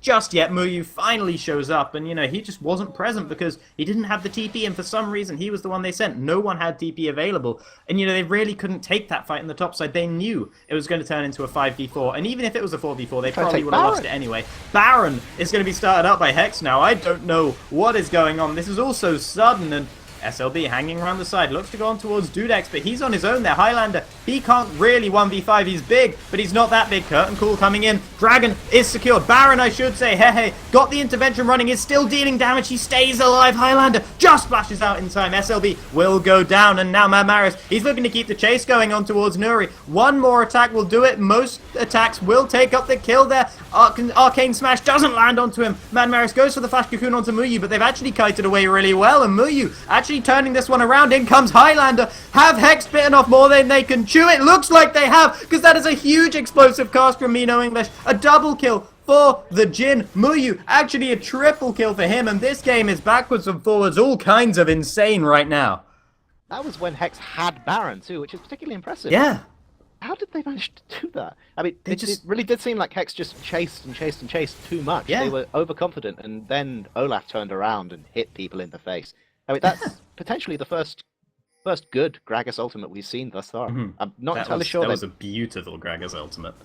Picked up one kill straight away, I think, and, you know, helped him get another and knocked the other one who was on higher health back in towards the team. Really good stuff from him. And now, Flying Mariachi's they're going to take the middle lane turret, and, you know, the ward coverage is still heavily in favor of Hex. If you look at particularly towards the Baron side, but it matters less now that Baron won't be available for a little while. Dragon will be up soon, and Hex, you know, they'll be looking to pick up that first one now, because this is when the 6% really start to make the difference. Mad Marius and Squeedo, they're not going to quite catch out Mino English, though, but he will probably have to recall right now unless he stays around. So this Dragon could be anyone's game. We might well see another team fight, and at this point, I hesitate to make any predictions, because, you know, it seems like anyone could win anything right now. I mean, considering that the Flying Mariachis have 2 Drakes already, like it's very possible that they are not really going to be all that concerned with the Drake. Whereas you kind of assume that Hex would want that Drake for the 6% damage, which really does mean stuff at this point. But I kind of think that Hex are more interested in the team fights at the moment. They're more interested in just shutting down as many of the Flying Mariachi players as possible. Yeah, and they do still have the Baron buff onto Squeedo, so they could use that to push still. There's still one Baron buff almost does the same thing as 5 when you're pushing, and provided you're pushing as 5, of course. But Dragon not being started up by anyone just yet. Mad Marius going to be slowed down by the Olaf trap. He's coming not in going from to take any behind. damage from it, though. But there's a fine line between flanking an enemy and being caught out of position by your enemy. Yeah, very fine line indeed, and Salamander might be walking that line right now. He's locked up, but that heal was so huge for him right now, and he's going to be able to stay alive. He's tanking so much, but he's still not going down. There he goes. The 4th crit comes through, and it's actually Mino English that picks it up. He's a big, fat man right now with the Lulu ult running on towards him. Hey, turning it around, though. He's doing so much AoE damage. Muyu, hey, flashes in, picks up a triple, a double. I don't know what's going on, but he's taking down another. A quadra kill comes through for Hey. What a fight from Hex. They're going to be taking at least an inhibitor right now. Maybe they can even take more. 26 seconds on SLB, and then a full 40 seconds almost onto any other members of the Flying Mariachis right now. This will at least be this inhibitor as they go on towards the turret. It is especially important to note that Kayle, even before this engagement, like, just had so much gold. Like, she's currently got 15k gold. The closest enemy is Jin with 13k. And Yeah. you should not have more gold than the ADs. They're, It's just they're looking He's for the got 11 Nexus turrets kills. right now. Hex, they're on towards it. SLB's there though, and he does have the Unbreakable, and they decide they can only take 1 Nexus turret for now. They will probably go back on towards the Dragon, which they should be Only. able to take with relative ease, though. There are TPs available, but I don't imagine we'll be seeing Nuri and Highlander TPing into that one just yet. They could do, but it might be to their woe as 11, 1, and 2 Hehe is in the area, and he is stealing so much damage. Look at the kills on his side right now. There are 14 kills. He has 11 of them. Absolutely insane stuff. And, you know, we said this was meant to be a protect the Dudex, the Callista comp, right? But, you know, when the Callista has 11 assists and the Kayle has 11 kills, who's the real carry right now? I'll be honest, I think I was wrong. I think I might have underestimated Kale's ability to, like, engage in these fights and deal insane amounts of damage. An ability that is facilitated quite heavily by Karma's empowered Q slow, by Maokai's everything, by Elise's... They are running a protect the carry comp, it's just not the protect the carry comp we thought it was. No, yeah, absolutely. It's a completely different sort of protect the carry comp, like nothing we've ever seen before, one might say. Even though I imagine we probably have seen something pretty similar before. But either way. You playing gold enough, you know this thing's happened. Playing gold enough, you see absolutely everything under the sun. We should probably ask Darth about that. I think gold's a bit ambitious for Darth, to be honest. Yeah, fair enough. Muyu it's is still still fun. 5-1 and 2 right now, actually, so he is still pretty huge for Flying Mariachis, and he is usually the one they look to carry them through the games, so we might be seeing him really popping off in these fights. And, you know, he was doing so much damage, and that last team fight, it was closer than it might have seemed, because Hehe and everyone else they were all very low. It was just basically a race to see who could kill people fastest. Was it Hehe or was it Muyu? It turned out to be Hehe in the end, so that'll be fine for them right now. And once again, Hex sieging up on the bottom side as they have Hehe split pushing on the top side. Once again, the 4-0-1 formation in the split push right now as they have the minions pushing in the middle lane for them. They have Hehe pushing in the top side for them. Absolutely no one can even hope to answer him right now. He's level 18 and the next best on his team is 16. Only Highlander comes close with 17. So, you know, he is going to be the one who tries to go and deal with that split push, but I don't think he can. I really, really don't. Because, you know, the intervention just counters him so hard. Yeah, we've already seen it. Just Kale ultimates herself, and, like, Olaf could do nothing. Absolutely, and, you know... go ahead. I don't know what I was going to say now. Alright, okay, well, you know, Sorry. Flying Mariachi is just being pulled and pushed around the map, and, you know, if Highlander can clear the waves, that will be a help for him, and we actually are seeing Hehe coming towards the team now. They want to group for another fight by the look of things, and I don't blame them because we've seen how fights go in their favor. Unless Muyu can really make something special happen, another one will do just the same. Nuri might be caught out here, has to ultimate himself on the back lines as he does flash away. Mino English goes in, tries to tank up. Good explosive cask, might keep him alive, but I'm not sure it does. Glacial Fisher came in as well. Huge amounts of damage on towards Squeedo as he goes low as well. Hehe, still alive, still smacking people, and the fight is disengaged. No one goes down, but Mino English and Highlander flashing red health right now. They're going to have to back away. Squeedo, though, he's also really low, and he doesn't have a fountain to go back to. This might mean at least the inhibitor turret goes down now, as I don't think the Flying Mariachis are in position to contest this. It's going low, it's going down, and now the fight is engaged. Mino English tried to stick around for too long, might be caught out. The rend will come through from Dudex, won't pick up the kill, though Nuri almost went down as well, but not quite. The fight still not going. A cocoon lands on towards Muyu. If Muyu goes down, this is it for the Flying Mariachis. He doesn't go down quite yet. Hehe unstoppable. He does go down. Highlander also goes down. They're all going down now. It's not just Muyu. It's the whole team for the Flying Mariachis. Hex, after a dodgy start to this game, turn it around and prove that they want second place. That's a hell of a fight for second place. Yeah. Fight for first is going to be particularly interesting. Well, you know, I mean, still second.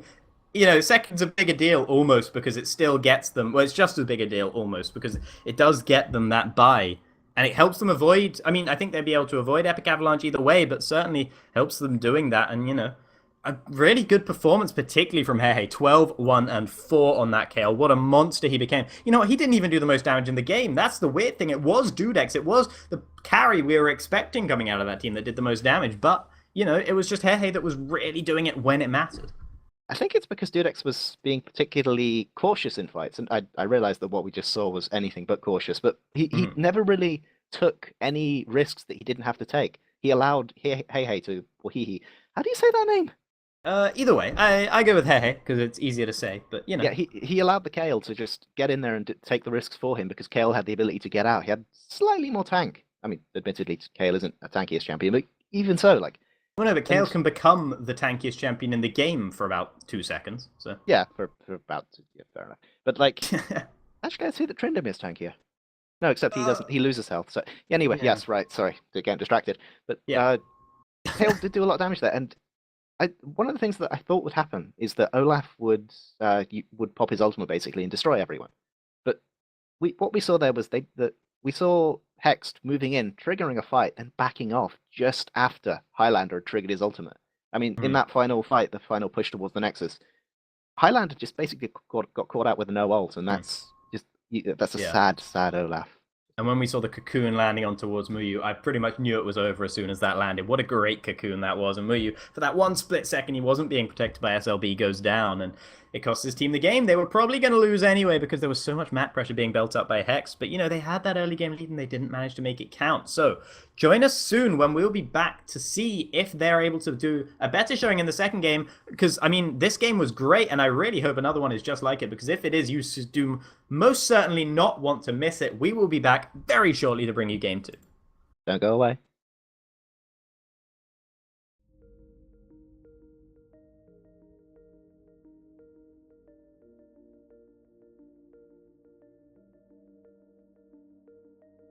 Be still now and feel the water.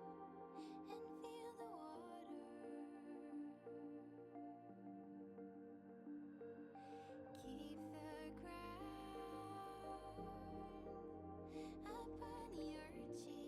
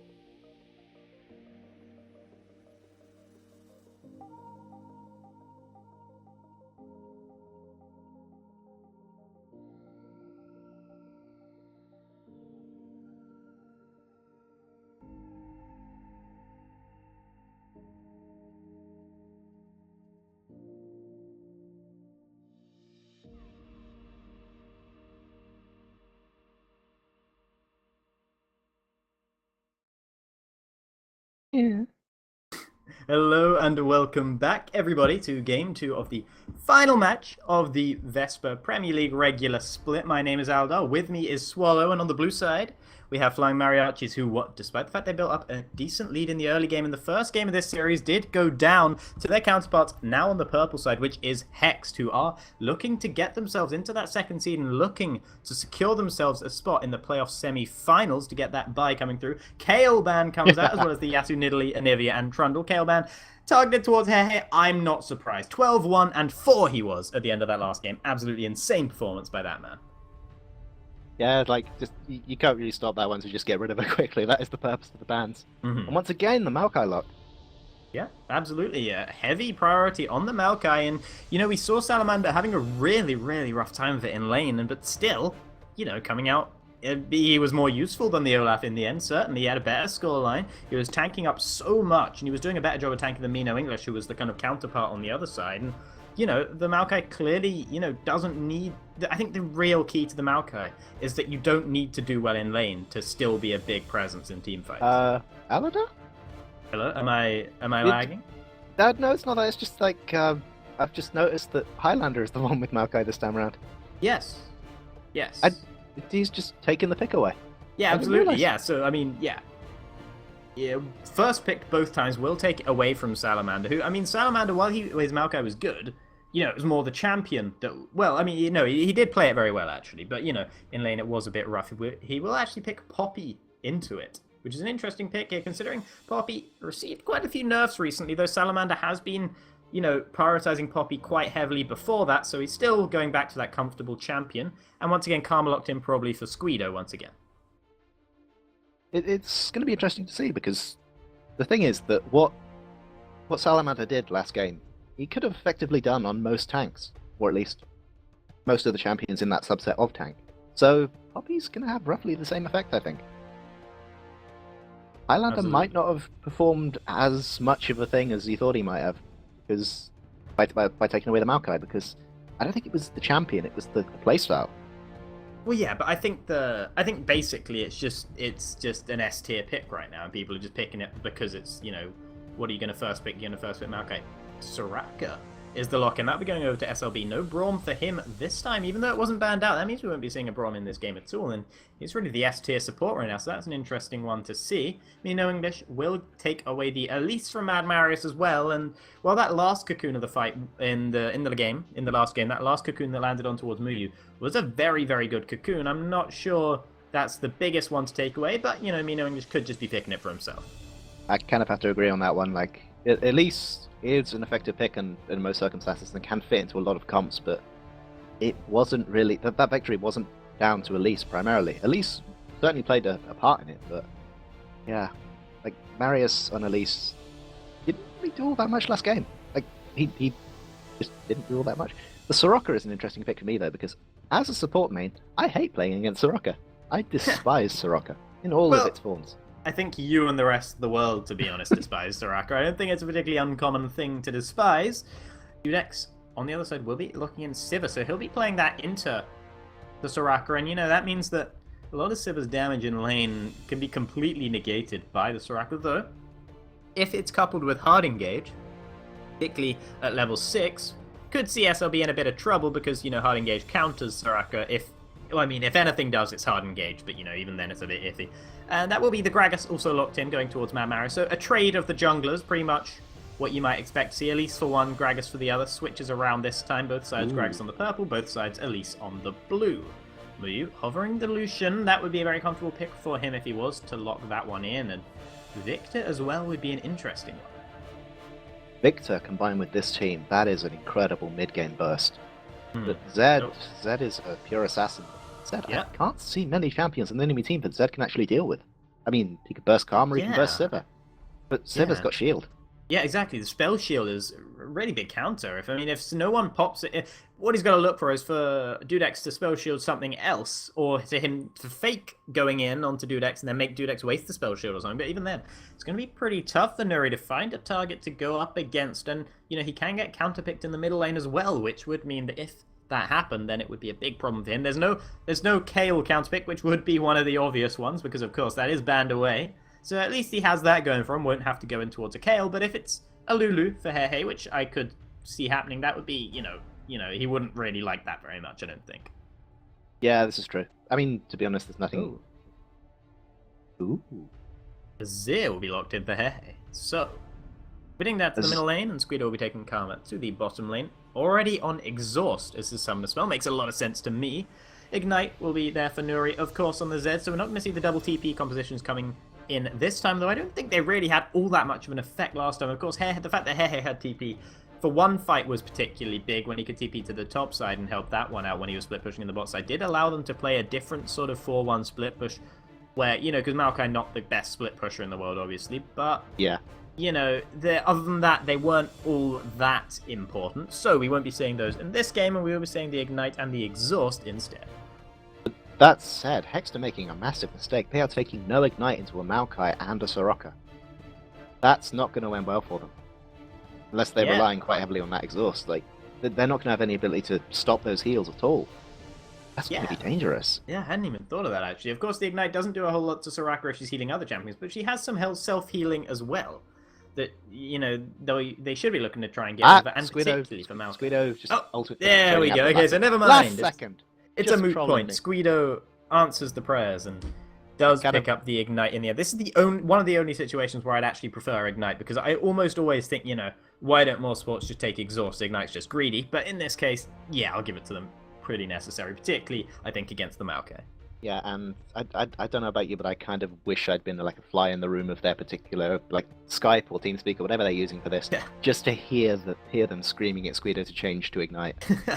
Because I'm certain that's just what just happened. Mm-hmm. If you'd gone AFK for a second and gone to use the toilet for the rest of the 50 seconds was ticking down and then comes back, it's like everyone's screaming and take Ignite. But anyway, it's actually. Now that I think about this, it's kind of a reversal of roles, because Azir is, in addition to being one of the most mechanically challenging APs to play, he is also an extremely late game AP. Like, he requires those items to do damage, but when he has those items, my god, he does damage. Yeah, and absolutely. At the same, on the other team, we've got the Zed and the Elise and the Maokai, relative mid-game picks, especially with the Lucian being the primary mid-game AD. But then again, Sivir also relatively mid-game, so it's interesting to see. But I get the feeling that Hexter gonna have more of an I forgot which team is which. Hexter on the purple side. Thank you for that. Yes, so mariachis. Yeah, I'm gonna get crap for that. the mariachis are they're gonna kick in a lot faster, especially with that Soraka backing them up in team fights. Yeah, absolutely. And I mean, the early game was what they had so much success with last time. So if they can bolster that and, play to that more, which they will do if they have a more early to mid game focused team comp, then maybe they can just win the game before there's a chance for the comeback for Hex, as we saw last game. There is a straw poll in the chat. It's a bit late, but you guys can still vote in it to decide or to voice your opinion on who you think will win this game. Will it be the Flying Mariachis evening it up to 1-1, or will it be Hex going all the way and securing second seed in the Vespyr Premier League regular split?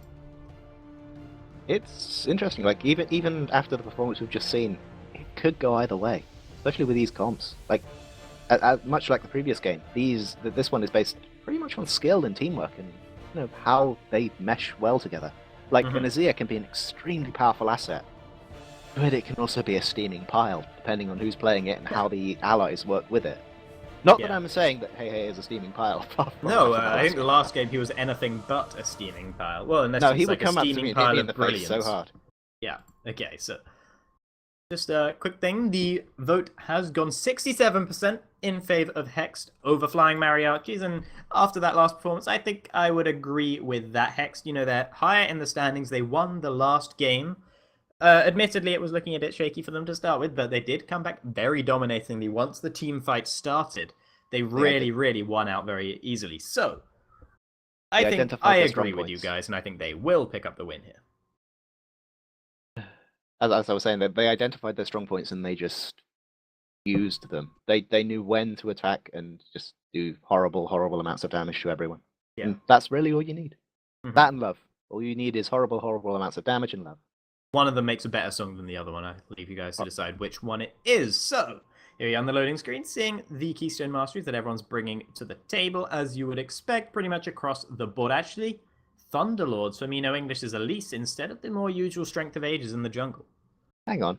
I thought All You Need is horrible amounts of damage was Pentakill's third album. I don't know. Maybe it is. Who knows? Who knows? Not me. That's for sure. Probably not. The vocals on that one were really lacking. Yeah, well... They had nothing left to say. Right, okay, so we... It's alright. We are on to Summoner's Rift now, everybody, for what will be the final game of the final match of the Vespyr Premier League regular split. So, we are seeing, once again, 5-point defenses started out by both sides. Nothing too major going to be happening in the early game, or at least in the level 1 for this one. Once again, no real... I mean, Squeedo does have a very strong level 1, particularly with the Ignite to help him out as well, but aside from that, no one in particular has that strong of a level 1, I don't think. Yeah, both teams were relatively cautious during the previous game, and it doesn't seem like much changed. Like, down to the exact same ward placements and everything. Yeah. Sort of routine at this point for them. Yeah, neither team particularly want to go for those invades or those tricky plays, which is reasonable considering that they've got champions like Azir and Maokai to worry about. Absolutely. Highlander did stuff Doran's ring to the top side. That is the usual, of course, but it does mean he has a little bit, perhaps, less sustain than he would have done if he picked up the Corrupting Potion. Although, actually, it brings a fair amount of sustain either way. I don't think he'll be having too awfully much trouble in the top side. We'll see if Salamander is able to make even Poppy in its nerfed form work as much as he was able to do before in the top side, and see if he can get some revenge on towards Highlander for what happened to them in the top side last game. And it will be a test of the best top laner too, because this time Highlander's using Doran's ring with Maokai, whereas Salamander's playing the lane bully with the Corrupting Potion. So absolutely. So they could potentially just determine who's the best top laner right here and now. Yeah, they could do indeed, and I mean, they're also going to be determining which is the best team. I mean, overall, we will still have to say it's Hexed because they do have the speed advantage regardless of the result of this game. But in this game, it could swing the other way. We did actually see Mad Marius starting off on the bottom side, while Mino English started off on the top side. So that does mean the Dudex and Squeedo don't have the level 2, but they have already pushed in fairly handily, and they're actually getting by far the better of these trades right now because SLB and Muyu, they did start their Krugs, so they will have a bit of an XP advantage, but, if Dudex and Squeedo can keep pushing them in, it might not matter all that much to them right now. SLB's still level 1, but, level 1 Soraka's pretty much the same thing as level 18 Soraka. Yeah, all they need is W, basically. Yeah, that's an exaggeration, of course, but... Yeah. But you also need to land the Qs at this point, because after the changes to Soraka, she melts her health very, very quickly. Buying more health doesn't work, because it's percentage-based. Yeah, absolutely, so... But in the mid lane, we're actually In the mid lane, we're actually seeing Nuri and Heihei going up against each other, and Nuri is really being on point with those shurikens. I think he's actually forced Heihei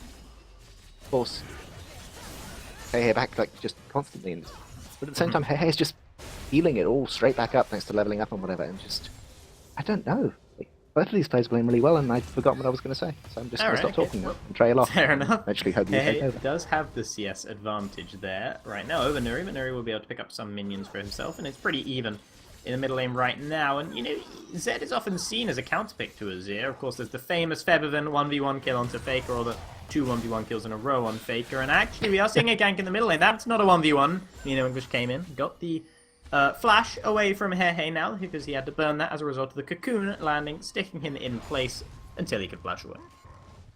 Do you know what? When I think of Azir players, I think of a certain 4v1. Ah, yes, true. True, but I don't think that was against the Zed, was it? Was it? Maybe it was. I don't think that was against the Zed, no, but it was still beautiful, and that's what I think of when I play Zed. I don't play Zed, but that's what I think of when I see Zed. Right, okay.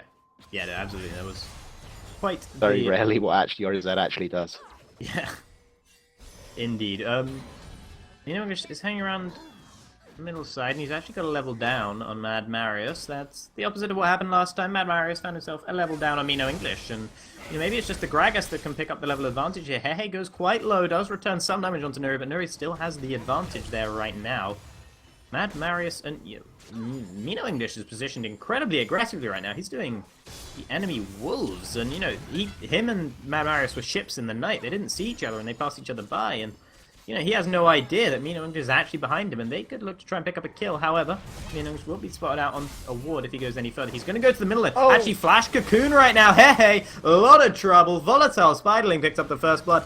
This might be returned as Mad Marius hangs around the middle lane, but I don't think he wants to go in for that. No ignite on Nuri, but still probably not what he wants to be doing. Dudex getting the better of a trade with Muyi, but the fact that SLB's there to heal him up means that it doesn't matter all that much. SLB did miss that Starfall though, and he's actually getting significantly low on health, and he's out of biscuits as well, crucially, right now for the Soraka. Yeah, Squiddo was particularly good on Karma last game, even with SLB playing Braum, like shielding the majority of his damage. But this time, SLB doesn't have that shield. He can't do that. I'm actually slightly surprised that he didn't take Braum, all things considered, because, I mean, he's got a Lucian. Yeah, Braum Lucian would be perfect, and there was no pressure to pick for Soraka. I mean, they already knew, well, the Karma, they could have already guessed it was going down to the bottom side, and I don't think they were fearing a Soraka from the other side. So it's an interest. Obviously, they think it works better with the team comp, but I still think that, Braum just is such a strong pick right now. I don't see any reason not to pick him, and while people may circle jerk a little bit about Soraka, I'll say that in a little bit, though, because Highlander's going down the top side. Mad Marius with a well-executed gank. The Twisted Advance wasn't enough to keep Highlander alive, and he does go down. So that's a 1-for-1 overall now. 1 kill apiece, but 400 gold ahead are the Flying Mariachis right now. It's kind of nice to see. Like, last game, things were relatively calm at this point, and they're not now. They're just not. Lots of kills. They're not. There's a lot of trading going down on the bottom side as well, and Muyu actually going on towards Dudex. Not going to be able to secure that kill, though, as he does get rooted up by Squeeder, so he won't be able to continue that pressure, but he is still pushing them in right now, and Dudex, and he's got significantly lower health than Muyu, but SLB doesn't have that much health either right now, and Mamar is hanging around the middle lane. If he can get on towards Nuri, that's an easy kill, because Nuri is incredibly low. He does have his flash available, though, and the death mark, and he just walks away. Anyway, decides it's probably time to recall. Yeah, I mean, I know that we've talked about how SLB could have benefited from Braum, but at the same time, like, they've got a Sivir, so they could just shield out of those things. But yeah, it's kind of another thing, too, because now they're playing with the Karma. Like, he may have... SLB did really well with Braum last game, but Braum is not what you're supposed to take against a Karma. So maybe Soraka was a good choice, because, Soraka is like anti-poke, and Karma just does poke. True, that is very much the case, and, we're seeing it reflected in Muyu's health right now, very high. He does keep getting poked by those Qs, and they can't be blocked. They can be healed straight back up. So, to all intents and purposes, it ends up doing roughly the same thing unless we see a big engage. And actually, the farm leads have resulted in a small advantage going in favor. Well, I say small, it's not even that small, actually. 800 gold or so in favor of the Flying Mariachis. And that's despite the fact the farm is pretty even across the board. Somehow they're just getting this gold lead. And I guess it's mainly the supports where that's being gained right now. I mean, 200 gold up is SLB. Yeah, it's pretty even across the board, and it leads to about what is coming to a 1,000 gold lead now. I get the feeling that Hex have finally caught on that at least keeps just moving into their jungle and doing stuff, because we saw Sivir and Karma just sitting in the bush waiting there, while Gragas took blue. Well, Yeah. obviously Azir took blue, but Gragas did the damage. You know what I mean? Yes. No, yeah, no. Exactly the case. Salamander and Highlander going to have a bit of a slap fight in the top side. Not going to come to anything, I don't think, though. Salamander puts up the steadfast presence, make sure no twisted advances are going to come his way, and Highlander does get the better of the trade, but he doesn't get anything other than that. And once again, Highlander is winning the top lane, so Salamander... I mean, Poppy has been nerfed significantly, but it is a comfort champion of his, and, you know, he'd hope to be pushing out Highlander a little bit more, especially considering what happened last game. He really does, you'd expect, want revenge, and he's not really getting it right now. Nuri is sticking around, despite taking a lot of damage there. Does have 2 health pots remaining in his inventory, though he does go very low, and if he... You know, he needs to really think about that, because that got him to flashing red health, and a couple more stabs would have got him even lower, and maybe even killed him, so we'll need to be careful about that. When Mino English invading towards Mad Maris clears out the pink ward, though another ward is Been placed. trying to take that pink for the past In 2 minutes. return, in comes Highlander out of nowhere, though. You've never seen a tree move that fast in your life, and Mad Maris flashes in return. Might escape right now. Hey, Emperor's Divide comes through, and there is Salamander to knock him straight into it. This could be a lot of trouble for Mino English as he gets killed by the Conquering Sands. In the end, Nuri does return 1 kill and flashes away, just about staying alive. Highlander, he's going to try and turn the kill around. He picks up a double kill now. It was actually him that picked up the first one. The Salamander can 1v2 this. There is one. Will he be able to chase on towards Nuri? I don't think he'll be able to. Nuri going to have those shadows available soon enough, and he is significantly far ahead right now, so I don't think that kill is going to be returned. So overall, 2 for 2, and once again, close stuff in these fights. That was a very interesting engagement, because it was fairly clear that the Fire Mariachis were just way too far forward to start with. Like, they were way too deep into the jungle. Like, even so, at least Mino English really wanted that ward, because he'd been trying to take it for the past 2 minutes, and he got the ward, so maybe you'll call that victory. Yeah, maybe he will indeed. Muyu, once again, taking some poke damage, but once again, it does not matter, because SLB can just use those Astral Infusions and just heal him straight back up, and... The rocker, that's what she does. Yeah, exactly, and there's nothing Dudex and Squeedy can really do about it. The CS Now is that- pretty even. Now that I think about it, there's a very real chance that Soraka actually used her ultimate to assist that 3v3. Yeah, I think it did come through. Which means During that that fight. SLB will not have that available if it comes to blows down bot lane. Yeah, though it is already half back from the cooldown. So Well, as of might be able to recording this, be there. It might be able to be back just in time. I don't think there's any fights going to go down particularly right now. Muyu kind of calls the shots about when the fights happen, I think. There's no real engage coming out of Squeedo. He could try and land a route on towards Muyu or SLB, but I don't think it matters really that much.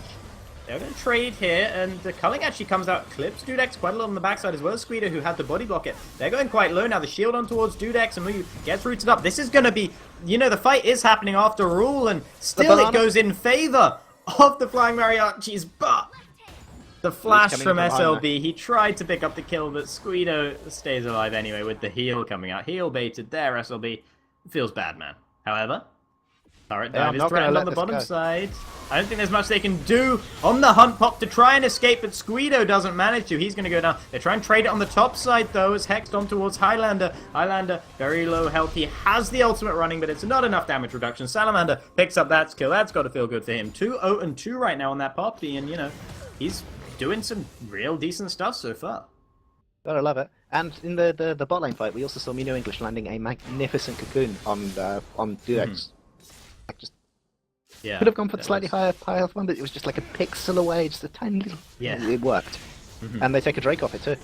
Yeah, they do. So, however, it will be returned for a turret, which will probably go down here. Actually, Salamander and Mamaris don't quite take it down. They didn't want to fight Highlander under turret once again, and I don't think they could have taken that fight. So, Salamander will try and pressure that turret until it goes down, but the fact that it's almost taken down, almost traded for the dragon, to all intents and purposes, it basically is. Yeah, I mean, now, I honestly think that the next major engagement is going to be taking down one of the mid lane turrets, because that's what both teams are going to be looking for. They're going to be looking to open up the map to claim some jungle control, especially Elise. Like, Elise is just going to want that jungle control so that she can go in and have her little playful spiderling fun things with people. Doing evil wicked thing, yeah. So, yeah, Right. I don't know what to say. So, yeah, I think that's the next priority. For certain. What, Spiderling Fun Time play? Spiderling fun time. Spiderling Okay. fun time. I'm fairly sure that was Pentakill's second. I should He's say on the that. other team, so I'm not sure he's going to be participating in the Spiderling fan time, to be honest. No, not hey, like he as in he Yeah, as no, in I know. an expression of joy or mischief or stuff. Alright, well, after the last game, Hehe might be expressing some joy as well. I mean, this game he hasn't quite got rolling in the same way, though he does have 1 kill and 1 assist, though he has already died twice, and most deaths in the game besides Highland, who has died 3 times on the other side, so, I'm not sure it's going to be worrying him too much right now. Yeah, I mean, that's reasonable, but at the same time, it's an Azir. Azir should not be doing that against the Zed in the first place. Yeah. The fact that the Zed has managed to get some assists off of him with jungle assistance is... It's reasonable, but like Zed should be doing more than that against an Azir. He should be just there. Like He should be Azir threatening the solo kill pretty much at all points. Yeah, Azir. Oh, fight in the bottom lane, and Dudex is just gone. SLB was the one who picked that one up. Mad Maris comes in, tries to disengage the fight. He will do that beautifully there with the body slam and the explosive cast, making sure no one was going to be able to follow him or Squeedo. Don't talk to me or my Squeedo ever again, he says, as he throws them away. And, he was there for the counter gang, but Dudex died so quickly, it just didn't even matter. There's nothing to analyze on that one. He got wrecked. Yeah, basically exactly what happened. Like, Bit of a just slap deleted fight. instantly. It's kind of a wonderful thing to see.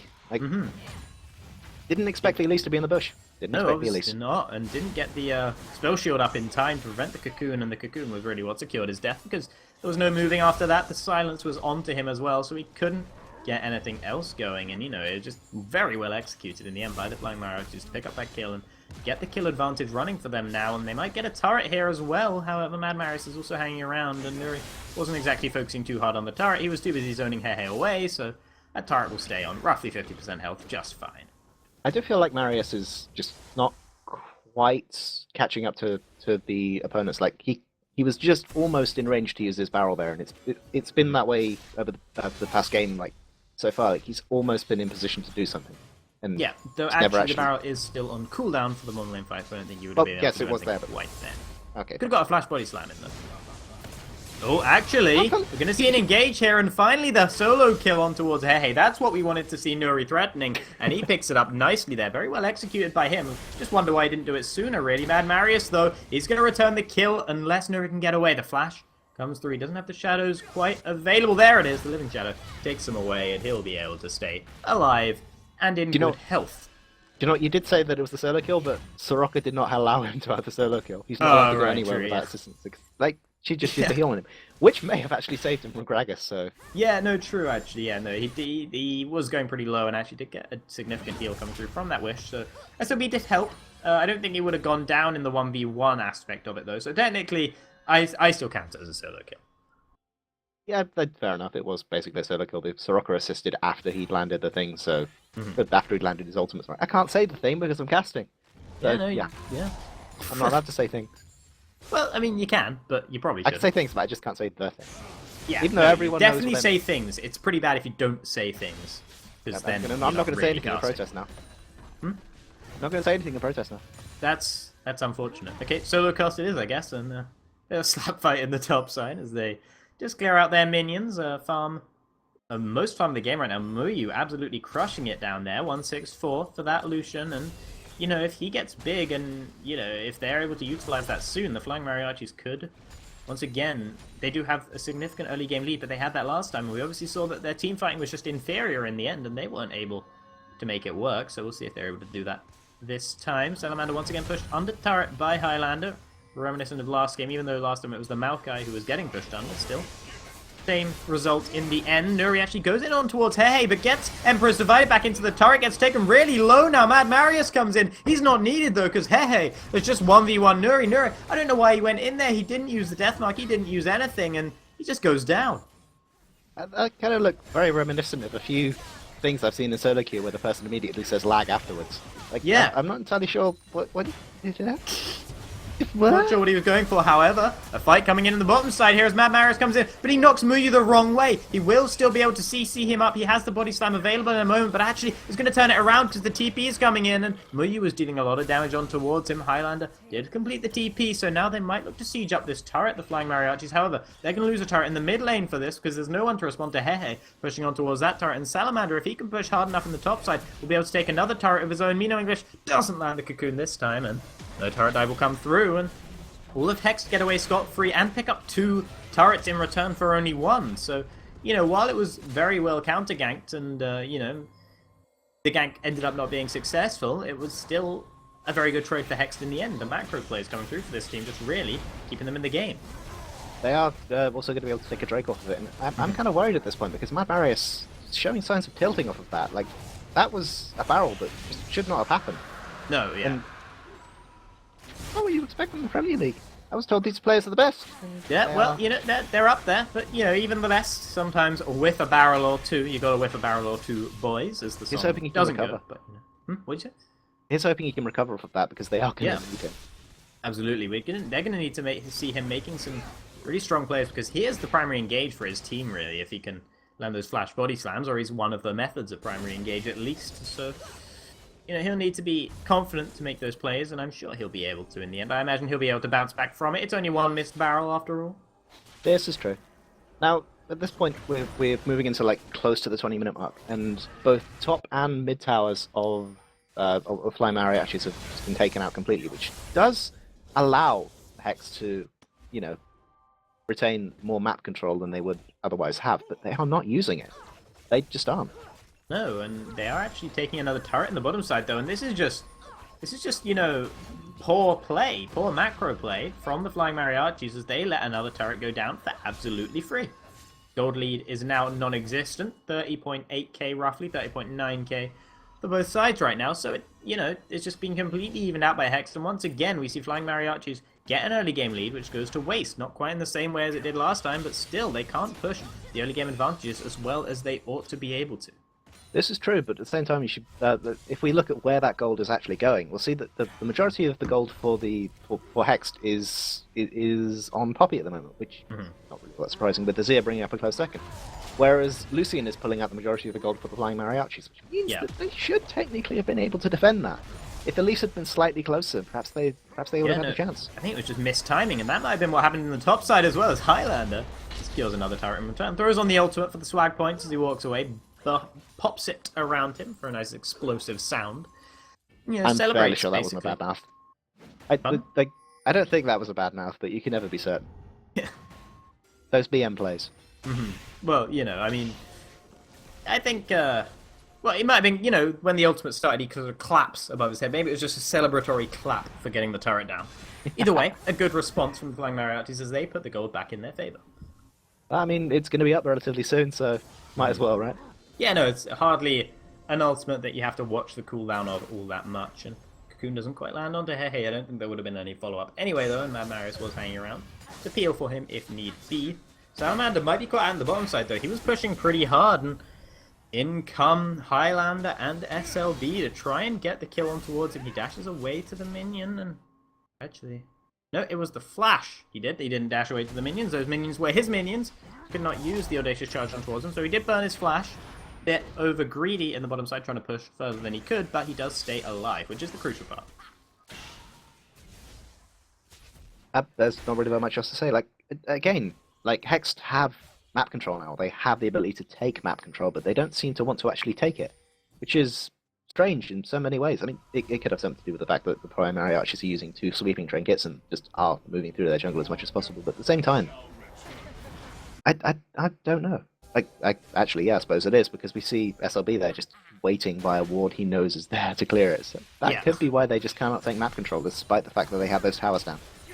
Oh, good cocoon on towards Hey prevents him from engaging, and I think he was looking for maybe the Shurima shuffle coming out there, but didn't manage to get on towards them.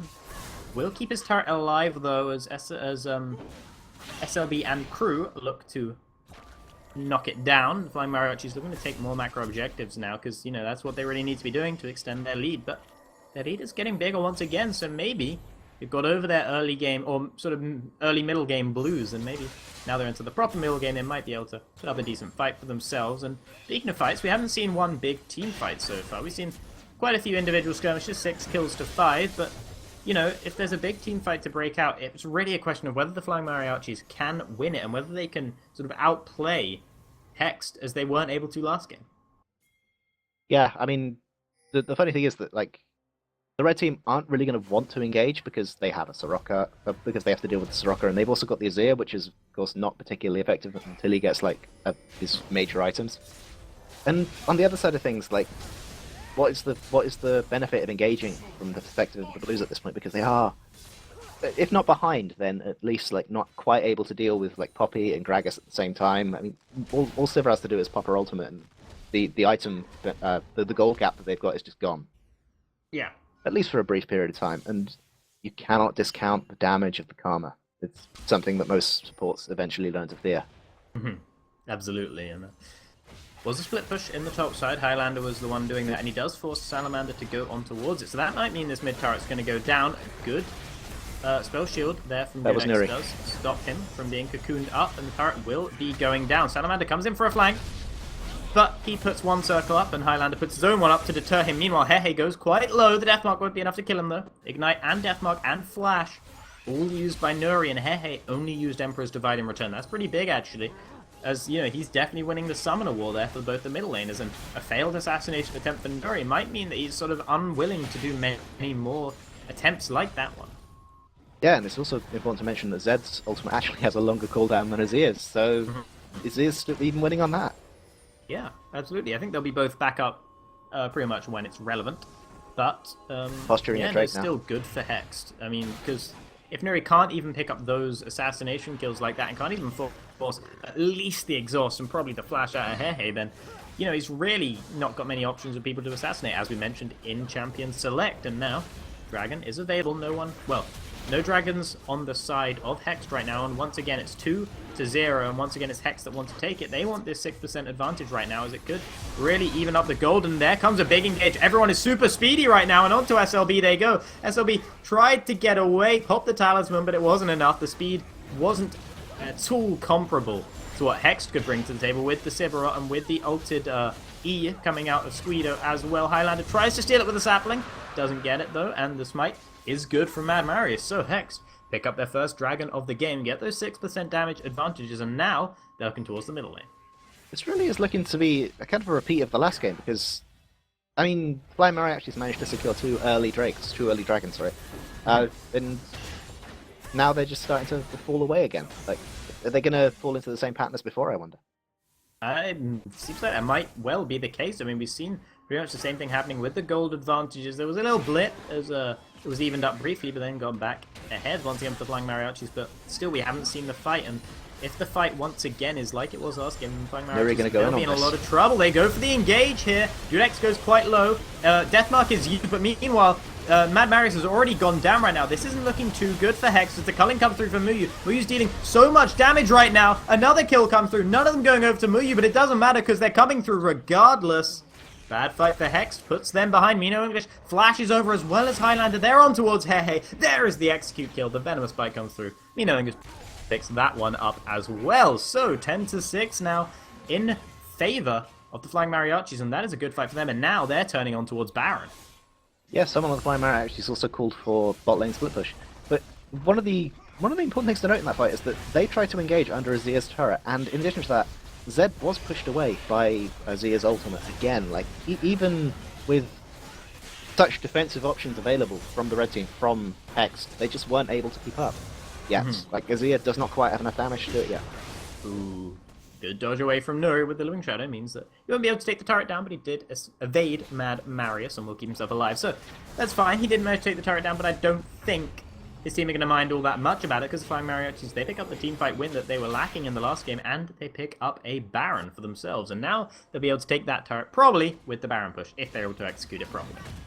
Well, when the only players on your team capable of doing ranged attacks are Elise and Lucian, you kind of need that Baron to do any real pushing. That might explain why they just didn't have that many turrets before. Yeah, I mean, technically speaking, Soraka has a ranged attack, but... The bananas you know. squishing against a tower do virtually no damage, and we both know Yeah. that. That's a wonderful Yeah, image, no, though. that's- It's like a silhouette at night, and then Soraka hurling bananas across the sunset. Yeah, yeah, you've got, you know, Lucian firing his really cool laser guns at the turret and the building trying to knocking it down, and then his health is just like his support's just throwing bananas at it as well. I mean, that's not... a bit underwhelming in the end, SLB. You gotta step up your game, man. Come on, find a better auto attack. I'm actually slightly Soraka. surprised that Riot haven't actually made it so that the sound of Soraka hitting a turret is the sound of a banana squishing against a wall at high velocity. That would either get really annoying or would be really great. I mean, can't tell Who which, knows? but it'd We be one may of them, never know. certainly. Maybe Order of the Banana Soraka skin should have, is it Order of the Banana? Is that what it's called? I think it's Order think so. of the Banana, yeah. Something like that. There's one skin that embraces the banana aspect of her, basically. And if that skin had like squish effects for all her auto attacks, that would be beautiful. It really would. But alas, we may never know. Engage on the bottom side. Hey, once again, but I don't think it's going to matter. Zonya's might keep him alive, but Mino English is there. He can secure the kill with the volatile spiderling, which does it for him. Now that turret's going to be in trouble in the bottom side as well. Split pushes all around the map. The Flying Mariachis and Hex are in a lot of trouble right now. Their turret's gone down. Another turret's going to go down as well. This Baron push perfectly executed by the Flying Mariachis, and they're showing that they want to get this comeback, and they want to even up this series 1-for-1. They don't want to end the regular split with a loss. They want to end it at least with a draw, and I mean the very last game will be a win for them, so that's got to be good. You know, it keeps a little bit of momentum for them going into the playoffs, in which they will be facing Glamour Girls regardless of this result, but still the momentum might be a bit of a factor for them. Another turret going to go down here. See a bit of an engage in the middle lane, though, as SLB's in a lot of trouble. Salamander flanked in behind, but meanwhile, Mad Marius is going down. He will be smited to death. Salamander not winning this fight either. Hex, they're getting aced all over the place. It's only Squeedo that's available. Here he is back up now, but he's not going to be able to deal with this all too much. Stabs Nuri a few times in the back with the soldier, but that doesn't prevent the inhibitor from going down. Muyu, he's going to be able to take this inhibitor down as well. 2 inhibitors down. They could probably just look to take down the third as well. SLB incredibly low. Colling comes out towards Hey, won't quite take him down, but the auto attacks will. Squeedo just stays alive.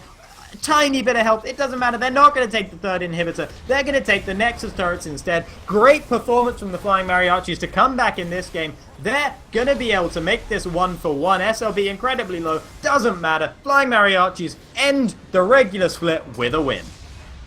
That was a very impressive game, and I'm quite glad that they managed to pull that back, because they had a much better showing in that game. Absolutely, yeah. I mean, they did all the same things in the early game, but then they continued it so much better than they did before. Yeah, at the risk of sounding like an 80s/90s promotional film, it was a wonderful game for all. It was everyone in that draw was a winner. Everyone was a winner, apart from literally none of them were, because it was a draw. Oh, must you be so pedantic? Yes, Oh, okay. Well, is that part of the caster's rules? Well, you know, not necessarily, but you know. Oh, fair enough. Can It's just that Darth gave me this huge book and I haven't read it yet. Right. And Well, again, with that draw that did come out in the end, that does mean that Zenith Rangers will be the team that places second in the regular split, so they will have the bye, not Hext. So Hext will have to face up against Exile Esports in the best of 5 stage well, it's all the best of 5, but in the quarter-final stage, instead of getting that bye towards the semi-finals, which you would have thought they would want. They will be able to dodge away from Epic Avalanche anyway, due to how the seeding works. But so, the quarter-finals in the playoffs will be Hext versus Exile, and Glamour Girls versus the Flying Mariachis. So, when we come back for those games, you do not want to miss them, because they will be excellent games, I'm sure. 4th versus 5th in particular should be a very close one. And, you know, thanks very much for watching the entirety of the regular split, and today in particular. I have been Aladar, this has been Swallow, and Bye. we are out.